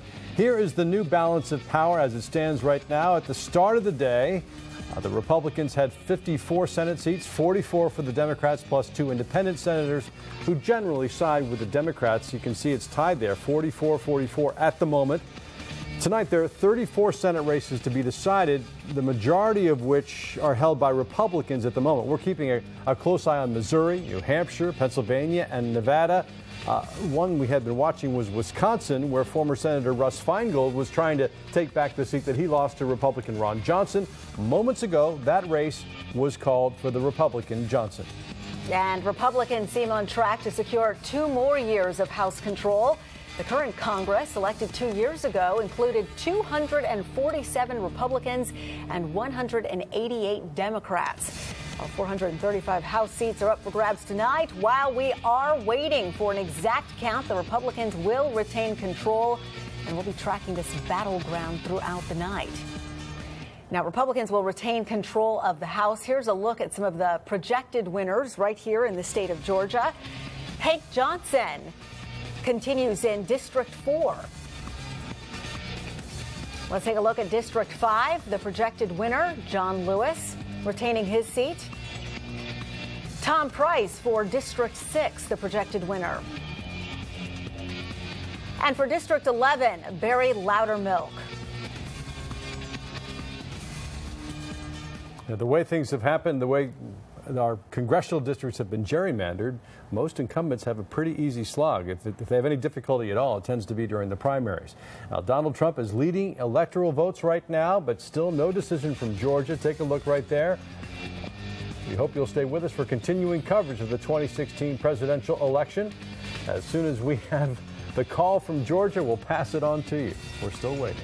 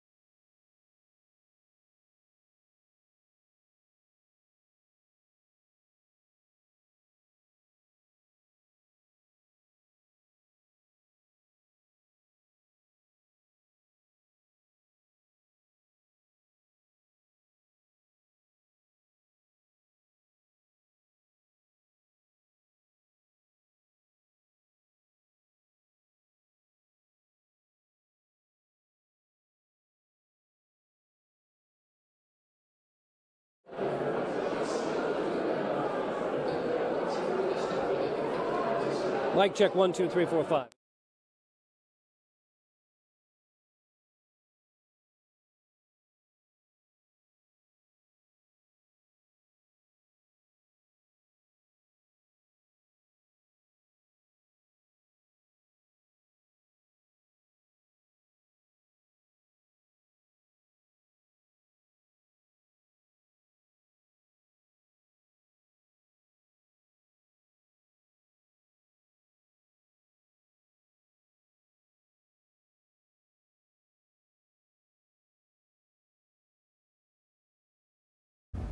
All right, let's take a look at the Electoral College map again. We have a new change. Wisconsin, the Rust Belt state of Wisconsin, has been called for Donald Trump. He now has 233 Electoral College votes to 209 for Hillary Clinton. That does not include the 16 from Georgia.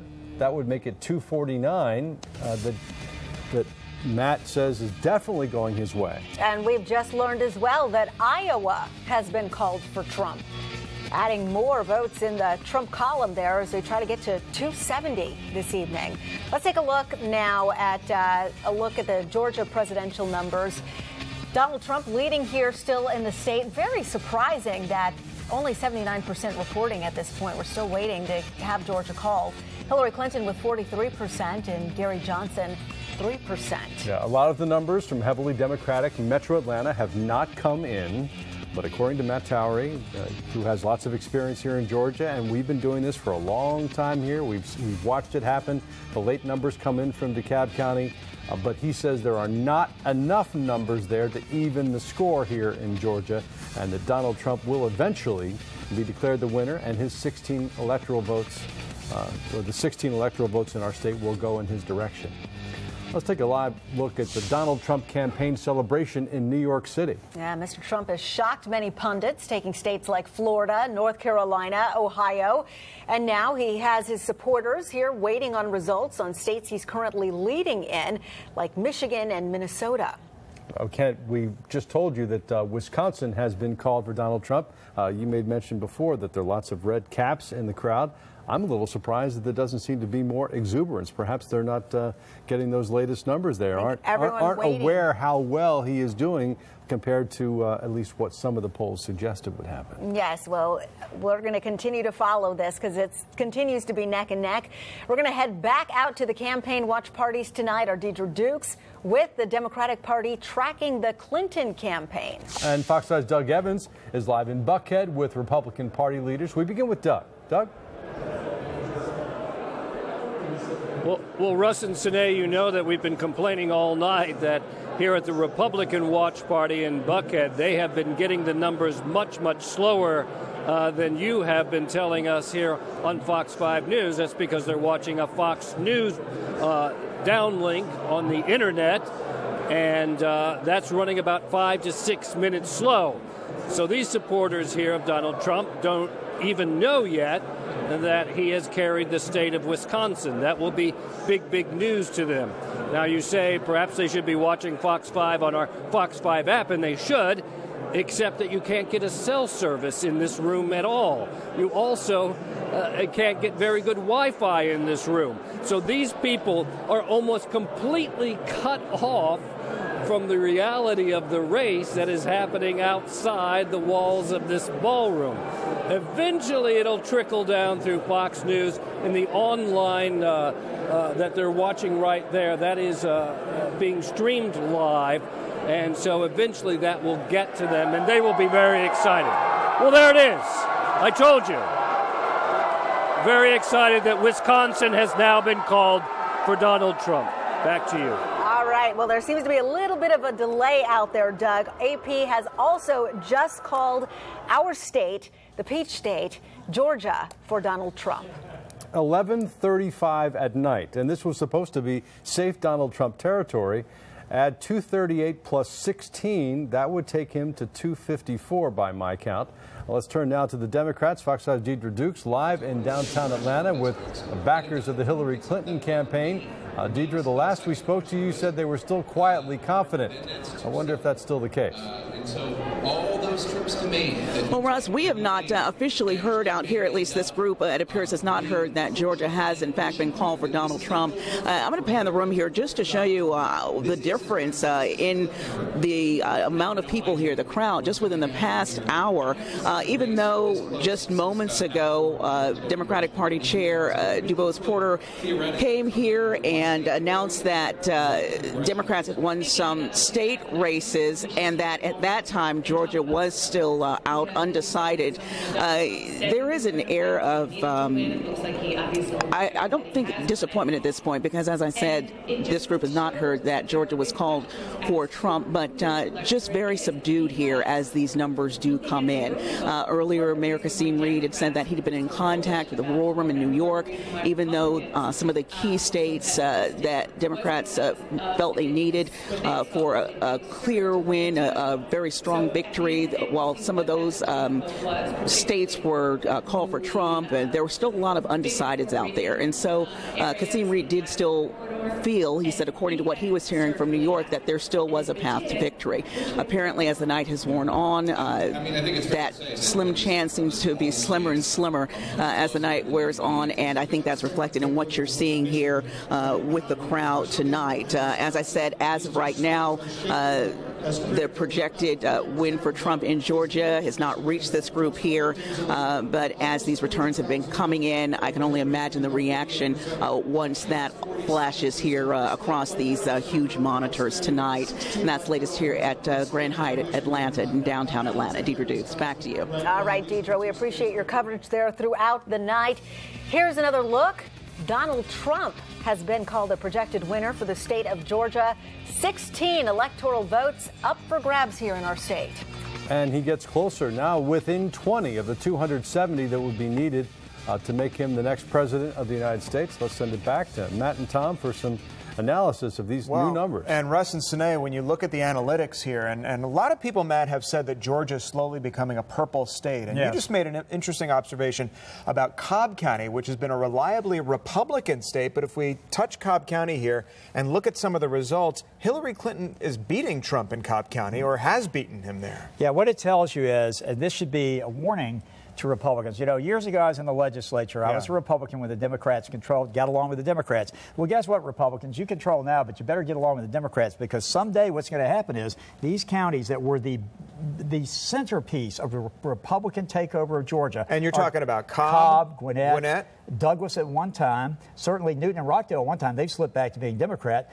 And Henry, right? Yeah, and you're going to see that spread out over time. And it may be 10 years from now, it may be 5 years from now, but you're going to see that spread back out. And when it does, this state's going to become competitive again, and Republicans and Democrats are going to be either at parity, or Democrats will be able to win a race. Well, so we looked at Cobb. Let's take a look at Gwinnett County now, which as you said, has gone Republican in the past. But this time it went against the trend, certainly in Georgia and around the rest of the country, for Hillary Clinton. How do you explain that? Well, Gwinnett's a little bit different. Gwinnett has a very high non-traditional Republican demographic. It has a good number of various demographic groups that are non-white, African-American, Hispanic, Asian.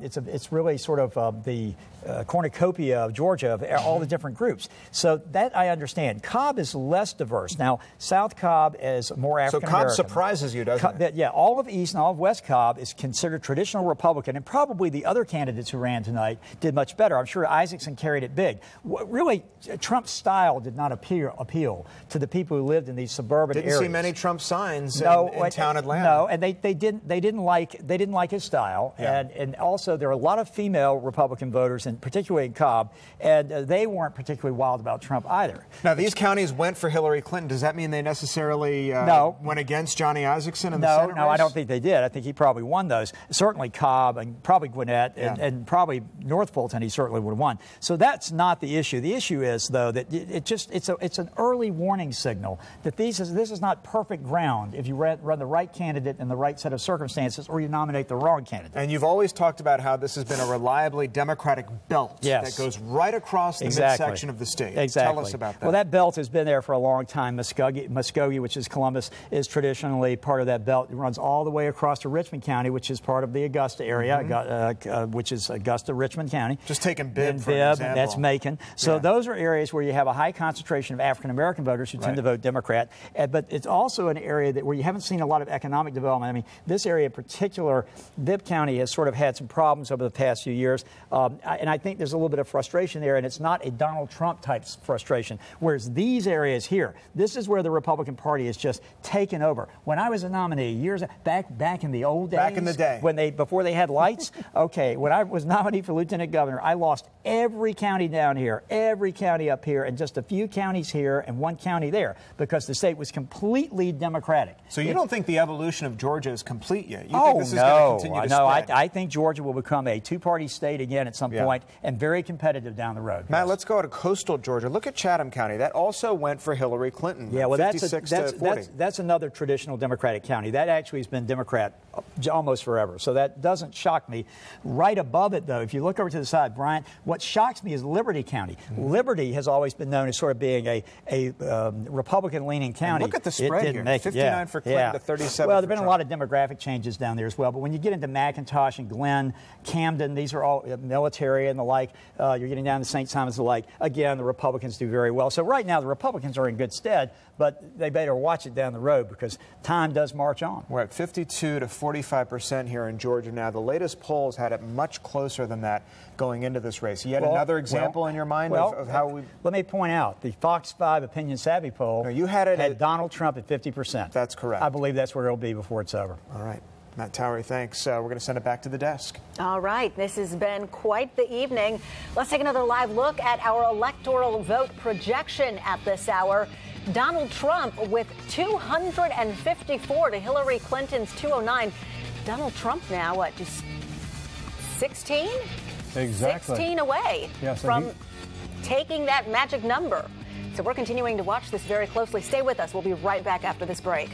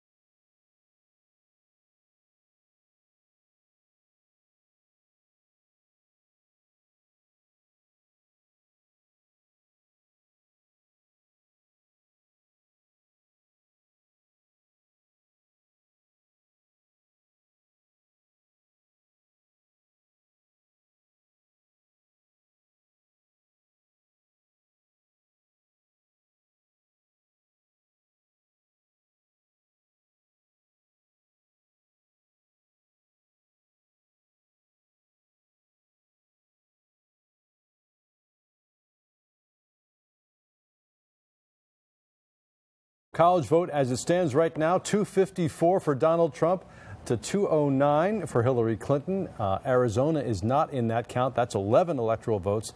If Trump were to win Arizona, he's knocking on the door.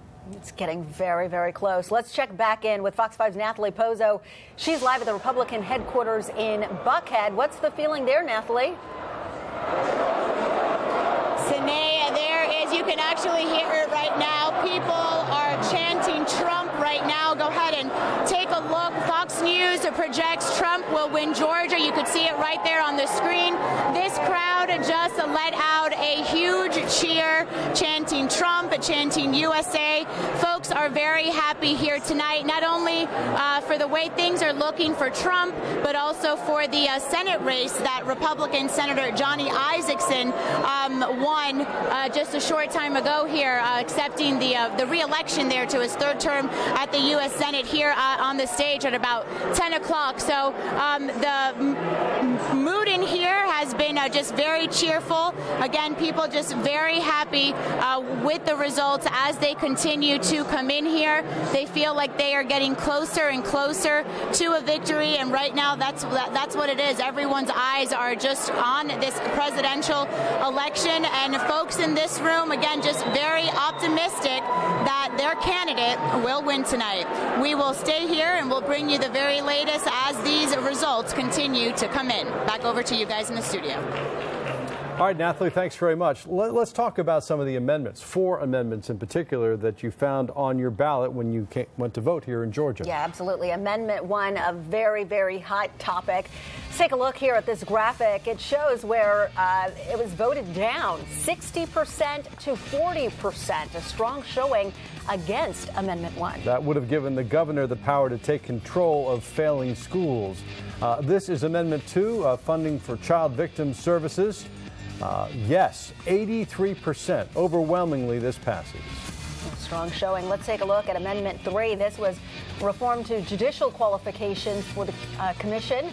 Yes, it passed 62% to 38%. And Amendment 4 would have required revenue from fireworks taxes to go to trauma care and public safety, and that too has passed overwhelmingly, 80% to 20%. We'll be back after this.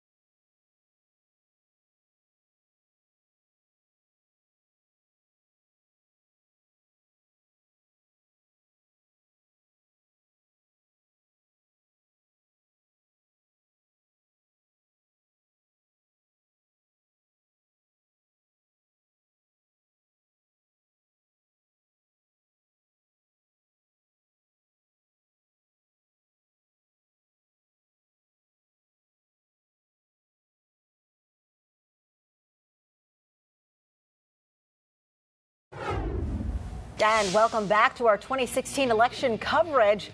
It's down to the wire, folks. Donald Trump with 254 to Hillary Clinton's 209. Just 16 votes away from getting all that he needs to become the next president of the United States of America. And he's leading in the polls in Michigan and expected to win in Arizona, at least potentially. If that were to happen, it would be over. Let's send it back to Tom Haynes and our Fox 5 political analyst, Matt Towery. You got to give Matt kudos for not only calling the state of Georgia, but you called Florida accurately, and so many characteristics of this election you were on top of in the days leading up to this election, things that not a lot of other people saw, Matt. Well, it's a good way to go out. Yeah. Let's put it that way. But I want to tell you that right here on my cell phone, this is the New York Times. They are pegging Trump's chances of winning the presidency at 95% with 304 electoral votes. That, according to the New York Times, which is an extraordinary capture now at 10 minutes to 12 where we're at in this race. Yeah, and by the way, Wisconsin has now been called also for Donald Trump, which continues the theory that we had about the wave.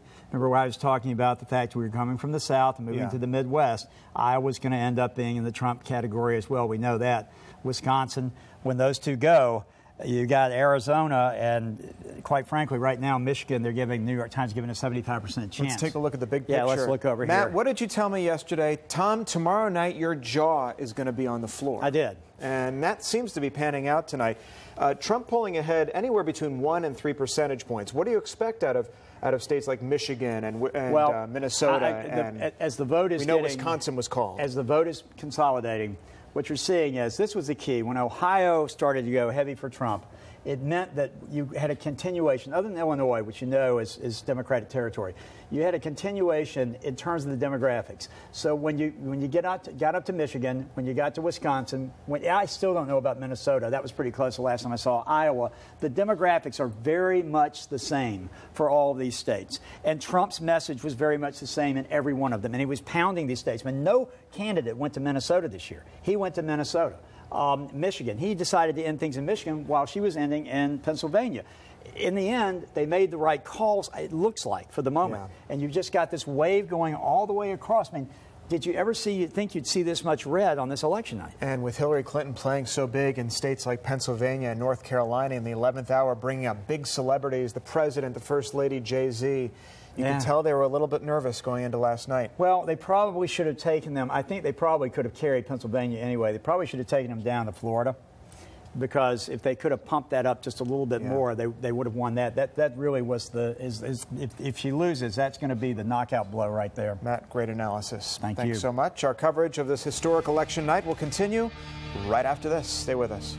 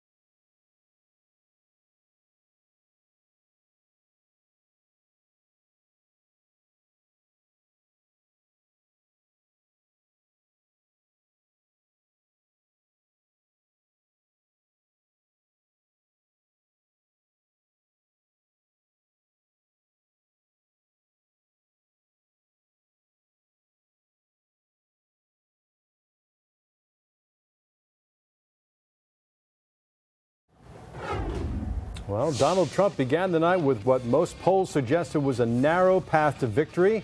Now, Hillary Clinton has a narrow path to stave off defeat. 254 electoral votes for Donald Trump to 209 for Hillary Clinton at this point. And the state of Georgia ended up being quite an aid to Donald Trump.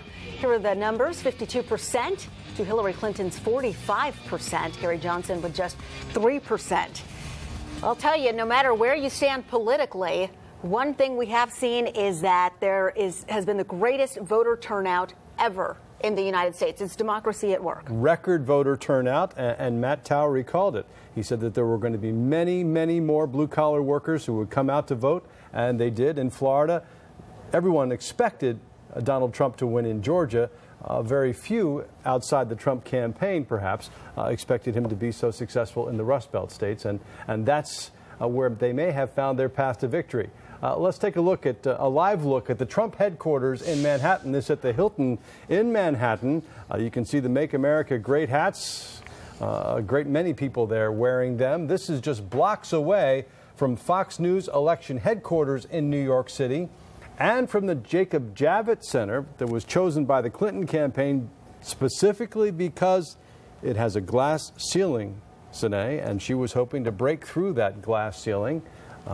Perhaps that'll happen, perhaps not, but the chances are looking slimmer as we talk. Absolutely. It's not over yet. We're going to hand things over to Shepard Smith and Fox News. He's headquartered in Manhattan, right between where these Trump supporters are and where Hillary Clinton's camp is this evening. He continues our coverage tonight. Stay tuned.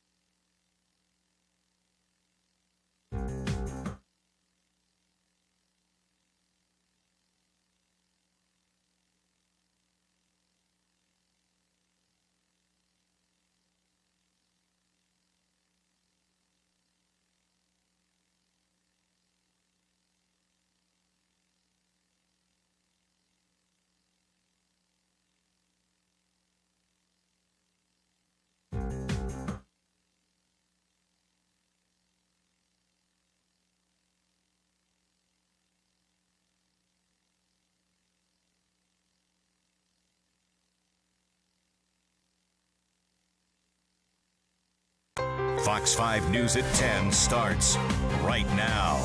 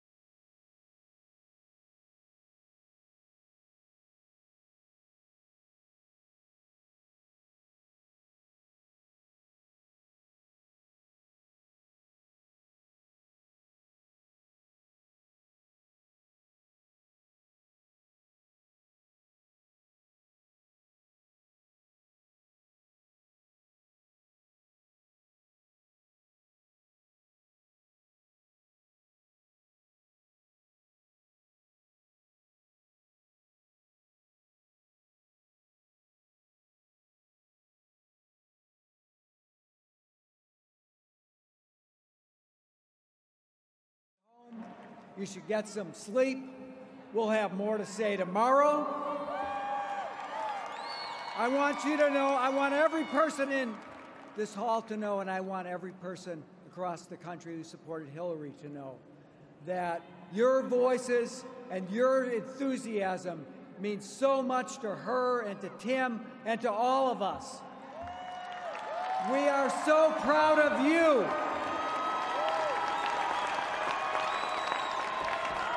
And we are so proud of her.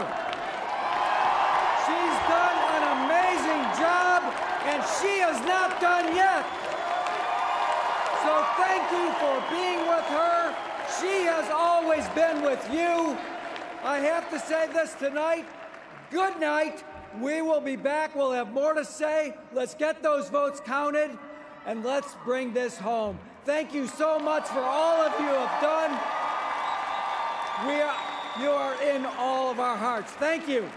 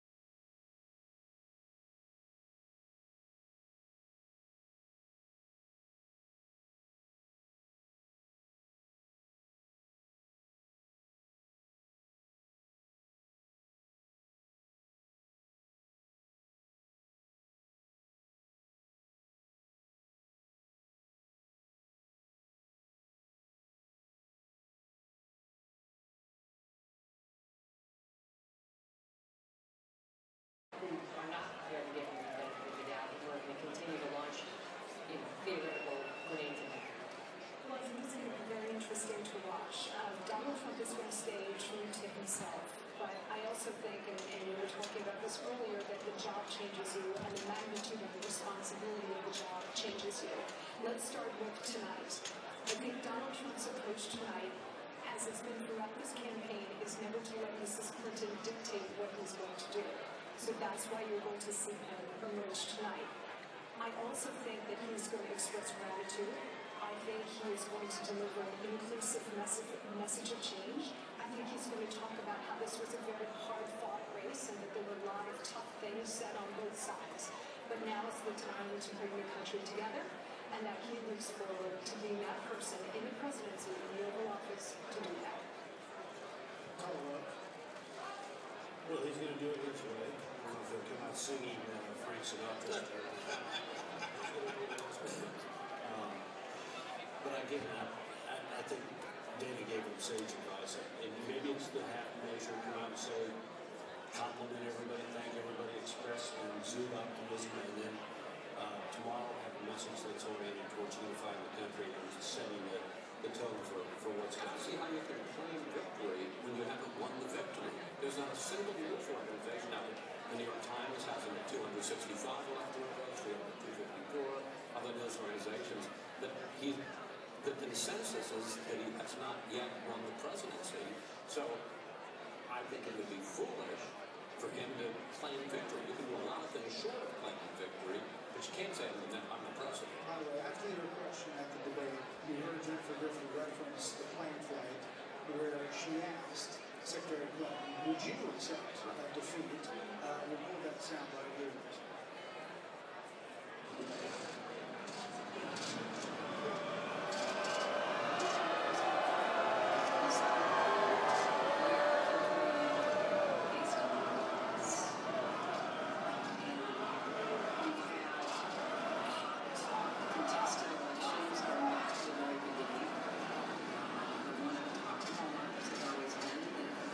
We accept the outcomes of our election. We do the best we can for the fair elections, which we do.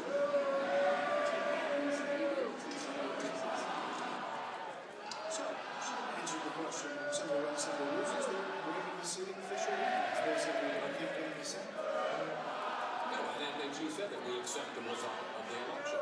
So, and she hasn't not accepted the result of the election. She said, we're going to wait till tomorrow. But the odds, I mean, realistically. No, I understand, but it isn't. No, I'm not talking about whether she should concede, but I'm talking about just reality, because what people want right now at 2:30 in the morning is results. They want to know who won. And seriously, put it in perspective, Style. See, yes, they have, the chances right now, truly, the chances of Hillary Clinton managing to pull off a victory here are what, 2%? Oh, who knows? I wouldn't even try. You're down to such a tight little crowd that you have to run this thing through and be impossible to say. But can I put it another way? No. It's not that impossible because you can do it. It's virtually impossible for her to win at this point. Is that wrong? No, it's not virtually impossible for her to win, but the odds, the preponderance, overwhelmingly against that. But if you're Hillary Clinton, you're going to leave the door open. I mean, you leave the door open too. I get it. She wants to wait for the actual results. Got it. Check. Right. But the question is whether she actually still has a chance. Yes, she still has a chance. Realistically, the answer is what? Yeah, she still has a chance. What if it was 2%? What if it was 5%? Well, like this is Dumb and Dumber. So there's a chance. But and the other thing is, it's 2:30 in the morning, right? People at 2:30 in the morning would like coffee. They also like pizza. They also like bed. People want a lot of things at 2:30 in the morning. So for him and for the country, there's no worry. There's time. There's time to take the time. Well, obviously, he's not buying this advice from Dana or you or Carl or Monica. But what? We don't know what he's going to say. You know, but the fact that he's appearing runs the risk of aggravating the divide over these very close elections. I think it's his instinct. I think that's the man we come to know. It's not like he's a secret juice. Fine, but I'm just saying the decision to appear is a statement in and of itself. I think if you keep prejudging the guy. I think if he had decided not to go over, that would have been fine. But the fact that he's going over and we can wait and see what he says. Could be a long fight for one, I think. By the way, officially, we have called Missouri for Ward Blunt, the Republican, this was obviously after the Democrat had conceded, cantered, and we are calling that race, and that means that I guess we're not official.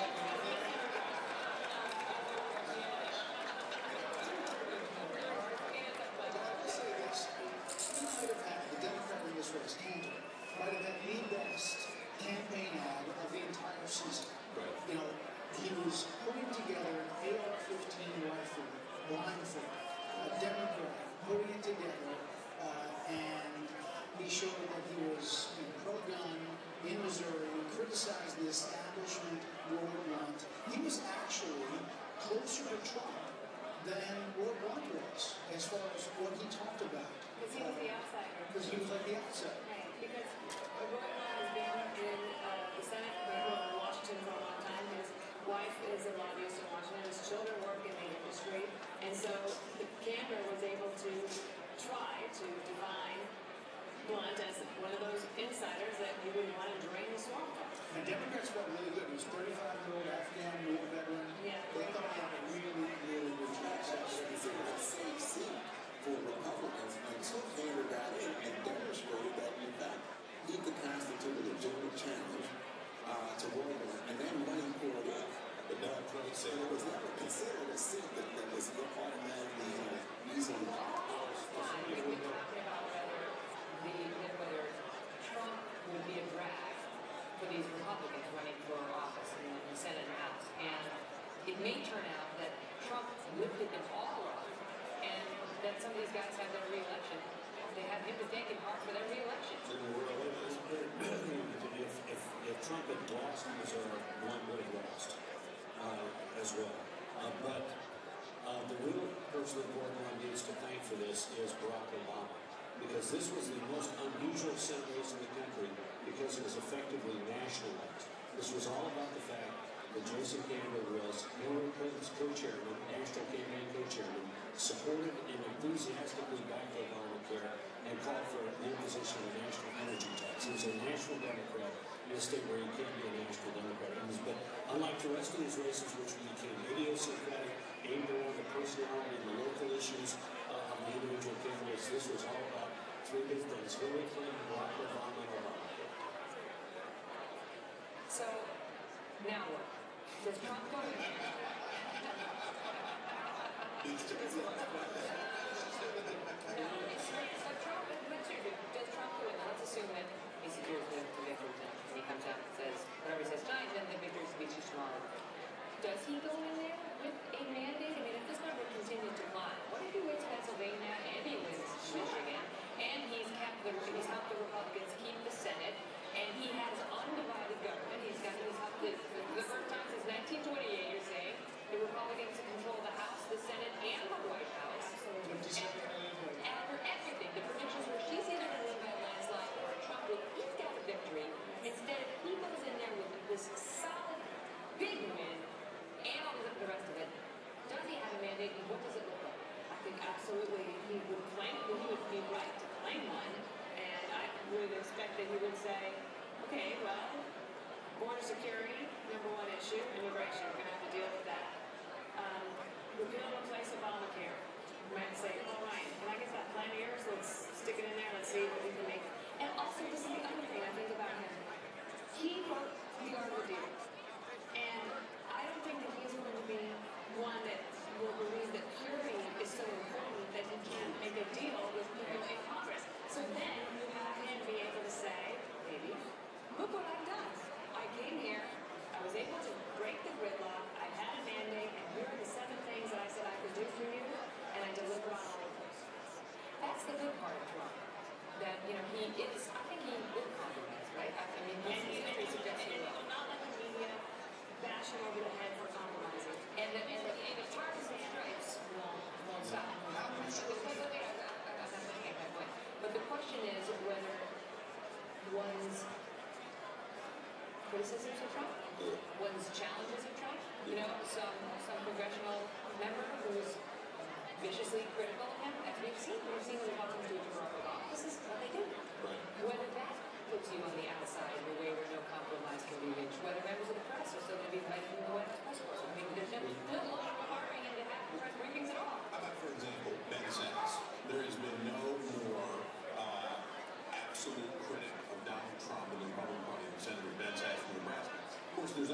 usually smarter about health care in the Republican Party than Ben Sasse. He's the smartest brain on that subject in the Republican Party, bar none. Here's the kind of threshold questions that determine whether presidents are successful or not. Can Donald Trump look past the fact that Ben Sasse thinks he's a pig and say, did you read the tweets? You can tell what Sasse thought about him. And it was pretty clear that he found him a moral odium. And if he can look past what Sasse thought of him and say, but you are the smartest man in the room when it comes to fixing the healthcare system, so I'm going to listen to your plan even though you don't like me and I don't like you. How much does he hand the keys, Monica, over to Congress to take care of some of the inner workings of this legislation and that take up? I think it's interesting because I think what you might see in the first 2, maybe 4 years is a mirror image of what we saw with President Obama in his first 2 years when he had huge majorities in both houses of Congress and was able to get whatever he wanted through. Remember his first meeting after being sworn in as president with the Republican leadership in the White House, he looked at them and he said, I won. Elections have consequences, and a lot of the folks who were opposed him were willing to work with him or at least hear him out.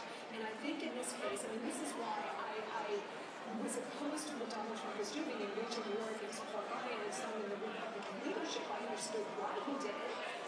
But I thought that he should have extended an olive branch because should he be elected president, he's going to need them to get his legislative agenda through.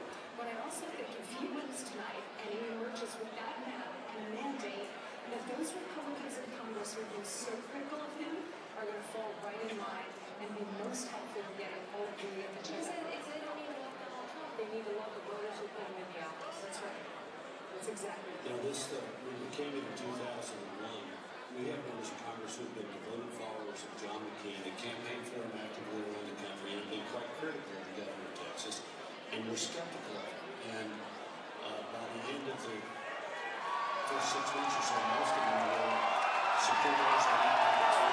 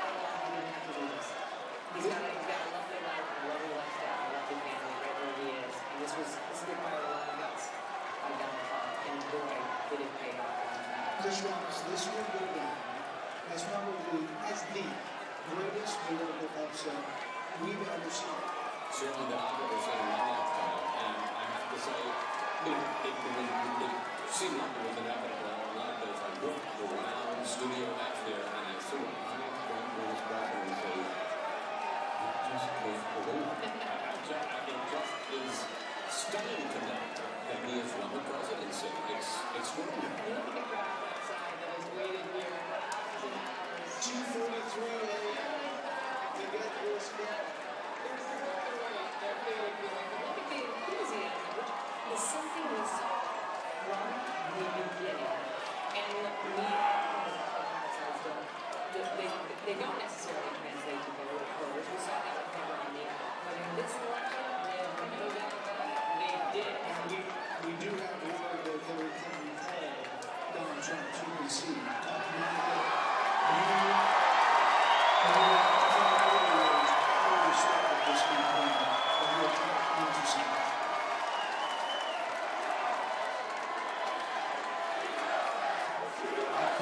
To that line,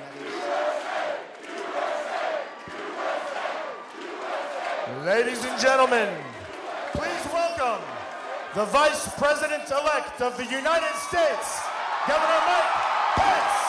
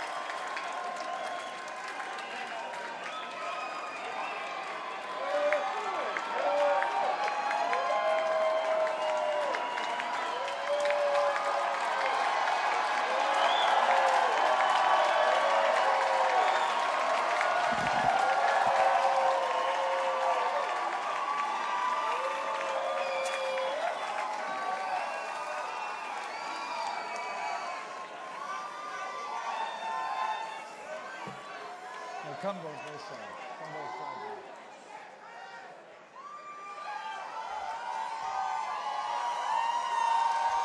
sides. This is a historic night.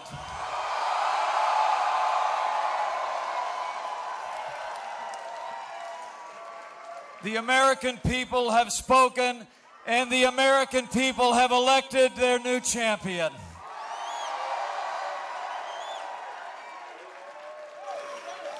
America has elected a new president, and it's almost hard for me to express the honor that I and my family feel that we will have the privilege to serve as your Vice President of the United States of America.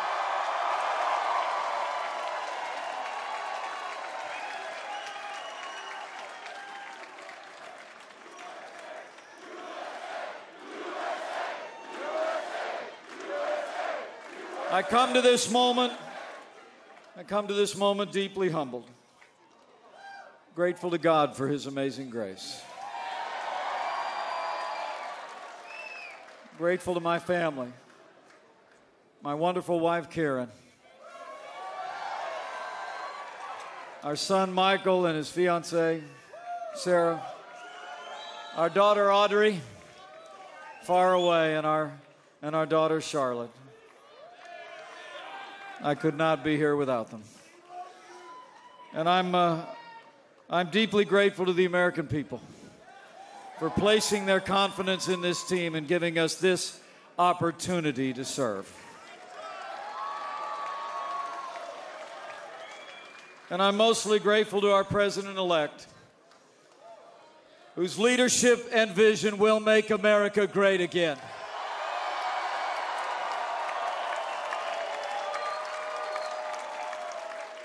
So let me say, it is my high honor and distinct privilege to introduce to you the President-elect of the United States of America, Donald Trump.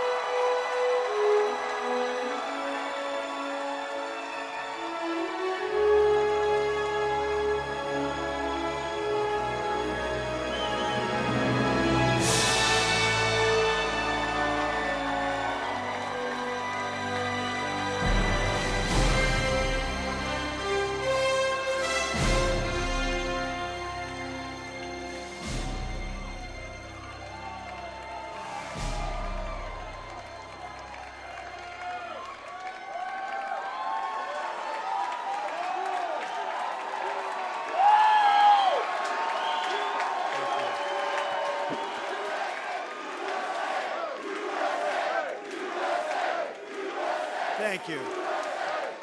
Thank you very much, everybody.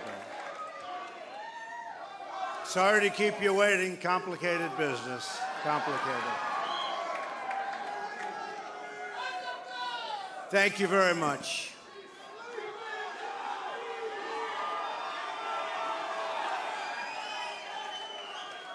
I've just received a call from Secretary Clinton.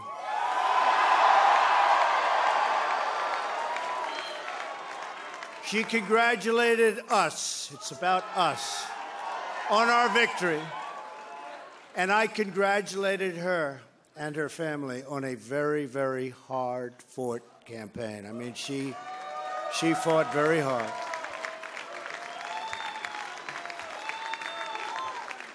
Hillary has worked very long and very hard over a long period of time, and we owe her a major debt of gratitude for her service to our country. I mean that very sincerely.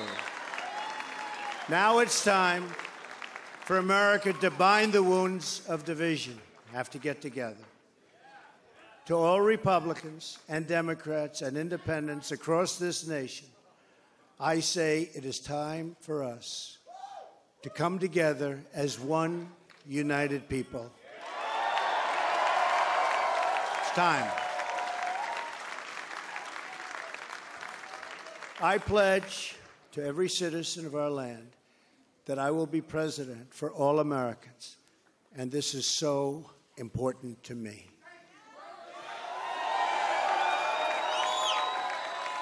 For those who have chosen not to support me in the past, of which there were a few people,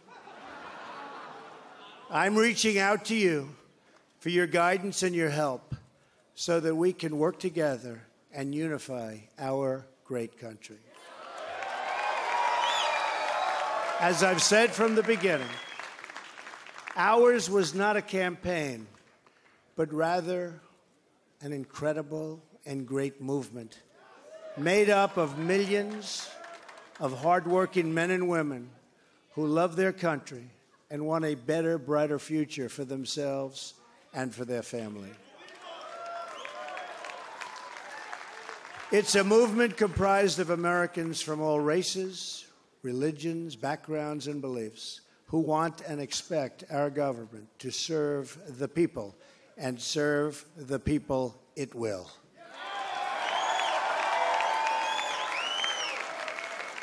Working together, we will begin the urgent task of rebuilding our nation and renewing the American dream. I've spent my entire life in business looking at the untapped potential in projects and in people all over the world. That is now what I want to do for our country.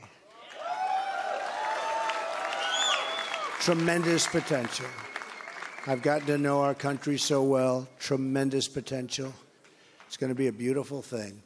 Every single American will have the opportunity to realize his or her fullest potential. The forgotten men and women of our country will be forgotten no longer.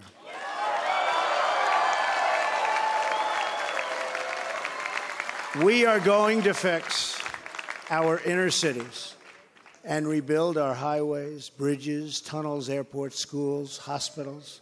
We're going to rebuild our infrastructure,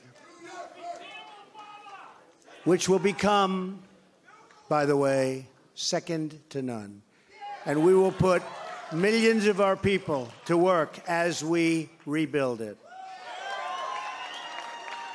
We will also finally take care of our great veterans. We've been so loyal, and I've gotten to know so many over this 18-month journey. The time I've spent with them during this campaign has been among my greatest honors. Our veterans are incredible people. We will embark upon a project of national growth and renewal. I will harness the creative talents of our people, and we will call upon the best and brightest to leverage their tremendous talent for the benefit of all. It's going to happen. We have a great economic plan. We will double our growth and have the strongest economy anywhere in the world. At the same time, we will get along with all other nations willing to get along with us. We will be. We'll have great relationships. We expect to have great relationships. No dream is too big. No challenge is too great. Nothing we want for our future is beyond our reach. America will no longer settle for anything less than the best. We must reclaim our country's destiny and dream big and bold and daring. We have to do that. We're going to dream of things for our country and beautiful things and successful things once again. I want to tell the world community that while we will always put America's interests first, we will deal fairly with everyone, all people and all other nations. We will seek common ground, not hostility, partnership, not conflict. And now, I'd like to take this moment to thank some of the people who really helped me with this, what they are calling tonight, very, very historic victory. First, I want to thank my parents, who I know are looking down on me right now. Great people. I've learned so much from them. They were wonderful in every regard. I had truly great parents. I also want to thank my sisters, Marianne and Elizabeth, who are here with us tonight. And where are they? They're here someplace. They're very shy, actually. And my brother Robert, my great friend. Where is Robert? Where is Robert? My brother Robert.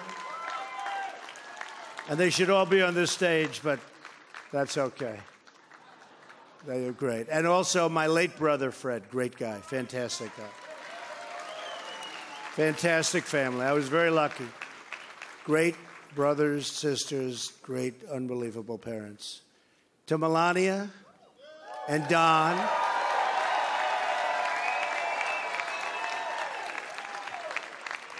And Ivanka. And Eric.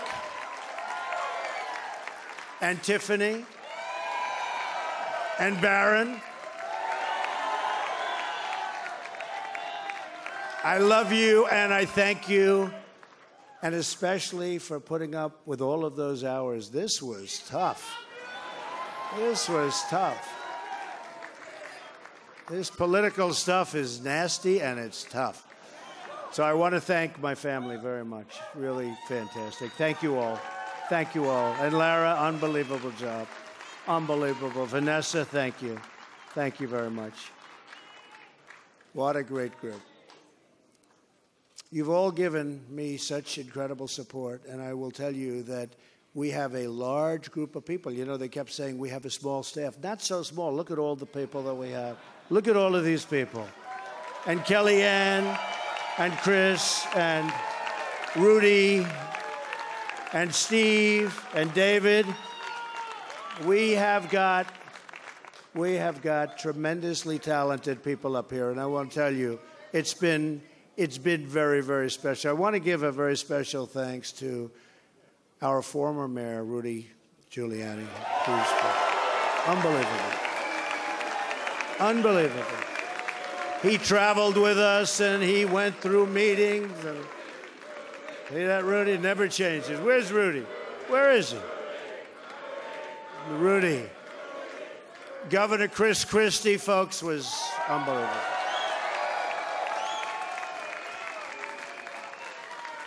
Thank you, Chris. The first man, first senator, first major politician, and let me tell you, he is highly respected in Washington because he's as smart as you get. Senator Jeff Sessions. Where's Jeff?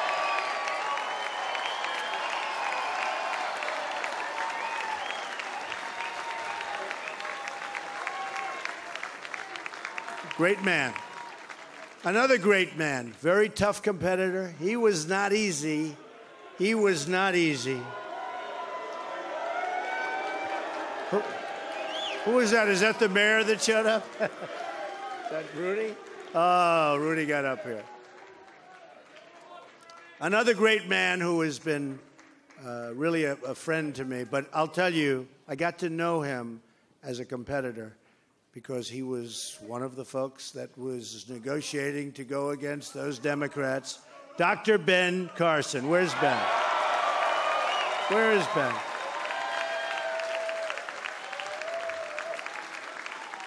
And by the way, Mike Huckabee is here someplace, and he is fantastic.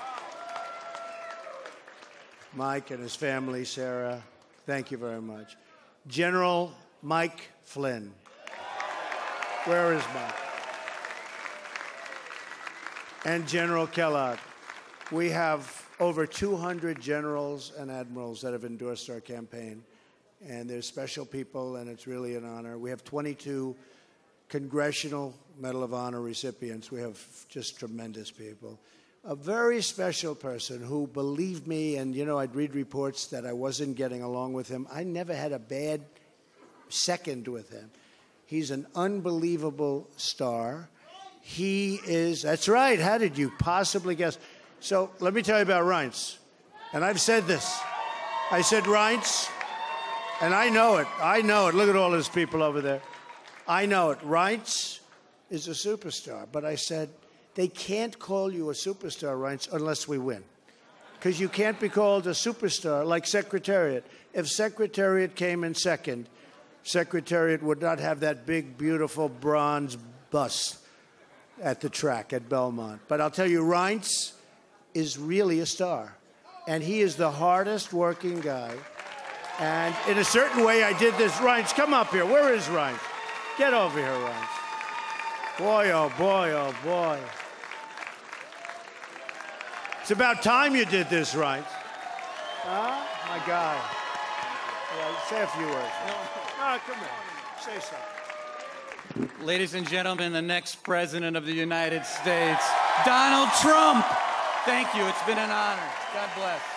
Thank God. Amazing guy. Our partnership with the RNC was so important to the success and what we've done. So I also have to say I've gotten to know some incredible people, the Secret Service people.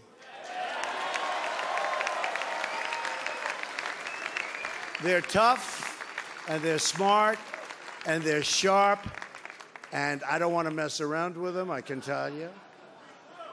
And when I want to go and wave to a big group of people and they rip me down and put me back down in the seat. But they are fantastic people, so I want to thank the Secret Service.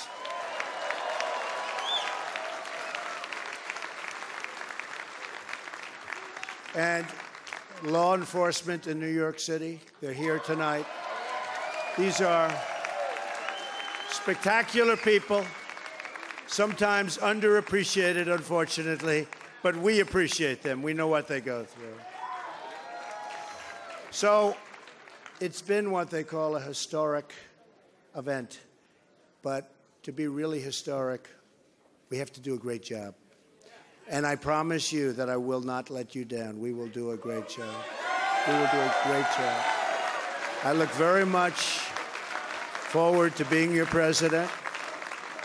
And hopefully at the end of 2 years or 3 years or 4 years or maybe even 8 years,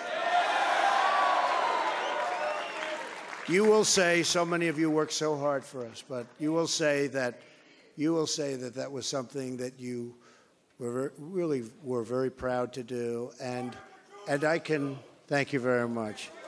And I can only say that while the campaign is over, our work on this movement is now really just beginning. We're going to get to work immediately for the American people. And we're going to be doing a job that hopefully you'll be so proud of your president. You'll be so proud. Again, it's my honor. It was an amazing evening. It's been an amazing 2-year period. And I love this country. Thank you. Thank you very much. Thank you to Mike Pence. Thank you, everybody. Thank you.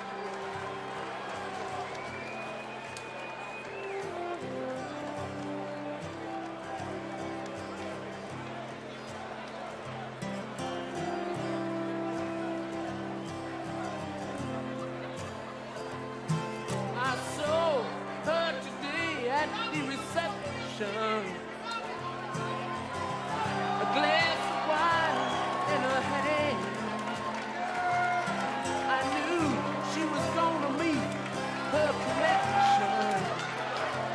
At her feet was a footloose man. You can't always get what you want. You can't always get what you want. You can't always get what you want. But if you try sometime, well, you might find